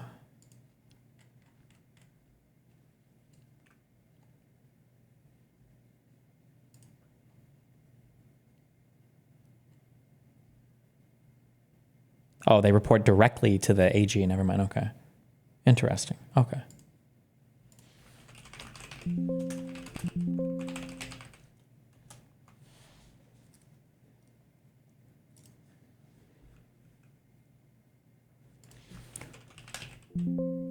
Is there a solicitor's office or? Okay, so whatever. Okay. The Solicitor General is the one who represents the government in cases before the Supreme Court. Okay. On top of that, the Chinese government's control over TikTok gives it a potent weapon for covert influence operations. And my friends are wrong to suggest that Congress was seeking to suppress specific types of content or specific types of viewpoints. Instead, the national security harm arises from the very fact of a foreign adversary's capacity to secretly manipulate the platform to advance its geopolitical goals in whatever form that kind of covert operation might take. The Act addresses the threat of foreign adversary control with laser-like focus. It requires only divestiture of TikTok to prevent Chinese government control. And that divestiture remedy follows a long tradition of barring foreign control of U.S. communications channels and other critical infrastructure. So no matter what level of First Amendment scrutiny applies, critical infrastructure? This act is valid because it's narrowly tailored to address compelling national security threats. Now, my friend Mr. Fisher just emphasized, and I acknowledge, that millions of Americans enjoy expressing themselves on this platform. But the important thing to recognize is that the act leaves all of that speech unrestricted once TikTok is freed from foreign adversary control. The First Amendment does not bar Congress from taking that critical and targeted step to protect our nation's security. I welcome the court's questions. Is there any difference between content manipulation by a non-U.S. company as opposed to a U.S. company? That's a good question. This is why I would have felt differently if there were more data protection provisions in there, or these same types of disclosures. Well, this isn't even asking for disclosures, but were made by domestic U.S. companies, right? I didn't hear Mr. Fisher make a distinction between the two. Yes, and I think the important thing to recognize is that the act here is targeting covert content manipulation by a foreign adversary nation. Now, I understand my friends to say— What couldn't there be covert action? He's about to say covert action by a domestic organization? Cambridge Analytica. Does that make? The difference is that there is no protected First Amendment right for a foreign adversary to exploit its control over each platform. The difference between covert and non-covert. So I think that Congress's concern with the covert operation was that a foreign adversary could effectively weaponize this platform behind the scenes in order to achieve any number of geopolitical goals. Here are some of— Why couldn't a domestic actor have similar feelings or similar ambitions? No? The examples that come to mind. One of the pages out of the playbook here is for a foreign adversary to simply try to get Americans arguing with one another to create chaos and distraction in order to weaken the United States as a general matter and distract from any activities that the foreign adversary might want to— Couldn't a domestic organization do this as well? What do you mean by covert, though? I mean, does covert just mean it's hard to figure out how the algorithm works? Also, covert is addressed with disclosures then, no? Like if you're so sad, you're not mad about it being covert. You're just mad that they're doing it at all. Because if they were to make disclosures or whatever, you'd still be against it, right?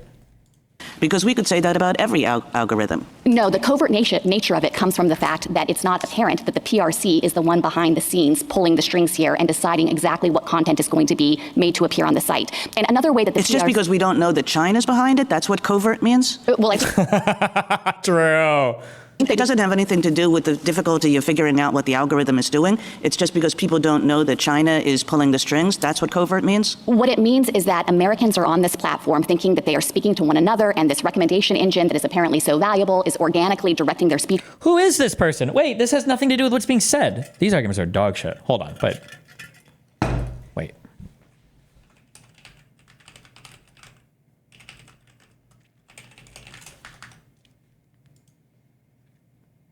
Damn, dude, what the fuck? This person's like my age.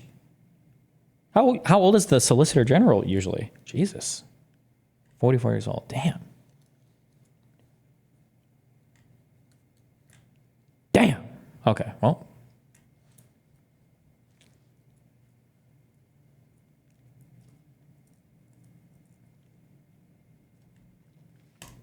To each other.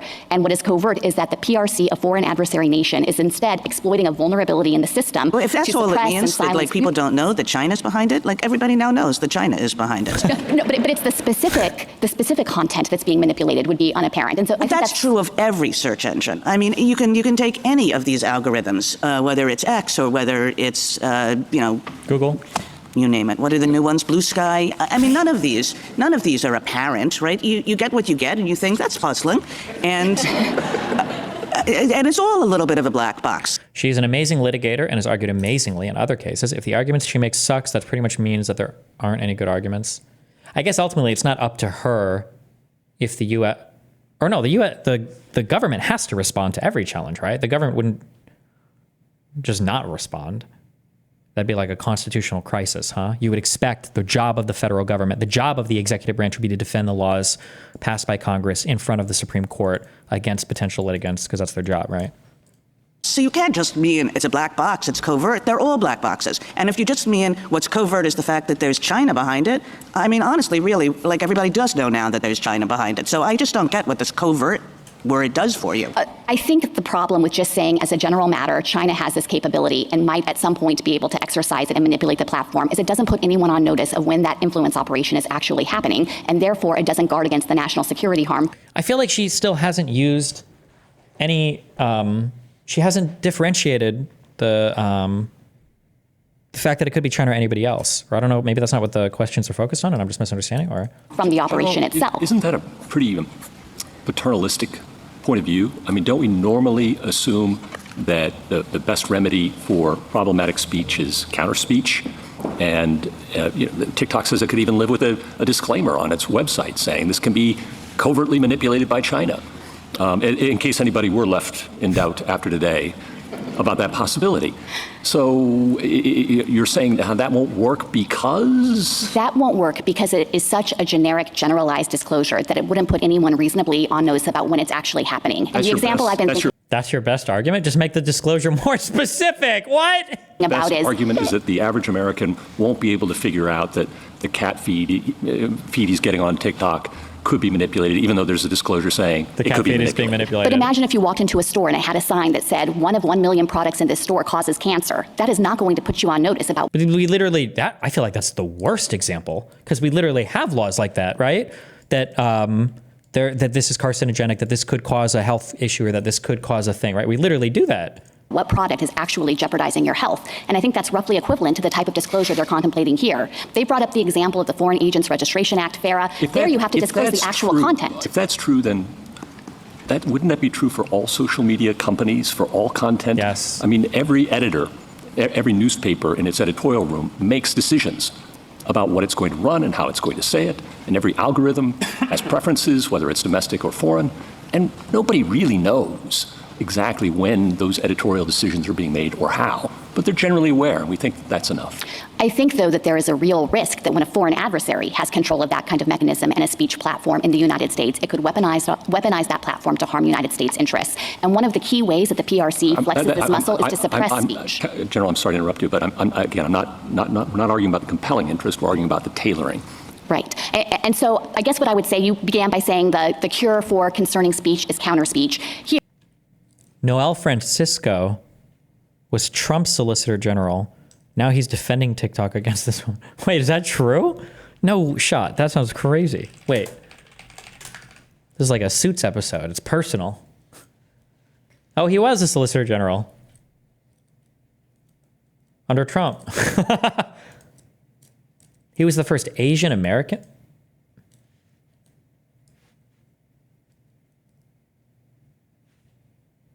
Wait.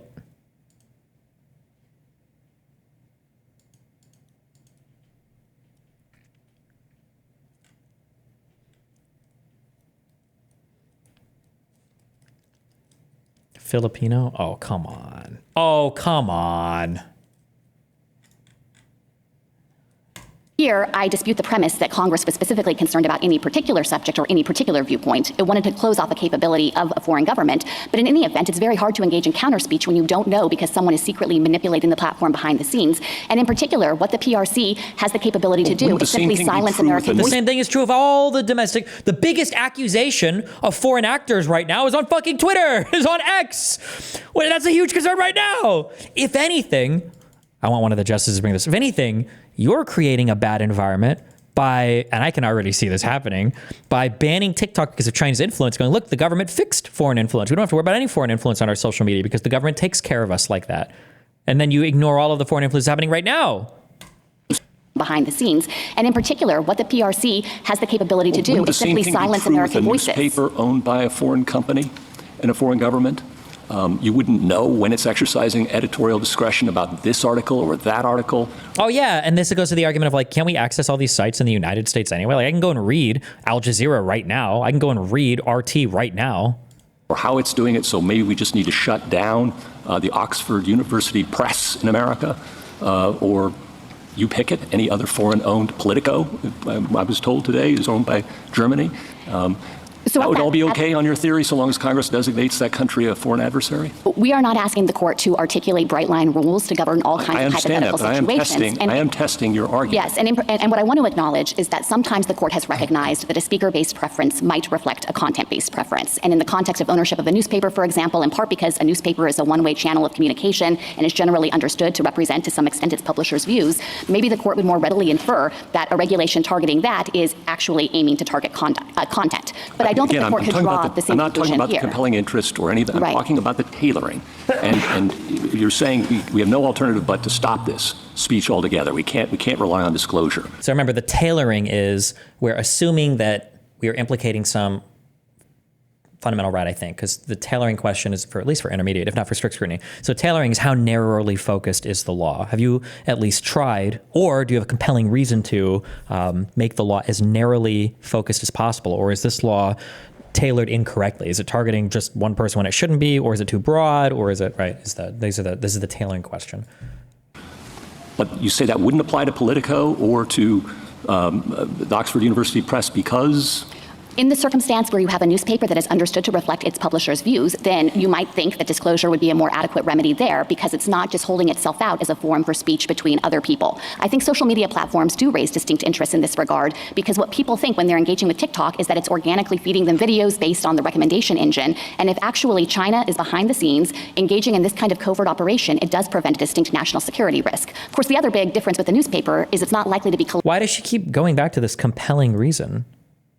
Or no, maybe it's because it's that specifically. That's why it's tailored to them. Because I feel like she keeps going back to that rather than doing the tailoring. But it does prevent a distinct national security risk. Of course, the other big difference with a newspaper is it's not likely to be collecting sensitive personal information about 170 million plus people and then having the capacity to send that back to a foreign adversary. General Prelotter. I mean, there's online accounts and everything now, right? Go ahead. I was just going to say, did I understand you to say a few minutes ago that one problem that ByteDance might be through TikTok trying to get Americans to argue with each other? That it might be just trying to foment I say they're winning. or dissent. Roberts is not funny, and if you lull ever in any joke he ever makes on a show, you get banned. Shit joke. That might very well be true, Mr. Chief Justice. And I think the point I'm trying to make is that China is a foreign adversary nation that looks for every opportunity it has to weaken the United States and to try to threaten our national security. And if it has control over this key communications channel, it's hard to predict ex ante exactly how it's going to use that as a tool to harm our interests. But we know it's going to try, first and foremost, by seeking to get the data of these American users, which would be of a piece of all of the activity the PRC has already undertaken to breach our laws.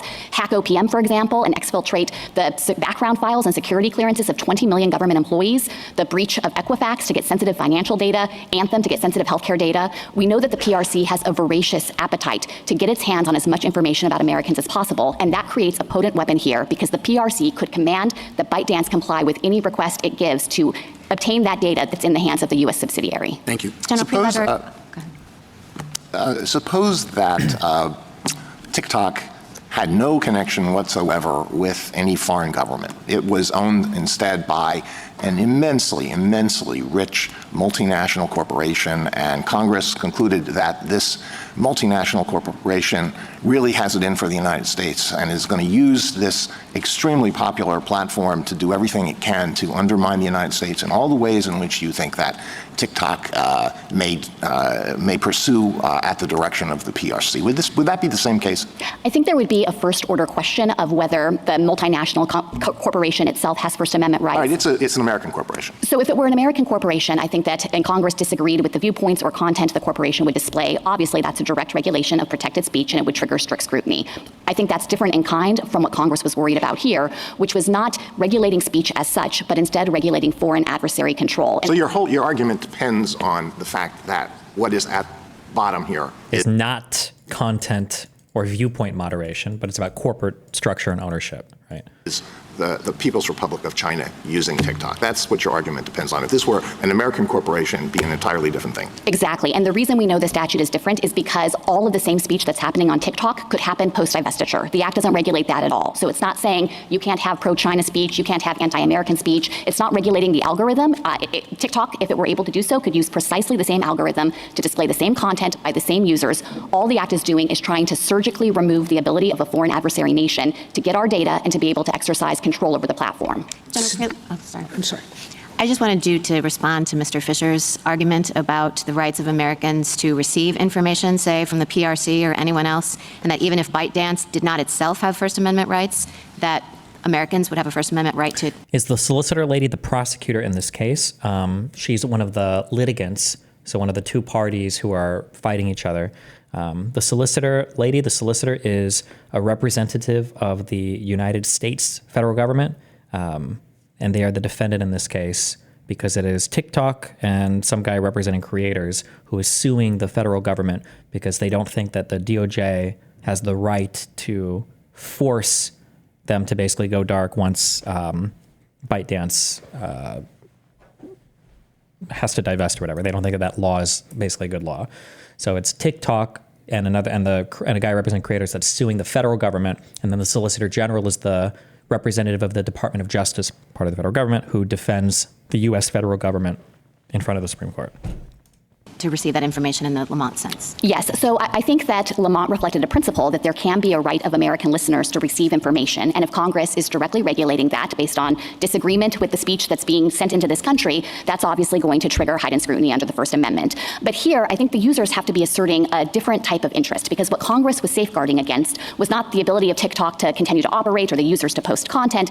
It was focused only on foreign adversary control. And so the users would have to demonstrate that they have some unqualified First Amendment right to post on a platform that's controlled by a foreign adversary, which could use that access to then threaten our nation's security by gathering data on tens or hundreds of millions of Americans, and also use it for covert influence operations of whatever form. And I don't think there's a First Amendment right to do that. I was trying to think of whether there's a historical analog here, and this is what I came up with, and you can tell me whether it's fallacious.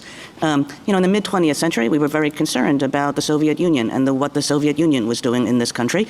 And the Communist Party of the United States at that time was integrally attached to the Communist International, which was essentially a Soviet operation, right? So if Congress had said, well, it's very nice, we can have the Communist Party USA, but it has to divest, it has to completely divorce itself from the Comintern and from any international ties that it has, do you think that that would have been absolutely fine? And so if the answer is yes, it would have been fine, it's just like this case, or if the Well, it wouldn't be any international ties. It would be international ownership is what we're talking about more specifically. That's what this law is tailored to, right? answer is no. Why is it not like this case? So I guess I think I would need to know more information about how the international organization is able to exercise control over the American affiliate. And if it had the capacity, for example, to, in an unqualified fashion, gather data from that affiliate in a way that was going to jeopidize our nation's security. Well, I'm talking more about sort of the content. Let's put the data collection piece of this aside, which seems not very pertinent to my...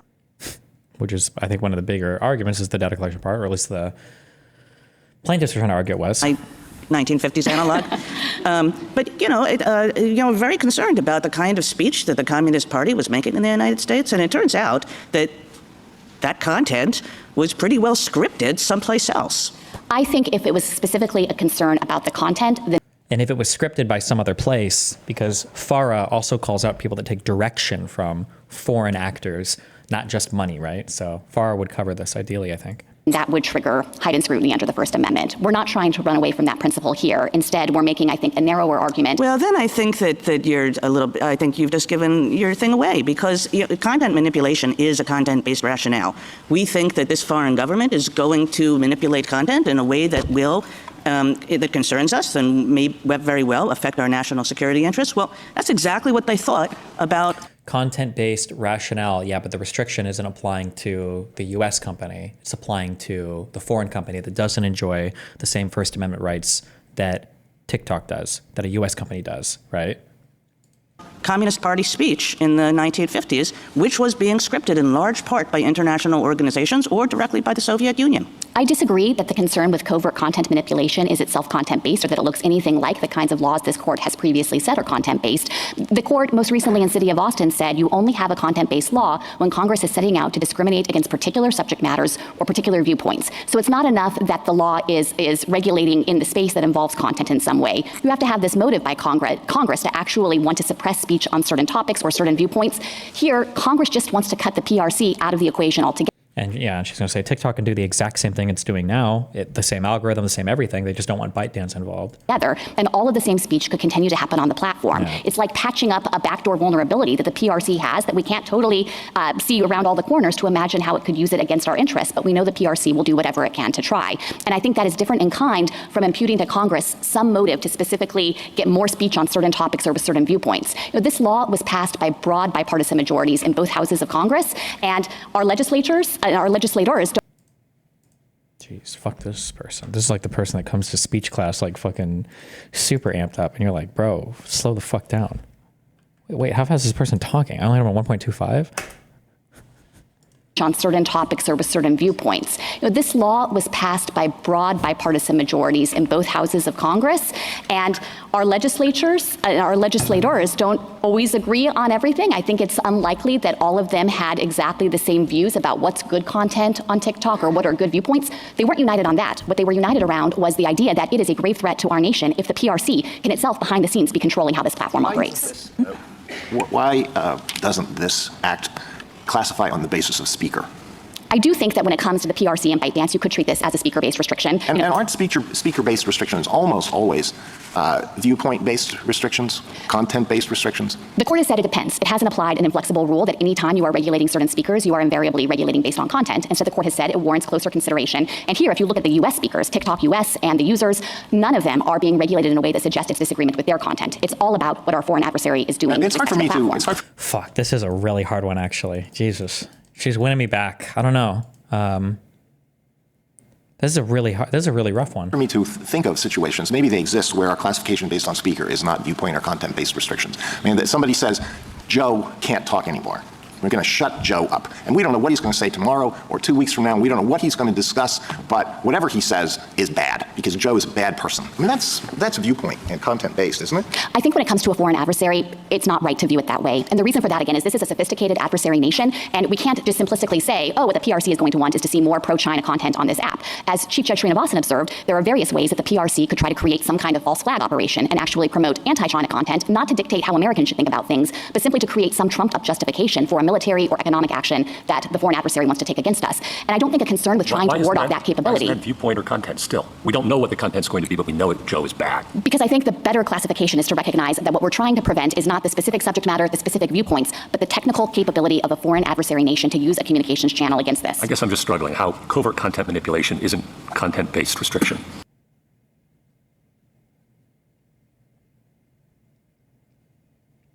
He's focused on the content. She's focused on like the contenter, the messenger. So again, it's kind of hard to avoid the word content. And it's kind of hard to avoid the word viewpoint here, isn't it? I don't dispute that it's related to content, but I don't think it reflects Congress seeking to set out in advance what kind of speech we should have reflecting certain views on certain topics. Instead, it's about trying to close off a vulnerability that our foreign adversary nation could exploit. And I would be remiss if I didn't point out that even if you thought this was content-based, all that means is that we're in strict scrutiny. And as the D.C. Circuit recognized here, we think that this law serves compelling national security concerns that sound in some of the same arguments I'm making here. And damn, she's like, okay, fine, fuck it. Let's say it is content, motherfucker. We will do the strict scrutiny argument. Fuck you. I feel like it. Or no, I was going to say, I feel like there's no way, but I mean, I guess the DC Circuit already said even under a strict scrutiny analysis, they would still side with the government here, so. That have a longstanding correspondence to history and tradition of trying to prevent foreign control. And then we get to the question whether there's at least less restrictive means. I get that, and whether disclosure might suffice. On the data security point, your friends on the other side make the argument that if that were the concern, Congress could ban TikTok US from sharing data with anyone on pains of penalties that would put people in prison and shut the company down in the future, as the government did, for example, with Arthur Andersen. Why isn't that a less restrictive means available? So I was surprised to hear petitioner offer that up today, because there was a long course of discussion between the executive branch and ByteDance and TikTok leading up to Congress's enactment of this act that spanned over 4 years, an extensive conversation about what limitations could be placed to protect Americans' data. And it was never a suggestion that there would be any way to create a true firewall that would prevent the U.S. subsidiary from sharing data with the corporate parent. And the reason for that sounds in the technological features of this application. I think there can be no reasonable dispute that the source code development and the maintenance of this algorithm rests in China, which is why China has sought to try to control export restrictions with respect to the algorithm. And what that means is you need substantial data flows between the companies in order to continue to modify that algorithm, refine it, and so forth. So I don't think that that was an option ever on the table, including with respect to the proposed national security agreement that was insufficient in protecting our data privacy. Oof, that's a really strong argument. So one of the big contentions on the other side is this law is improperly tailored. Why doesn't it do any kind of data restriction? This is bullshit. And the counter argument here is, well, from a technological side, we know that there has to be huge data, communications between ByteDance and between TikTok. How could you ever possibly hope to craft any sort of law that could go through so much data? It would technologically would be impossible. You could never prevent that sort of data transfer or have that kind of firewall between one company that owns another company on an international level. There's no way to ever do it. Which is, I think, probably I think that's a decently compelling argument from the federal government, right? I think that was an option ever on the table, including with respect to the proposed national security agreement that was insufficient in protecting our data privacy and security concerns. That didn't come across enough in the briefs. If we are in the world of data protection as opposed to content control, I think it's hard to get around the post-divestiture provision that says you can't do business with them on the algorithm. You can't do business with them on the algorithm. I think it just said that you can't do future cooperation with them on the algorithm because you've essentially engaged in the same scheme, no? Ooh, that is a rough one, though. Why would you ever... You couldn't ban me from buying an algorithm from Russia or China or whatever to operate a social media company, though, right? If I was a US-based company? Because that very much is content-based. Yeah. It's a content-based restriction. But what you're saying is you can't do it for a data control reason, meaning that you can't really run their algorithm without having access to huge amounts of data to work with. That being able to create a sophisticated system that serves up content to users necessarily requires access to the same type of data that you're trying to prevent them from acquiring, I guess, right? Maybe. Without sharing the very data that we are concerned about as a threat, correct? That's right, Justice Sotomayor, and you don't have to take my word for it. You can look at the specific terms of the national security agreement that ByteDance itself proposed. The relevant definition of the accepted data is at JA 239 to 240, and it references categories of information that would, of necessity, technological necessity and business necessity, have to flow back to China. And the relevant categories are in the sealed appendix, but I would really encourage the court to look this up because it's eye-opening. It is at the Court of Appeals sealed appendix 249 to 252 and 254. If you look at that information, it was a wealth of data about Americans that was going to have to go back to China in order for the platform to just continue its basic operations. And there's a legitimate commercial justification for that, but it creates this gaping vulnerability in the system because once that data is in China, the PRC can demand that ByteDance turn it over and keep that assistance secret. And the one final point on this is that ByteDance was not a trusted partner here. It wasn't a company that the United States could simply expect to comply with any requirements in good faith. And there was actual factual evidence to show that even during a period of time when the company was representing that it had walled off the US data and it was protected, there was a well-publicized incident where ByteDance in China surveilled US journalists using their location data. This is the protected US data in order to try to figure out who was leaking information from the company to those journalists. Oof, okay. General, you want us to look at that, and you get to look at it, but your friends on the other side don't get to look at it. That doesn't seem fair. That's the sealed appendix, Mr. Chief Justice, so it's their information. They can look at it. It's just under seal to protect their proprietary business information. Oh, I don't know what the difference between those two things are, but okay. General, so I want to go back to the discussion about content discrimination, and we're going to shut Joe up. Here, it seems to me like we are saying to ByteDance, we want to shut you up. And so let's say that I think that that is content discrimination based on speaker. Tell me if I think that, tell me if I have to conclude that it is also speaker-based discrimination and content-based discrimination for TikTok. No, it is not. And the reason for that is because it would be an anomalous principle to say that an entity outside the United States that can't assert its own First Amendment rights can somehow manufacture that right through the expediency of forming a U.S. subsidiary, especially one that it wholly controls. So you don't have to stand on that argument that you were having with Justice Alito and Justice Gorsuch to still have your point about content discrimination. That's right. And I think if you're focusing in on the relevant U.S. entities here, TikTok U.S. and the users themselves, this act isn't regulating them in any way. It's not trying to dictate the algorithm that TikTok U.S. can use. And in fact, Congress, I think, was doing everything it could to preserve access to TikTok in the United States in recognition that Americans enjoy expressing themselves and building community on the site. One last quick question. Sorry, just one last quick question. Justice Gorsuch had asked your friends on the other side whether the new administration on January 20th could extend the deadline. What's your position on that? So I think it tees up a statutory interpretation question of whether there can be an extension after the time period for divestiture has lapsed. I would think the court might start with its decision in the Hawley Frontier case, which did recognize the ability to get an extension after a lapse like that. So it's your position that they could? We have not run it to ground in part because it's simply not presented here, and I'm not prepared to take a position on that statutory interpretation question. I do want to emphasize, though, that my friends have pointed to January 19th or 9 days from now as a moment when TikTok might go dark.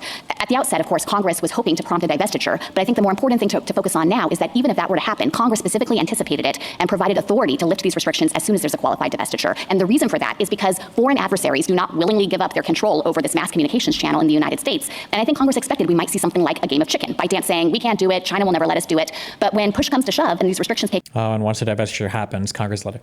Ooh! Jesus. Okay. I'm getting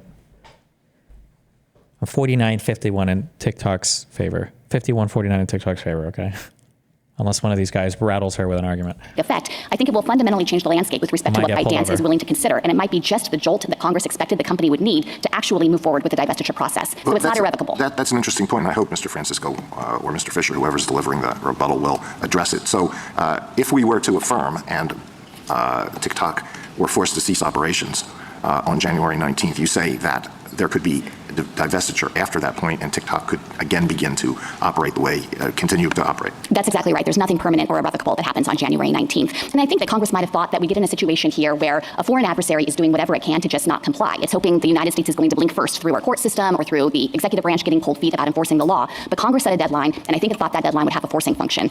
Well, let me ask you a question about your effort to draw a distinction between ByteDance's speech and TikTok's speech. So suppose that the People's Republic of China funds a movie, and there is an entity in the United States, a U.S. corporation, that thinks, wow, this is a great movie. And while the PRC would not have a First Amendment right to show it in the United States, would you say that the American company would not have a First Amendment right to do that because whatever expression there is in that movie, it's the PRC's expression, it's not their expression? No. Why would we say no? Because ultimately it's being expressed through a U.S. company. We're not banning anybody from consuming content from China. We're not banning anybody from consuming anything from China or from another country. We're not even necessarily banning ByteDance from operating their own social media company. We're just banning them from owning a company that engages in this behavior in the United States. That two-way data transfer or whatever wouldn't be happening, right? No, I wouldn't make that argument. And I want to be really careful. I thought that was the argument that was being made. No. No. So our argument is that this is not a direct regulation of protected speech in the first place, or at most it would warrant intermediate scrutiny because of the indirect effects that it might have on the American users or on the U.S. subsidiary. We're not suggesting that if Congress sought to directly regulate and prohibit speech in the United States based on concerns about its content or viewpoint, that's somehow immune from First Amendment scrutiny just because it comes from a foreign source. Obviously, that kind of law is going to trigger strict scrutiny. And I imagine it would be a different constitutional analysis because it's hard to imagine the same profound national security harms that would exist in that scenario as compared to what we have here. Thank you. Because there is no data transfer, because it's just an American showing some foreign piece of propaganda rather than a company that's working directly with a foreign-owned company. Wasn't the whole point of the divestiture requirement that the content on TikTok would be different if it was owned by a different company?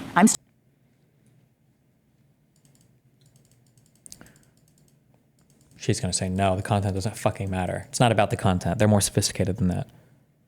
Oh, but it's the potential for the content to change in ways that could manipulate Americans. I'm curious how she responds to the... Still struggling with your insistence that this is content neutral versus content based when we have that kind of circumstance. The reason that I am continuing to try to hold the line on that is because there is nothing in the act that would directly dictate any different mix of content on TikTok. The U.S. subsidiary could use the same algorithm, show the same content by the same users in exactly the same order. It's not about trying to interfere with the U.S. subsidiary's exercise of editorial judgment in any relevant sense. Instead, all Congress was doing was homing in on the problems of having a foreign adversary be able to interject itself and be able to harvest but the data. But your friends on the other side say that the motivation for doing that is because the foreign adversary might influence or change the content. So content matters, doesn't it? I think that content was relevant to Congress's concern about an adversary having control over the communications channel. Ooh, that's a big admission, no? Maybe. I think not, again, because of any particular concern about viewpoints or subjects. But isn't that relevance enough to trigger at least some scrutiny, with a heightened scrutiny from the standpoint of our legal tests? Heightened scrutiny is not a word for intermediate scrutiny, I think. I certainly understand that intuition, and if the court thought that it were prudent to simply try to rule narrowly here and not dictate broader First Amendment principles, we have no problem with the court assuming that heightened scrutiny applies. We think the law easily satisfies it. We do think that intermediate scrutiny is a more appropriate framework for this kind of law that's not directly targeting protected speech. But in any event, there's a compelling national security interest here, and the law isn't just narrowly tailored, it's precisely tailored. It's trying to fix the thing that's creating the problem, which is the PRC's involvement and the Chinese government's ability to exercise this control over the corporate entities. How are we supposed to think about the two different rationales here and how they interact? The data collection rationale, which seems to me at least very strong. The covert. Yeah, fuck. The intermingling of these two makes this so hard. Because the data collection thing is easier to understand, although the way the legislation is written doesn't seem to speak to that much. But this other thing, this content implication, it changes this significantly, I think.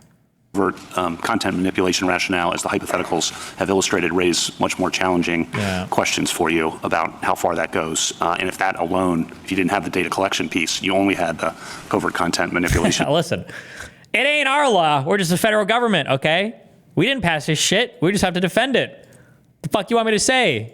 Piece. And then Mr. Fisher's point, Mr. Francisco's, that Congress would not have enacted this just based on the data collection rationale alone? Just your understanding of how the two arguments fit together. Sure, and let me walk through our defense of the data protection rationale and why we think it's a full justification for this law, and the court could stop there and then be responsive to their arguments that somehow the interest in preventing covert manipulation somehow taints it. So just on data protection, I think that it should be beyond dispute that, of course, our nation has an enormous interest in keeping the sensitive data out of the hands of our foreign adversary, and it should also be beyond dispute that our foreign adversary has an existing capability through its laws and through the way that these companies are integrated to get its hands on that data. There is no question that Congress was sincerely motivated by that concern. There's a whole lead up to the statute here where the executive branch across 2 different presidential administrations was expressing concerns about the data problems. Congress was extensively briefed on those problems. It passed a companion data protection statute at the same time that was intended to prevent selling data to foreign adversary nations. The statute is shot through with protections that I think are key. Oh, she's bringing up that statute. So this was the one initially I was like, why didn't Congress try to do this? And then we looked it up and Congress had passed this, and now she's referencing that. This is a big thing, I think, yeah.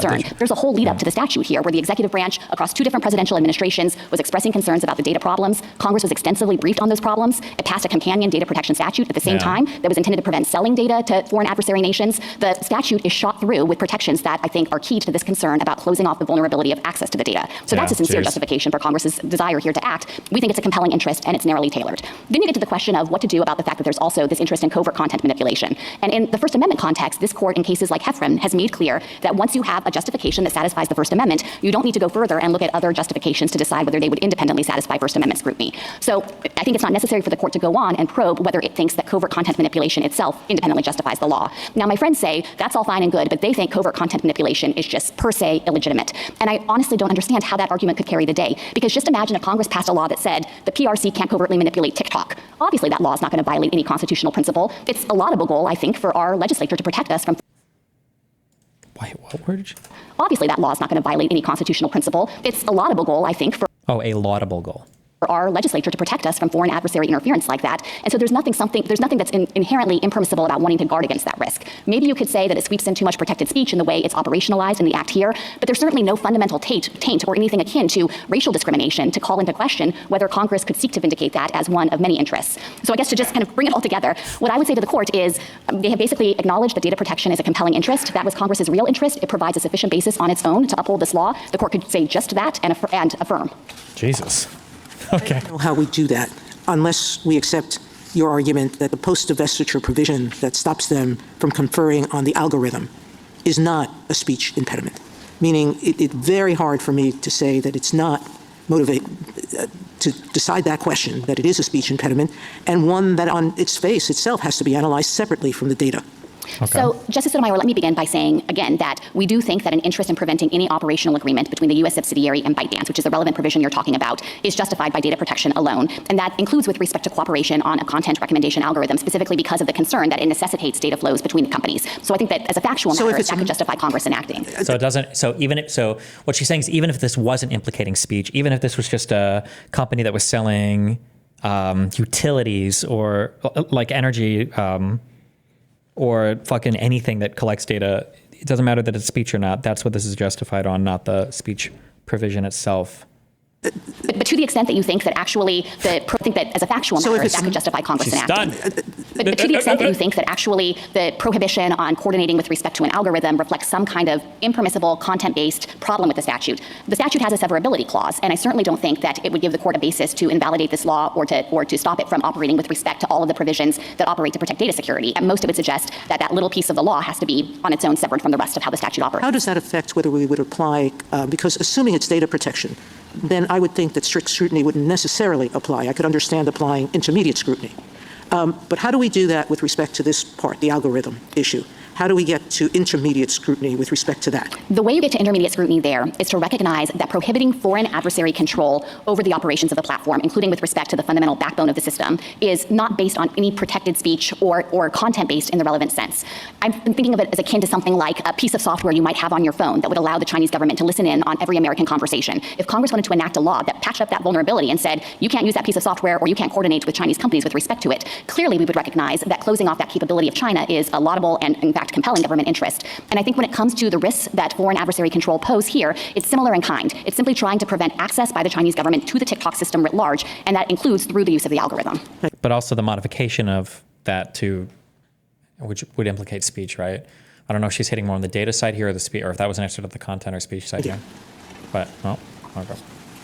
Could the president say that we're not going to enforce this law? I think it's Is this the meme hour now where we just ask like our own personal curiosities or what? Could the president say that we're not going to enforce this law? I think as a general matter, of course, the president has enforcement discretion. Would that then adequately, would that be binding? In other words, protect the regulated community so they could rely on that under due process principles going forward? That raises a tricky question. So I think there would be then a it's not strong. Be adequate, right? Well, I think there is a strong due process argument that the third-party service providers could invoke if there were enforcement action based on a period of time when the president said the law wouldn't be enforced. The kind of They're not going to take case, that risk unless they have the assurance that a presidential statement of non-enforcement is, in fact, something that can be fully relied on because the risk is too severe otherwise, right? I think the due process implication is that if the president were to say, I'm not going to enforce this law, and then a company were to begin engaging that behavior, another president couldn't just come and say, I am enforcing the law. Ah, give a fuck, boo! I think that would be a due process violation, I think. That they might judge that based on this court's precedent in the due process space and principles of entrapment by estoppel, maybe they have a sufficient safeguard here to allow them to continue to operate. I would think even before a non-enforcement policy were announced, of course, the president-elect would want to review all of the updated national security information that has come in over the last 4 years that undergird Congress's judgment here. But the final thing I would say is that even if you think the third-party providers are simply going to choose not to continue to provide these services because it's too much of a risk to take on, again, that's not anything permanent or irrevocable, and that might be just what the PRC and ByteDance need to start taking seriously some of the public reporting about interest in acquiring the company. At one point, Mr. Francisco suggested that what we might want to do and what he would regard as certainly preferable to a decision affirming on the merits is to issue an injunction pending, I guess, consideration of what we now regard as the cert petition that was filed here. What do you think of that suggestion? So I think this court doesn't have any basis to enter a temporary injunction unless it thinks petitioners are likely to succeed on the merits of the First Amendment claim. And to be honest, I think that there is no argument to be made that you should find that likely success. This is an act of Congress. This isn't some unilateral action by the executive branch, but it actually was action in parallel between the executive and Congress, where Congress took action to close up a loophole in some of our laws. The executive had tried to force divestiture of TikTok under the Trump administration, but that had gotten tied up in litigation about those authorities. So Congress came in and provided additional authority based on a substantial record, including with respect to the data harm. And I don't see any basis for this court to displace the deadline that Congress set without finding that actually there is a potential First Amendment problem here. Do you think we have the authority to issue an administrative stay, as we have done in other cases, or do you think that the January 20 deadline prohibits us from doing that? An administrative stay. What is that? Administrative stay.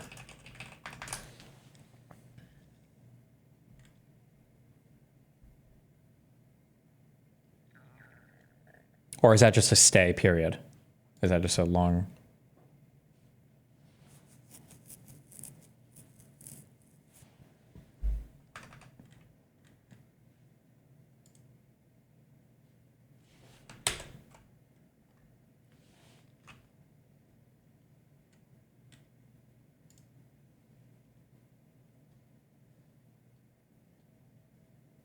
Oh, okay.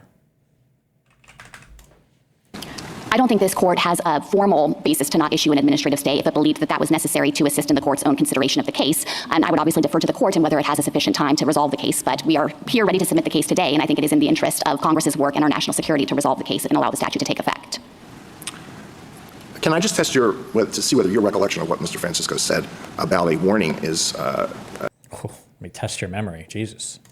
Consistent with mine. I did not hear him say, he can address this in rebuttal, that it would be acceptable to his client if Congress had said there has to be a stark warning on every TikTok, such as, warning, Communist China is using TikTok to manipulate your thinking and to gather potential blackmail material. Did you hear him say that that would be okay? I don't think he's made that concession, but even if he had, I don't think that would address the government's national security concerns. And one of the points here is that it's not just data privacy. So even if you could somehow put users on notice that the PRC could obtain their data and they choose to disregard that, it's not a data privacy interest, it's a national security interest. There's a distinct sovereign harm to the United States if our foreign adversary can collect this massive data set about 170 million Americans. And as Justice Kavanaugh touched on, there are a lot of teenagers using TikTok today who might ignore a warning like that and not really care, but they're going to grow up and they might become members of our military. They might become senior government officials. And for the Chinese government to have this vast trove of incredibly sensitive data about them, I think obviously exposes our nation as a whole to a risk of espionage and blackmail. I did want to touch briefly on the questions about history and tradition here, because my friends have said several times that the Communications Act of 1934, which we think is roughly analogous to the type of restriction that Congress was seeking to enact. No one even asked her a question.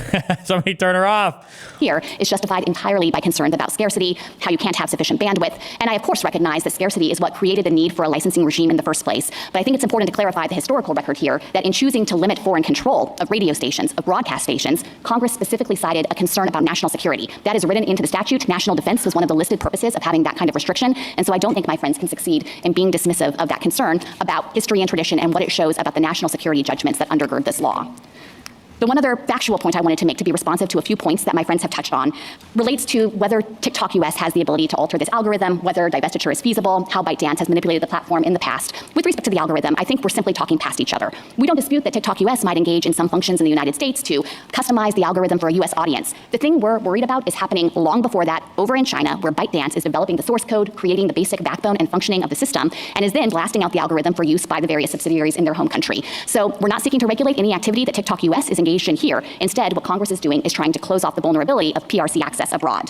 With respect to the feasibility of divestiture, my friends have said it would have been impossible to do this within 270 days. At the outset, obviously, there's no inherent impediment to divesting a social media company. We just saw Elon Musk buy X or Twitter in about 6 months from offer to completion. And even with respect to this particular company, I think my friends are not well positioned to complain about the timeline because they've been on notice since 2020 that unless they could satisfy the federal government's national security concerns, divestiture might be required. But in any event, I don't think that the court should fault Congress for trying to balance competing interests here in making sure that there was a period for compliance and trying to preserve access to the platform for Americans while taking steps to safeguard against the risk to national security. Finally, with respect to the question of whether ByteDance has taken action on the PRC's demands, there is evidence in the record that Congress consulted to demonstrate that outside of China, ByteDance has taken action to misappropriate data at the PRC's request. That included efforts to track dissidents in Hong Kong, protesters there, to track Uyghurs in China itself. We know that ByteDance has misappropriated U.S. data with respect to surveilling of U.S. journalists, and there was evidence in the record reinforcing the conclusion that ByteDance has been asked by the PRC to undertake efforts to censor content and manipulate the platform at the behest of the Chinese government. So I don't think there is a factual basis to dispute the record that Congress had before it. If the court has no further questions. Jeez, okay. General, if I understood correctly, under President-elect's first term, he passed an executive order requiring divestiture, correct? That's right. And this, that was challenged in court and state as a result of him exceeding his executive power to do that.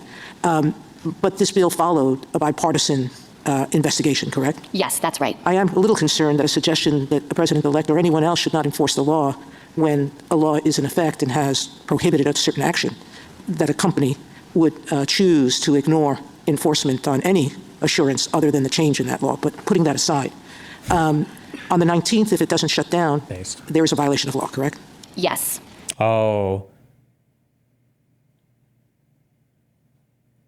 I wonder if Sotomayor is going to ask, if they violate the law on the 19th and then a new president comes in and just like makes the exception or whatever, are they cool under that, or do they still have to pay those penalties, or what will the government do? Maybe I don't know. I wonder I don't know where she's going, Leslie.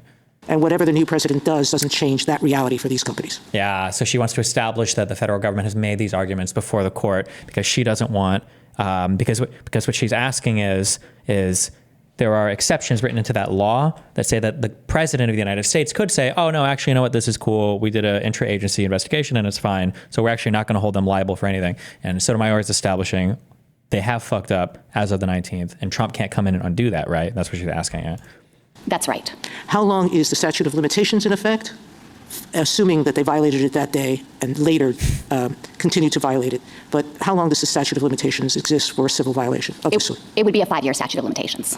Thank you. Ooh, so it would be a 5-year statute of limitations, meaning that a government can come in afterwards. The next president, even beyond Trump, could still get TikTok for these civil violations. Yeah. Thank you, counsel. A rebuttal? A rebuttal. 6 minutes left in this video. All right.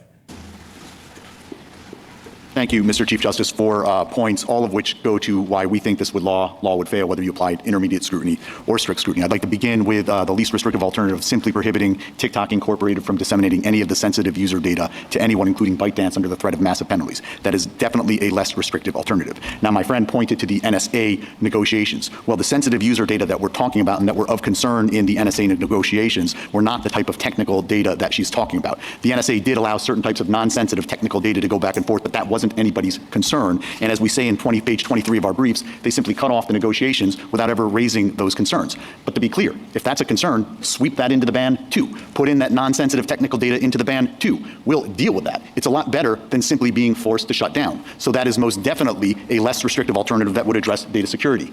We talked about the under-inclusiveness and Temu and Shein, the two large e-commerce sites. Justice Kagan, you might have seen Temu during the Super Bowl. It was heavily advertised. It's one of the most popular e-commerce applications in the United States. It's got 70 million users. Justice Sotomayor, you were asking what they collect. This is from Joint Appendix 3. This is the one argument I don't think I heard addressed by the solicitor, by the United States government, is why were there carve-outs for other types of businesses?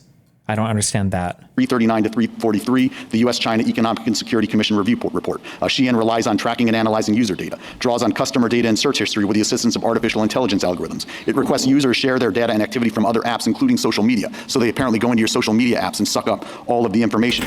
Because they're e-commerce apps, they take names, addresses, and credit card information. If you look at the privacy policies on their website, they collect location data. It looks like they might even collect, at some level, GPS location data. So they collect massive amounts of data.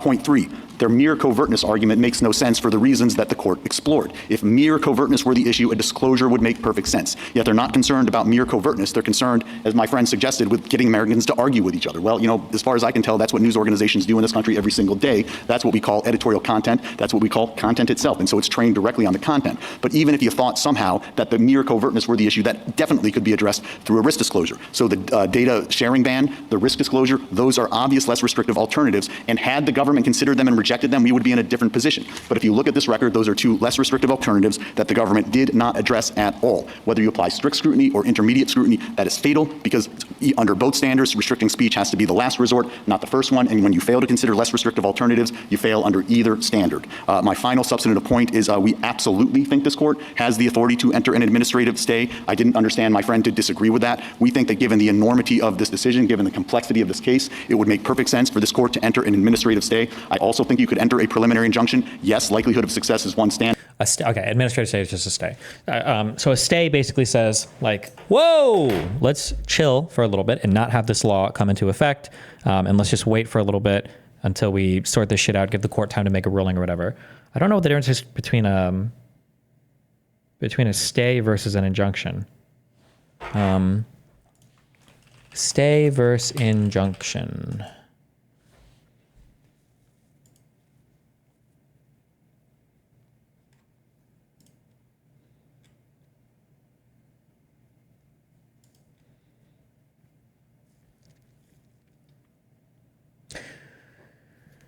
Both an injunction and a stay are judicial forms of relief that a lawyer can seek on behalf of their client to protect their interests vis-a-vis another party, but they are not the same. The key difference between them is important if you lawyers, that's you guys in chat, who are going to become lawyers who can donate me all your money, are mulling which one to employ as you advocate for your client. An injunction is a court order or judgment that prohibits, i.e. enjoins a person or entity from doing something.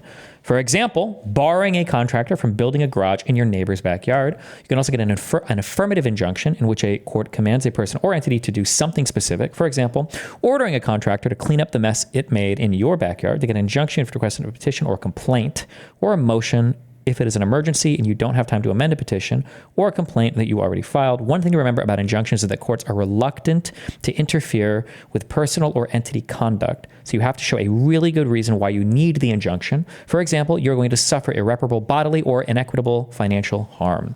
A stay is a court order that pauses the process of an action that is already pending, which you started for your client by filing a petition or complaint. Stays are usually granted pursuant to a statute or rule. For example, when a client files a bankruptcy petition, any other cases pending against him or her are automatically stayed.